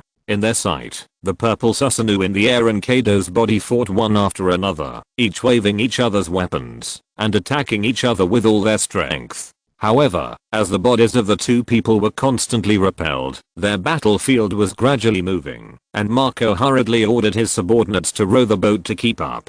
"Mr. Sasuke's power is really terrifying." Marshal D. Teach walked to Ace, grinned and asked curiously, "I wonder what kind of fruit he ate." "Sasuke doesn't seem to have eaten a devil fruit." Ace couldn't help scratching his head, thinking and answering, "I remember Sasuke said that it seemed to be his family bloodline. Anyway, that's what he meant. Except for their tribesmen, no one can get that kind of power. This bloodline is really amazing." Marshal D. Teach hid a hint of envy in his eyes. He thought it was a new devil fruit ability, but he didn't expect it to be someone else's bloodline. Marco rolled his dead fish eyes and couldn't help but said, "I really don't know if Sasuke really got a fruit with powerful abilities. How arrogant he would be at that time." Ace waved his hand and said with a giggle, "Don't worry about that. Sasuke doesn't like devil fruits at all. He doesn't want to have any weaknesses." Yes, Sasuke does not have any weaknesses. In other words, even if he has some physical weaknesses, with the power he has gained in the pirate world, they no longer exist. The domineering system here is very effective in boosting physical strength. Therefore, Sasuke can also fight longer. The two people's battle was almost a chase all the way. Uchiha Sasuke controlled Susanoo and knocked Kaido to a deserted island with one blow. Unfortunately, Kaido's physical strength is obviously higher, and his body recovery ability is stronger. The only thing that Kaido can't break Susanoo makes him seem a little powerless in the battle. After the armor of Susanoo and the armed color domineering are combined, even if Kaido tries his best, he can't break the defense, which also makes the four emperors extremely annoyed.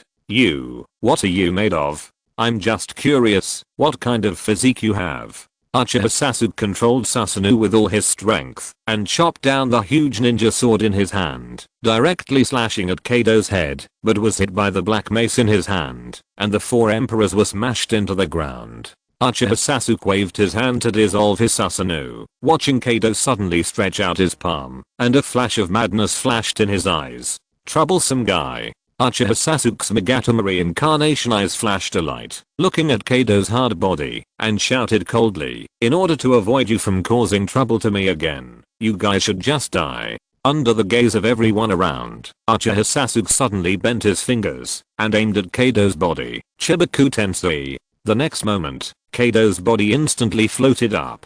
Countless stones and land on the island floated up one after another, tightly attached to Kado's body, and Kado suddenly understood the power of this move. Kado waved his mace and continuously knocked away the flying stones around him, but it was just a drop in the bucket after all. The stones summoned by Chibaku Tensei were numerous and dense. Even the entire island was turned into material for the Chibaku Tensei seal. What's more terrifying is that Sasuke directly used the target as the core of the seal, and there was no need to create a black hole that could be cracked. This is Sasuke's unique Chibaku Tensei sealing technique. This move can directly seal Kado in a huge stone ball. Even if it is not as good as the 6 paths Chibaku Tensei, it is enough to seal Kado. Uchiha Sasuke watched Kado's body fly into the air, wrapped in countless stones and soil. He turned around slowly and continued, "This is a power that only gods can possess. Mortals are destined to be unable to contend with it." The third update. Chapter 447 Kado, I saved you. Be my dog. Others fighting is time consuming and exhausting. Uchiha Sasuke fights to consume the island. In order to seal Kado, this guy used all the soil and stones on the entire island as the sealing material of the Chibaku Tensei, and everything on the surface of the entire island was completely absorbed. Kado's body suddenly turned into a dragon body again, roaring to break free from the shackles of the Chibaku Tensei. "You guy, do you think you can tie me up?" The huge dragon body swam quickly in the air. Uchiha Sasuke looked at Kado's constant struggle without changing his expression, and snorted coldly between his nose wings. If it was Whitebird, it would be possible to break the Chibaku Tensei, but you guys are not strong enough to do it. Countless stones instantly adhered to Kado's dragon body. "Arsehole!" Kado's dragon body roared, and tried to break free from the Chibaku Tensei, but his body was the core of gravity, and gravity continued to absorb the stones and quickly covered his body. Until the end. A huge ball floated in the air. Everyone couldn't help but look up at the huge sphere. That was where Kado was sealed. It seemed that Kado had struggled hard just now, but couldn't break free. It seemed that Uchiha Sasuke's Chibaku Tensei seal was still quite strong. This is the strongest ability of the Samurai. Let's go. Uchiha Sasuke snorted coldly and flew onto Marco's ship. His finger slightly moved the stone sphere with the Chibaku Tensei floating above the ship. Marco rolled his eyes and looked at the stone sphere floating on the top of the ship. He couldn't help but say, "If you have any opinions about me, just say it directly. The price of this ship is not low. Once the Chibaku Tensei falls, it's hard to say whether this ship and everyone on it can escape. Don't worry." Uchiha Sasuke glanced at the Chibaku Tensei in the air and explained casually, "Although my Chibaku Tensei is far inferior to the one that guy cast, it's not so easy to break after all." Before he finished speaking, the cracks on the Chibaku Tensei began to loosen instantly. The next moment, the entire Chibaku Tensei stone quickly disintegrated, and the surging Conqueror's haki and armament haki burst out instantly. Kado's dragon body quickly rushed out of the Chibaku Tensei. The roar of the dragon resounded on the sea like thunder. Kado's slap on Sasuke's face was too fast. Everyone present had a black face, and everyone couldn't help but look at the stone that suddenly fell from the sky, thinking of Marco's crow mouth. This bastard. Uchiha Sasuke's face was a little ugly, and a ball of lightning suddenly floated in his hand, crushing all the rubble falling from the sky. This bastard. Kado also glanced at Uchiha Sasuke on the boat, but he didn't stay any longer, and the soaring dragon body quickly swam towards the sky. Chibaku Tensei didn't give Kado a good feeling. Kado felt that staying in Chibaku Tensei was like staying in a cage that he couldn't escape from, which was completely different from the feeling of being caught by someone at other times. That kind of gravity that is always there. It's like he wants to spend his whole life in the cage of Chibaku Tensei until Kado exhausted his domineering aura and struggled desperately to disintegrate the gravitational waves emanating from his body. Only then did he escape. That Uchiha Sasuke's ability is too weird. It's even harder to deal with than Kazuki Oden. Uchiha Sasuke looked at the giant dragon that escaped, and the shadow of the second form of Susanoo instantly floated out of his body. A giant bow instantly fell into Susanoo's hand, and a giant arrow suddenly aimed at Kado's dragon body in the air. If you want to escape, then try it. Uchiha Sasuke's voice had a hint of anger, because just now he was confident that, although his Chibaku Tensei was not as good as Uehara Naraku, it was not something that Kado could break free of. As a result, Kado broke free of Chibaku Tensei before he finished speaking, which reminded Uchiha Sasuke of some not so good memories. HMPH, you don't have much domineering left. Uchiha Sasuke said coldly, and a giant purple arrow covered with a layer of black armed color domineering flew towards Kado's dragon body. This giant purple arrow shot through the air almost as fast as thunder, and there was a sonic boom in the air, which made everyone present cover their ears involuntarily.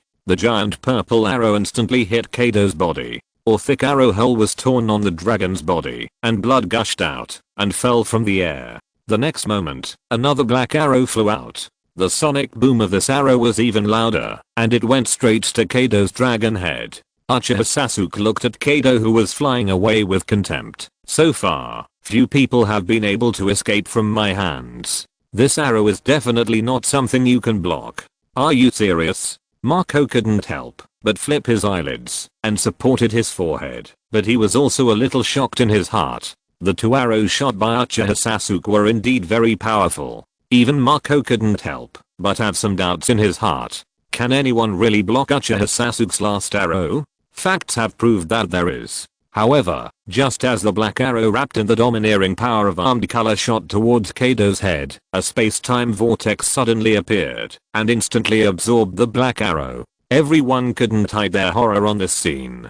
I didn't expect that someone would save Kado at the critical moment. Even Kado was a little surprised that someone could help him solve the black arrow wrapped in armed color.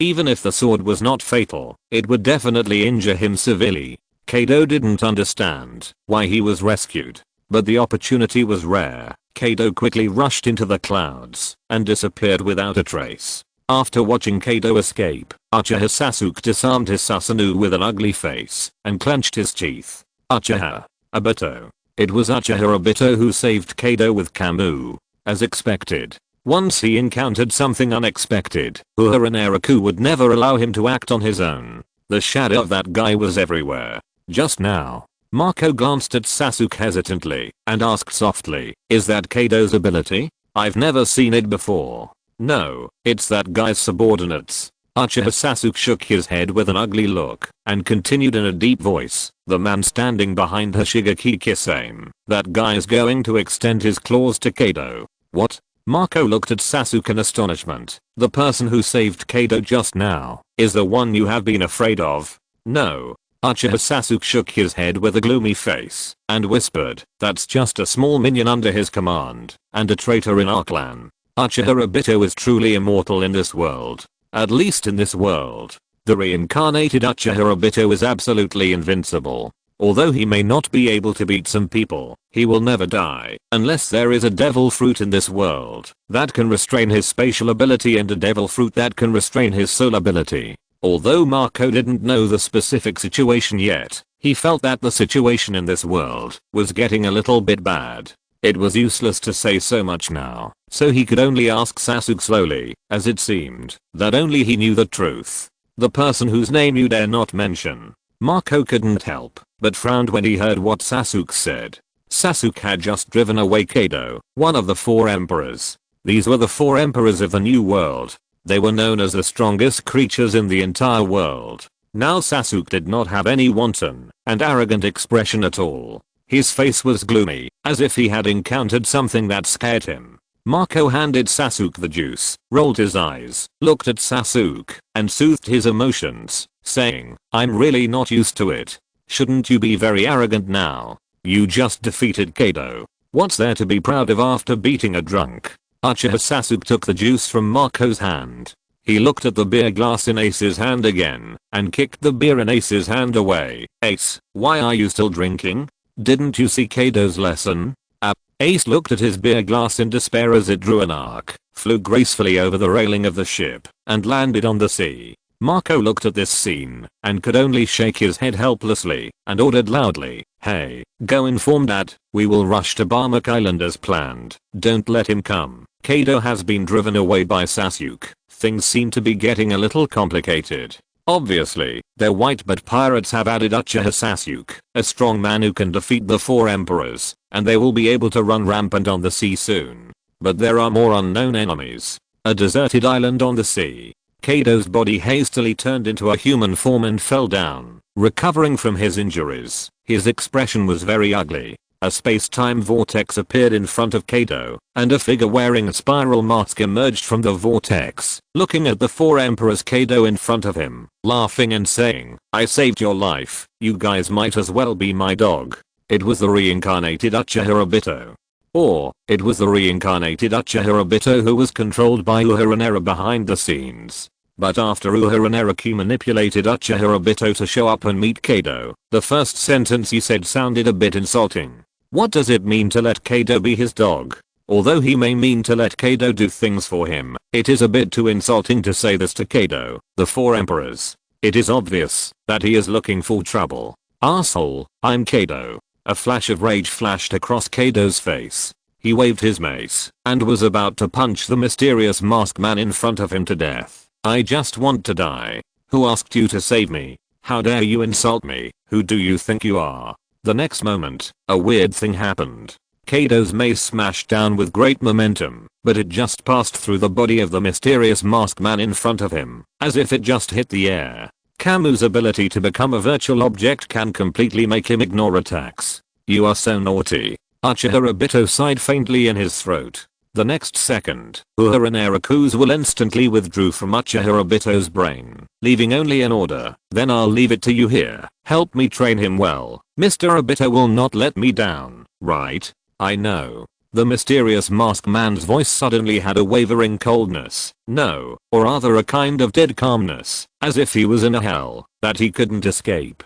The mysterious masked man stared at Kaido in front of him with his scarlet eyes. He sighed softly. In fact, what's wrong with being a dog for that guy? Many people can only be his puppet toys ignorantly all their lives.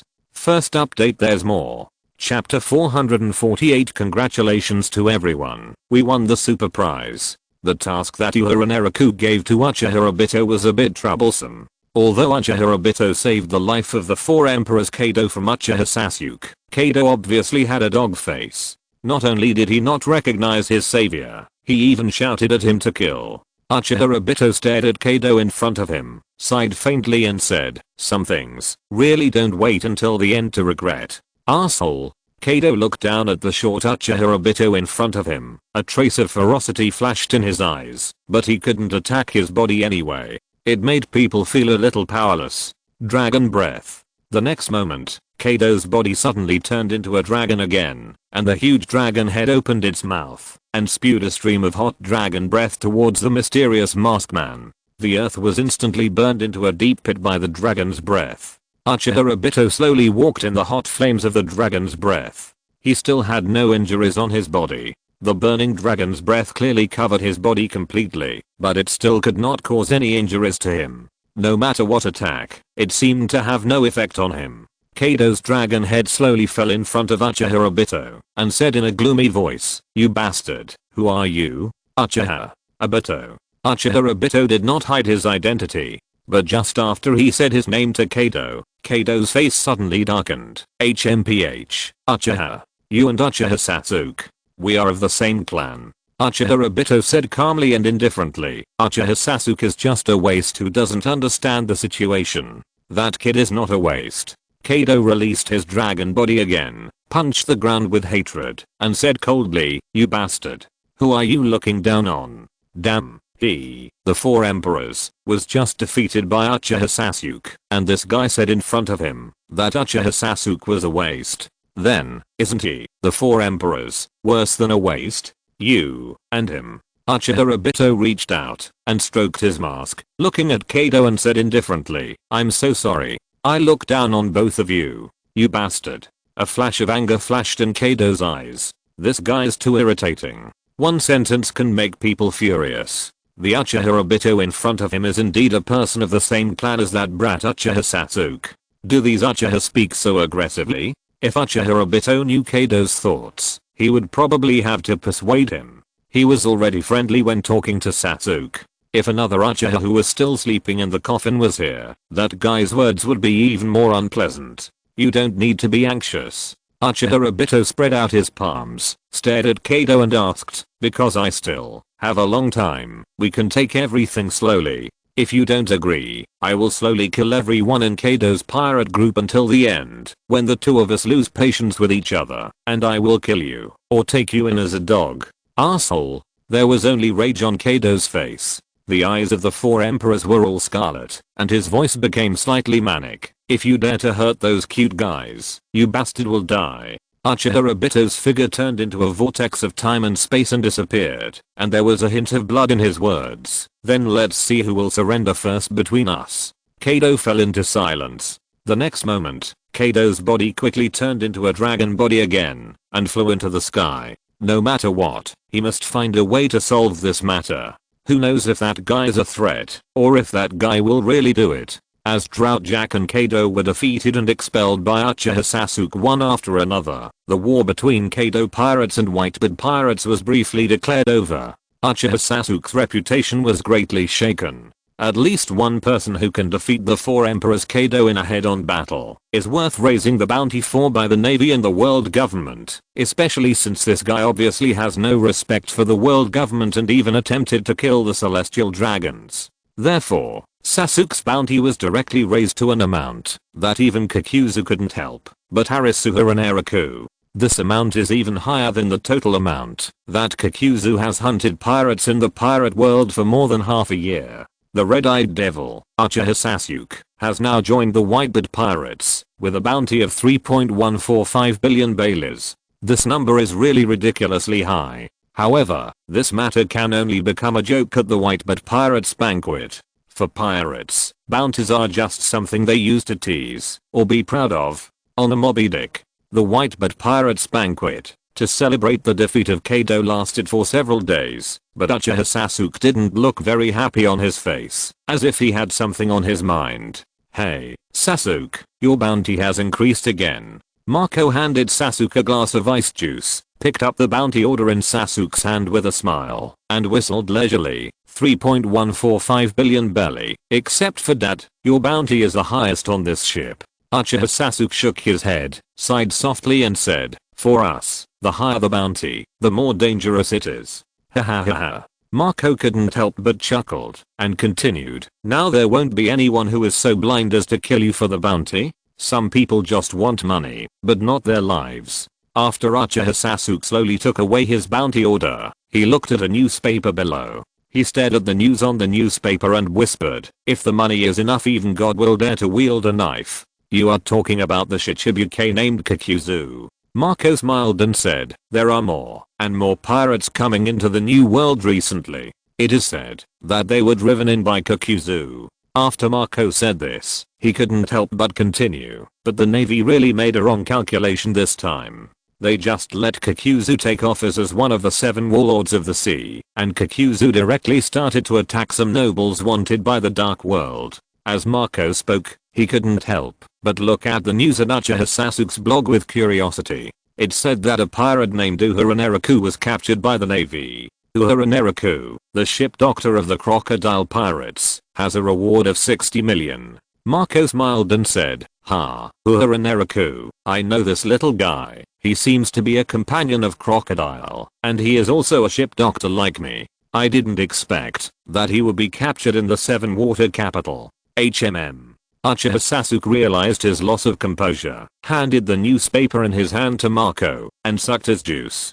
Ha, this is really interesting. Marco couldn't help but look at the news in his hand, and laughed. This guy was actually captured by a few navy recruits. Ha ha ha ha. A pirate with a bounty of 60 million was captured by a few navy privates. Ha ha ha ha ha. This is too lame. After hearing Marco's words, Flower Sword Vista couldn't help but touch his beard and walked over, wanting to see who would be captured by a navy private and even make the news, which is rare. Marco chuckled and threw the newspaper to Flower Sword Vista. I guess the navy is trying to attract Crocodile to save his companions. They guessed right. The navy did think so. Crocodile thought so too. It's just that Uehara Naraku's ability is very special, and Crocodile doesn't want to give up this ship doctor with special healing abilities. Everyone thinks so, except for the navy recruits who captured Uehara Naraku.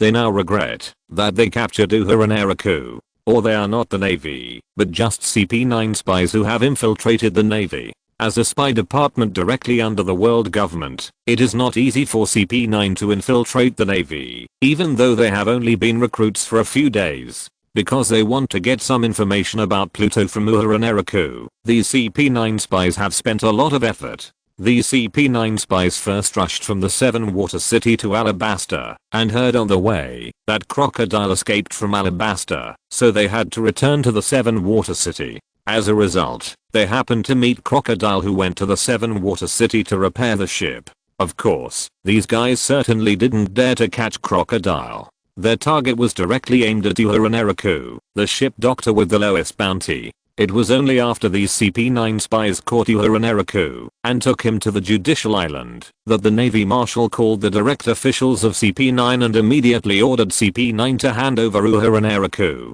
Of course, this matter cannot be accepted by the CP9 spies.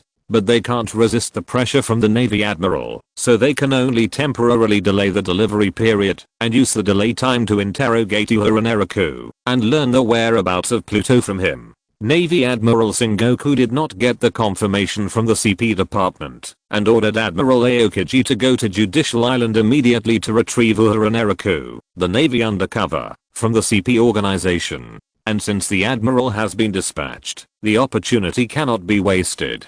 Therefore, Sengoku also plans to take the opportunity of Aokiji to ambush Crocodile again, in case this guy Crocodile wants to rescue his subordinates. So Sengoku also sent Admiral Akainu to be on standby at any time. In addition, Kakuzu, one of the 7 warlords of the sea, was also pulled over. After all, Crocodile's bounty is more than 800 million, which is enough to attract Kakuzu. On Judicial Island, for a while, there was a storm. Judicial Island, in the interrogation secret room of the CP9 spy organization. Uehara and Naraku sat in the interrogation room of the CP department, looking at all the people present, and said nonchalantly, "Well, now the entire CP9 department is here, right? Are there any members who haven't come yet?" 8 combat members, and 1 Supreme Commander. Supreme Commander Spandam, Combat Member Robluxy, as well as Kaku, Gabra, Bruno, Lion Wadori, Atonishi Owl, Califa, Sea Weasel Nero and others. Arsehole. Spandam, the direct Supreme Commander of CP9, stared at Uehara and Naraku angrily, and said in a cold voice, "Do you think Admiral Sengoku can protect you? I'm the Lieutenant Commander of the Navy. Hurry up and give me the information about Pluto. I don't know if the Admiral can protect me." Uehara and Naraku slowly clenched his fist, and the shackles on his wrists were broken by him directly, and he slowly pinched his wrist. Uehara looked up at everyone who had become nervous in an instant, curled the corners of his mouth, and smiled and said, "Congratulations in advance to everyone who won the super prize. This prize is a precious resurrection experience card." "What do you mean?" The CP9 agents looked at Uehara and Naraku in doubt. The next moment, Uehara and Naraku in their side suddenly disappeared from the spot. Shave. Robluxy was the fastest. After seeing Uehara and Naraku suddenly disappear, his figure also suddenly disappeared from the spot. Robluxy had just appeared in another corner of the secret room. He suddenly saw a golden light on his body, and a voice came from his ear. "I haven't explained the rules clearly yet. How dare you move?" Uehara and Naraku's palm covered Roblux's head, and his smile suddenly became gloomy, so impatient. "Do you want to die?" Second update. Chapter 449. If you are too weak, I might not remember you. In the CP9 department directly under the world government, Roblux's strength is the strongest among all the agents. He is known as the most powerful agent in the entire CP9 department in the past 800 years, and is also considered the most ruthless killing machine in history. This agent pursues dark justice, and seems to have lost human emotions in his heart. It's a pity. Robluxy, as a killing machine who has lost human emotions, his strength still remains within the scope of humans. "You guy." Robluxy desperately tried to twist his neck to take a look at Uehara and Naraku standing behind him, but the palm on his head made him unable to move. "Since you want to turn your head, let me help you." A hint of coldness suddenly flashed across Uehara and Naraku's face, and the next moment his palm suddenly twisted Roblux's head, making his head present a weird angle. Snap. The sound of a broken neck echoed in the room. Every CP9 agent shrank involuntarily. The strongest Robloxy was actually solved by Uehara Naraku in one move. Uehara Naraku loosened his palm, threw Roblox's body on the ground, and looked at the rest of the people. Is anyone's neck uncomfortable? Spandam's face changed, and he said loudly, everyone come together, catch this guy quickly. A few seconds later, all the agents of CP9 fell to the ground, and everyone's neck was at a strange angle. Their way of death was exactly the same as Robloxy. After a few seconds, each agent involuntarily held his neck and woke up, as if he had a nightmare. No, not a nightmare. That was real. Each of them was killed once. Uehara Naraku patted his hands nonchalantly and said softly, your resurrection experience card has expired. Who dares to do it now? Everyone couldn't help but fall into silence. In just a few seconds, all the agents of CP9 were killed once, and they didn't even have a chance to react. Spandam crawled out from under the table tremblingly, revealing a flattering smile. Major Uehara, I'm following the orders of the world government. Don't worry. Uehara Naraku patted Spandam's head, chuckled and said, but in exchange, I think you must know what to do, right? I will only give you one chance. Tell me, whose orders should you obey in the future? Of course the orders of the Navy. Spandam smiled and looked at Uehara Naraku. Oh, wrong answer. Uehara Naraku slowly stretched out his palm and placed it on Spandam's head and said calmly, after being the leader of CP9 for so many years, how come you are not a bit worldly wise and smooth? What do you mean? Spandam's expression couldn't help but change slightly. He felt the hand on his head getting stronger and stronger with horror. He shouted, you can't kill me. I'm the leader of CP9. The 7 warlords of the sea, Kakatsu and Admiral Aokiji will be here soon. They will never let you go. Hey, all of you, come and save. Click. Spandam's body fell to the ground. Uehara Naraku looked nonchalantly at the CP9 people who were motionless, chuckled and said, this is your leader, and he actually stood by and watched. Roblox's pupils shrank slightly, and the pigeon standing on Lux's shoulder spoke on his behalf. When there is an absolute gap in power, there is no need to waste precious life for a waste. Well said. Uehara Naraku clapped lightly, glanced at the pigeon on Roblox's shoulder, smiled and said, your pigeon is very good. Of course, use the pigeon to pretend to be yourself and speak. My dinner today is stewed pigeon soup. Robloxy looked at Uehara Naraku with a puzzled look on his face. Why did this guy want to kill the pigeon he raised since childhood? Is this the behavior of a strong man? Okay. Uehara Naraku glanced at everyone present, tilted his head and said, now that Spandam is dead, who of you can answer? Whose orders should we obey in the future? Of course it's your orders. Califa, as a female CP9 agent, is particularly thoughtful and immediately picked out an answer that was definitely not wrong. You're really tactful. Uehara Naraku curled the corners of his mouth and suddenly spread his palms towards Califa. A gravitational force suddenly burst out. Califa's neck suddenly fell into Uehara Naraku's palm. Uehara Naraku pinched her neck and said casually, but can you tell me why you don't think this way in your heart? That's what I think. Califa hurriedly reached out and grabbed Uehara Naraku's arm. A trace of fear appeared on her face. She didn't want to experience the feeling of having her neck broken again. Just at this moment, the door of the CP9 interrogation room suddenly opened, and the figure of Admiral Aokiji of the Marine headquarters appeared at the door. Aokiji rushed over in a hurry. He was probably afraid that the judicial island would be ruined by this guy Uehara Naraku, so he rushed here as soon as possible. Unfortunately, he came a little late. The CP9 agents have fallen into the hands of Uehara Naraku. Aokiji looked at Uehara Naraku pinching Califa's neck, and his brows couldn't help but frown slightly. He said softly, hey, Uehara Naraku, can't you be gentler to this lovely lady? Admiral Aokiji. Califa's face seemed to see a savior. Every CP9 agent was relieved, at least with the words of this admiral. Uehara Naraku should not be too presumptuous. Uehara Naraku slowly turned his head, looked at Aokiji's figure, and narrowed his eyes slightly. Don't you know to knock on the door before coming in? Aokiji glanced at Spandam lying on the ground, couldn't help scratching his head, turned around and left the interrogation room, muttering, what a trouble. Dang dang dang. Aokiji knocked on the door symbolically.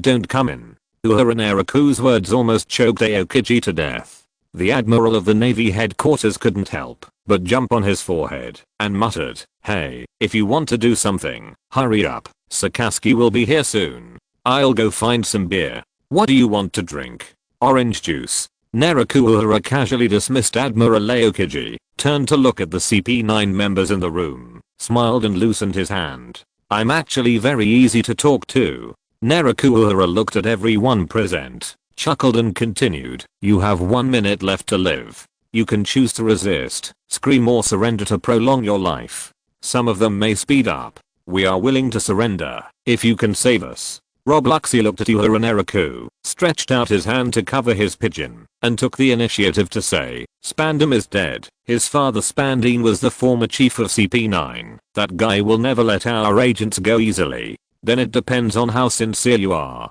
Uehara Naraku hooked the corners of his mouth, chuckled and said, "If one person refuses to surrender, all 8 of you will be killed." Rob Luxie was silent for a second. The next moment, Lux's figure moved suddenly, his fingers suddenly fell on the body of the sea weasel Nero, and a finger gun instantly shattered Nero's heart. Rob Luxie slowly turned around, looked at Uehara Naraku, and said calmly, "Now the remaining 7 people should have surrendered to your excellency very sincerely." Naraku Uehara fell into a strange silence. Rob Luxie looked at Naraku Uehara and explained softly, "Nero is an intern who was placed in not long ago. I can't judge his intentions. In order to resolve the next crisis that may put all of us to death, I must get rid of him." "Well done." Naraku Uehara clapped his hands calmly, his eyes fixed on Rob Luxie, and whispered, "It seems that you guys are more united than I imagined. Although these guys are all trash." Rob Luxie ignored the eyes of other CP9 agents around him and continued, "But I can barely entrust my life to them. They are trustworthy." Everyone, although they were a little touched in their hearts, they still had the urge to beat Rob Luxie to death. Is that what this bastard said, human language? Rob Luxie's eyes fell on Nero, and he continued to explain calmly, "Besides, killing Spandam requires an explanation after all. I think this dirty thing will definitely not fall on Lord Naraku, so it can only fall on Nero. You are very wise." Uehara Naraku tilted his head, waved his hand casually, and said, "You can report to Aokiji, tell him that you are my subordinates, and then return to the 7 Water City to continue your life. I will use you again when I need you." "Life?" Califa looked at Uehara Naraku in confusion. "That's right." Uehara Naraku squinted at Califa and nodded, chuckled, "It seems that I don't need you to do anything.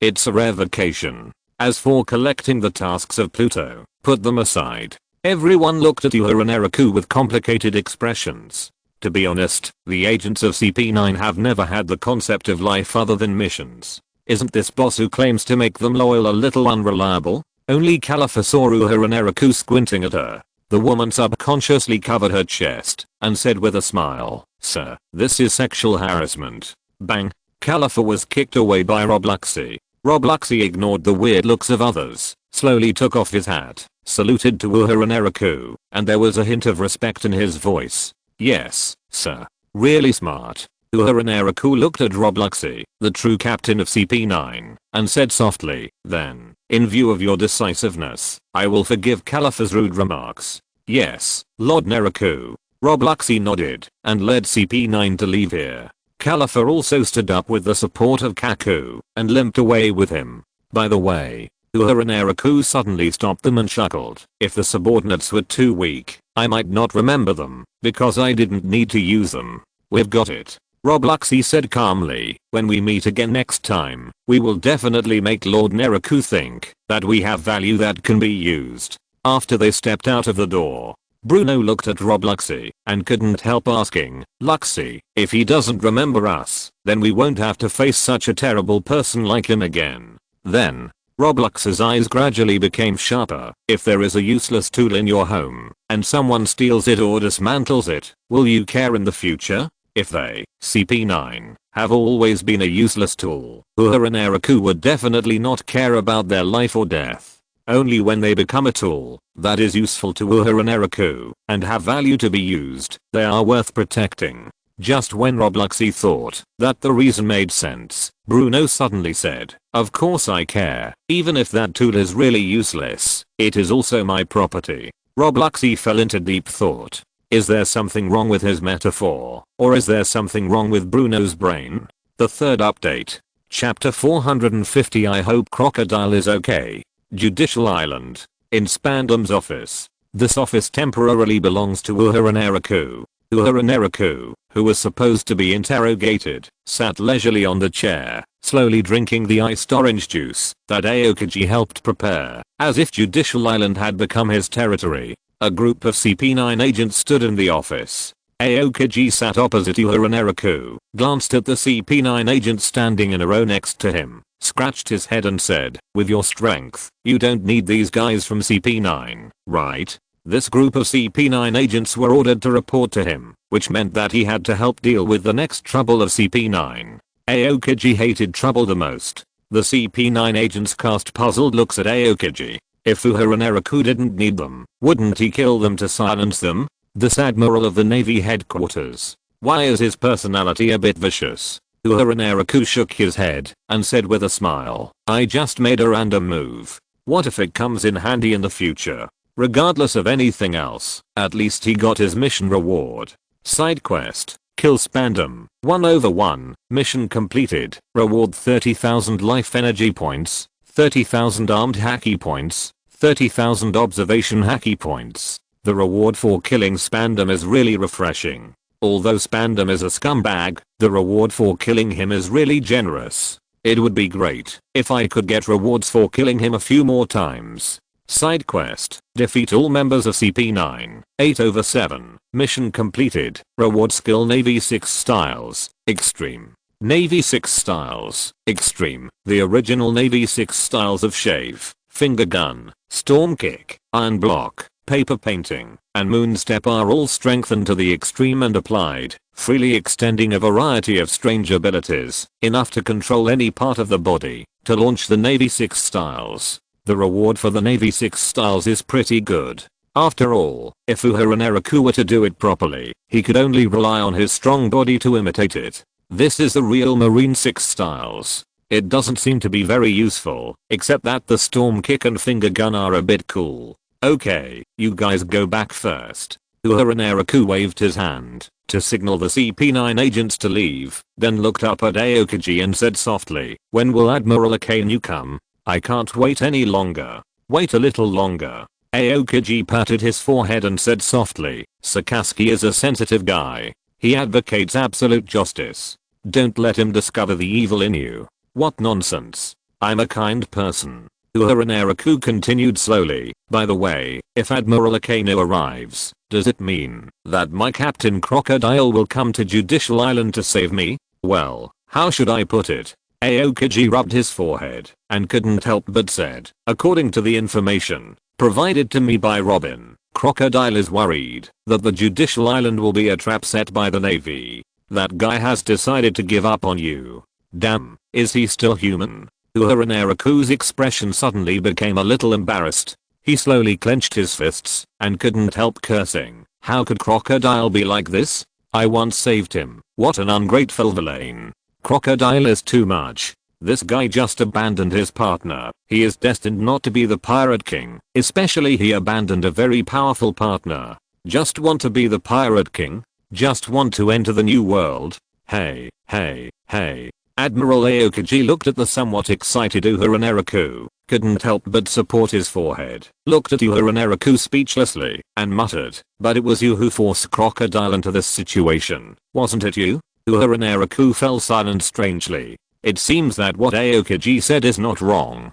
If he hadn't been secretly planning behind the scenes, Crocodile might not be so miserable, and maybe he would still be his hero in Alabasta now. This is Crocodile's fate. Uehara Naraku's face was furious. He clenched his fist and smashed it on the table, smashing the desk in front of him into pieces. Crocodile dared to defy the fate I imposed on him. Aokiji's forehead jumped. Uehara Naraku has such a bad temper. This person's personality and behavior are even worse than Akainu. Akainu pursues absolute justice and likes to use the name of justice, no matter what he does. Uehara Naraku is even more straightforward.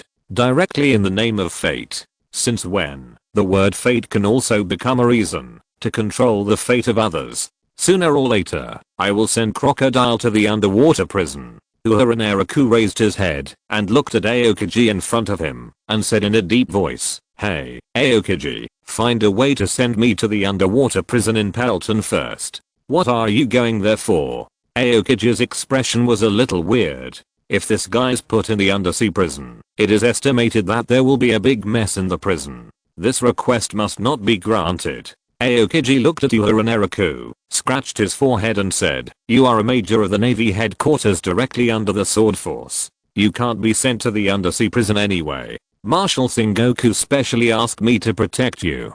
Do you want me to go by myself or send me there?" Uehara Naraku spread out his palms. A place like the undersea prison must be visited in advance, at least to become a prison bully. You can even completely control the undersea prison. Now that Crocodile, the boss, is obviously a bit of a jerk, he can only get closer to his second boss as much as possible. Looking forward to it. Very much looking forward to it. Aokiji was silent for a second. He looked at Uehara Naraku in front of him, sighed softly and said, "Well, this is not an easy thing to manipulate. Unless you betray the Navy." "How could I betray the Navy?" Uehara Naraku shook his head, smiled and said, "I carry pure justice on my shoulders." Aokiji felt that he was short-sighted. Because no matter from which perspective, Aokiji felt that Uehara Naraku was a scum who infiltrated the Navy, and it was his fault that he could not stop this guy from infiltrating the Navy. Forget it. Uehara Naraku suddenly smiled again and said softly, "Let's put this matter aside for the time being. The most important thing for us now is to wait for Admiral Akainu. Well, do you have any deserted place suitable for fighting? Battles are too troublesome." Aokiji shook his head and muttered, "Well, since Crocodile has confirmed that he will not come, Akainu will probably stay on Judicial Island for a while and then leave. No, I just want to give Admiral Akainu a surprise." Uehara Naraku spread out his palms, chuckled and said, "Do you think we can beat Admiral Akainu and pull him into our camp?" Aokiji's first thought was, is Uehara Naraku crazy? Think about it carefully. When has Uehara Naraku ever been normal? This guy doesn't really want to force Akainu to surrender.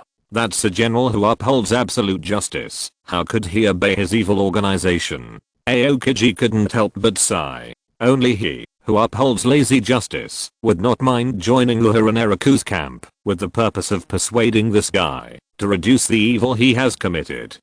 I want to try." A light flashed in Uehara Naraku's eyes, and his voice gradually became a little gloomy, saying, "Maybe we can kill two birds with one stone and get rid of Crocodile and Akainu. Since Crocodile refuses to accept the fate I have given him, then he should just prepare to accept the punishment of fate. What do you want to do?" Aokiji looked at Uehara Naraku in surprise. Uehara Naraku took out his dendenmushi and asked casually, "Have you asked Robin? Where is Crocodile's next stop?" "Sabaody Archipelago," Aokiji said slowly. "Crocodile has probably already prepared to go to the New World." "Very good." Uehara Naraku stared at Aokiji and suddenly said, "Mr. Aokiji, do you doubt your body?" "What do you mean?" "Like intuition." Uehara Naraku's mouth slowly showed a smile, and he chuckled and continued, "Do you believe that someone can put a spy into your body?" Aokiji's eyes changed slightly. "The first half of the Grand Line. The ship of the Crocodile Pirates is heading towards the Sabaody Archipelago. Crocodile had no intention of going to Judicial Island to rescue Uehara Naraku. That was Judicial Island, very close to the Marine headquarters, Marineford. The most important thing was that Uehara was caught by a few Navy recruits, which was really a burden. After entering the New World with Uehara Naraku, that guy probably wouldn't live long, so Crocodile simply didn't bother to save him. Moreover, because the news that Uehara Naraku was caught by a few Navy recruits was published in the newspaper, the whole sea was laughing at this pirate with a bounty of 60 million under Crocodile. It was good that Crocodile didn't bother Uehara Naraku to make him so embarrassed on the sea. Crocodile really had 10,000 reasons not to save Uehara Naraku. Now Crocodile and Mako Robin were about to arrive at the Sabaody Archipelago. After coating the hull, they would dive to Fishman Island and then enter the New World from Fishman Island. The only trouble was Now the territory of Fishman Island belonged to the 7 warlords of the sea, Hashigaki Kisame. This person is definitely not easy to deal with. Crocodile and Hashigaki Kisame also have a grudge, so he has to find a way to avoid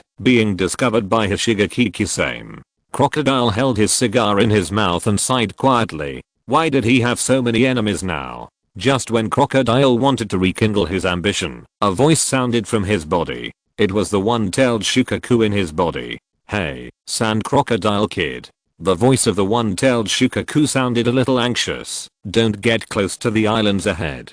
There are 3 very powerful people hidden on them. One of them is the guy who uses the ability of the ice fruit we met in Alabasta. Huh. Crocodile's expression changed. Now Shukaku is reminding him of the danger. He has no reason to suspect that the one-tailed Shukaku is deceiving him, because he knows that the one-tailed Shukaku and him are symbiotic. Now Shukaku suddenly reminds. It means that there is indeed a hidden danger in the Sabaody archipelago. 3 very powerful people, one of whom is Aokiji, the user of the ice fruit, and the remaining 2 people seem to be self-evident. The 3 admirals of the Navy headquarters. Crocodile's expression looked a little unhappy. He held a cigar in his mouth and took a puff of smoke and said in a deep voice, I haven't heard of the news that the 3 admirals of the Navy appeared in Sabaody. Those guys are ambushing here. They are not here to ambush me. I don't know. Shukaku said slowly, do we want to break in? Except for those 3 guys, the strength of the others is not very good. No, let's find a safe place first. Crocodile shook his head and immediately manipulated the rudder to change the course. He instantly moved away from the direction of the Sabaody archipelago, intending to find a suitable place to rest first. Nico Robin noticed this and said with a smile, Mr. Crocodile, what happened? The 3 admirals of the Navy headquarters are ambushing in the Sabaody archipelago. Crocodile, holding a cigar in his mouth, snorted coldly and said, fortunately Shukaku reminded me to dodge. Let's find a suitable place to rest first. The 3 admirals of the Navy headquarters. Nico Robin's face showed a trace of surprise. He frowned and said seriously, if they really ambushed us, and we are too close to Sabaody, in case we are discovered by the Navy, the 3 admirals are also likely to chase us. Except for me, who else is qualified to deserve such a big battle? After puffing out smoke for a while, Crocodile said in a deep voice, we can't go to Moria's territory. I remember there is a sparsely populated island near Judicial Island. It is on another of the 7 routes. Let's go there and take a look. After Crocodile finished speaking, he continued, HMPH, let's take a look by the way. If there is a chance, I will take advantage of the 3 admirals not being at the Navy headquarters and directly attack the Judicial Island to rescue that rubbish Uehara Naraku as a return to the Navy's ambush on me. Nico Robin nodded slowly. Well, wouldn't it be better to go and rescue Uehara Naraku earlier? I really don't know what expression Crocodile will show when he arrives at that deserted island and sees the admiral who is really ambushing there. If Crocodile knew that all the people on this ship, except himself, have been undercover, including Shukaku in his body, I don't know what expression this guy will show at that time. I can only say, I hope Crocodile's spirit is okay. Sleep. 4,000 words. Tomorrow is the climax. Shukaku has also been a liar. End of this chapter. Thank you very much for reaching the end. Don't forget to like. Looking for more exclusive content and immediate access? Subscribe to our Patreon. Remember, every like, subscription, or donation encourages us to continue. Thanks to everyone. See you in the next video.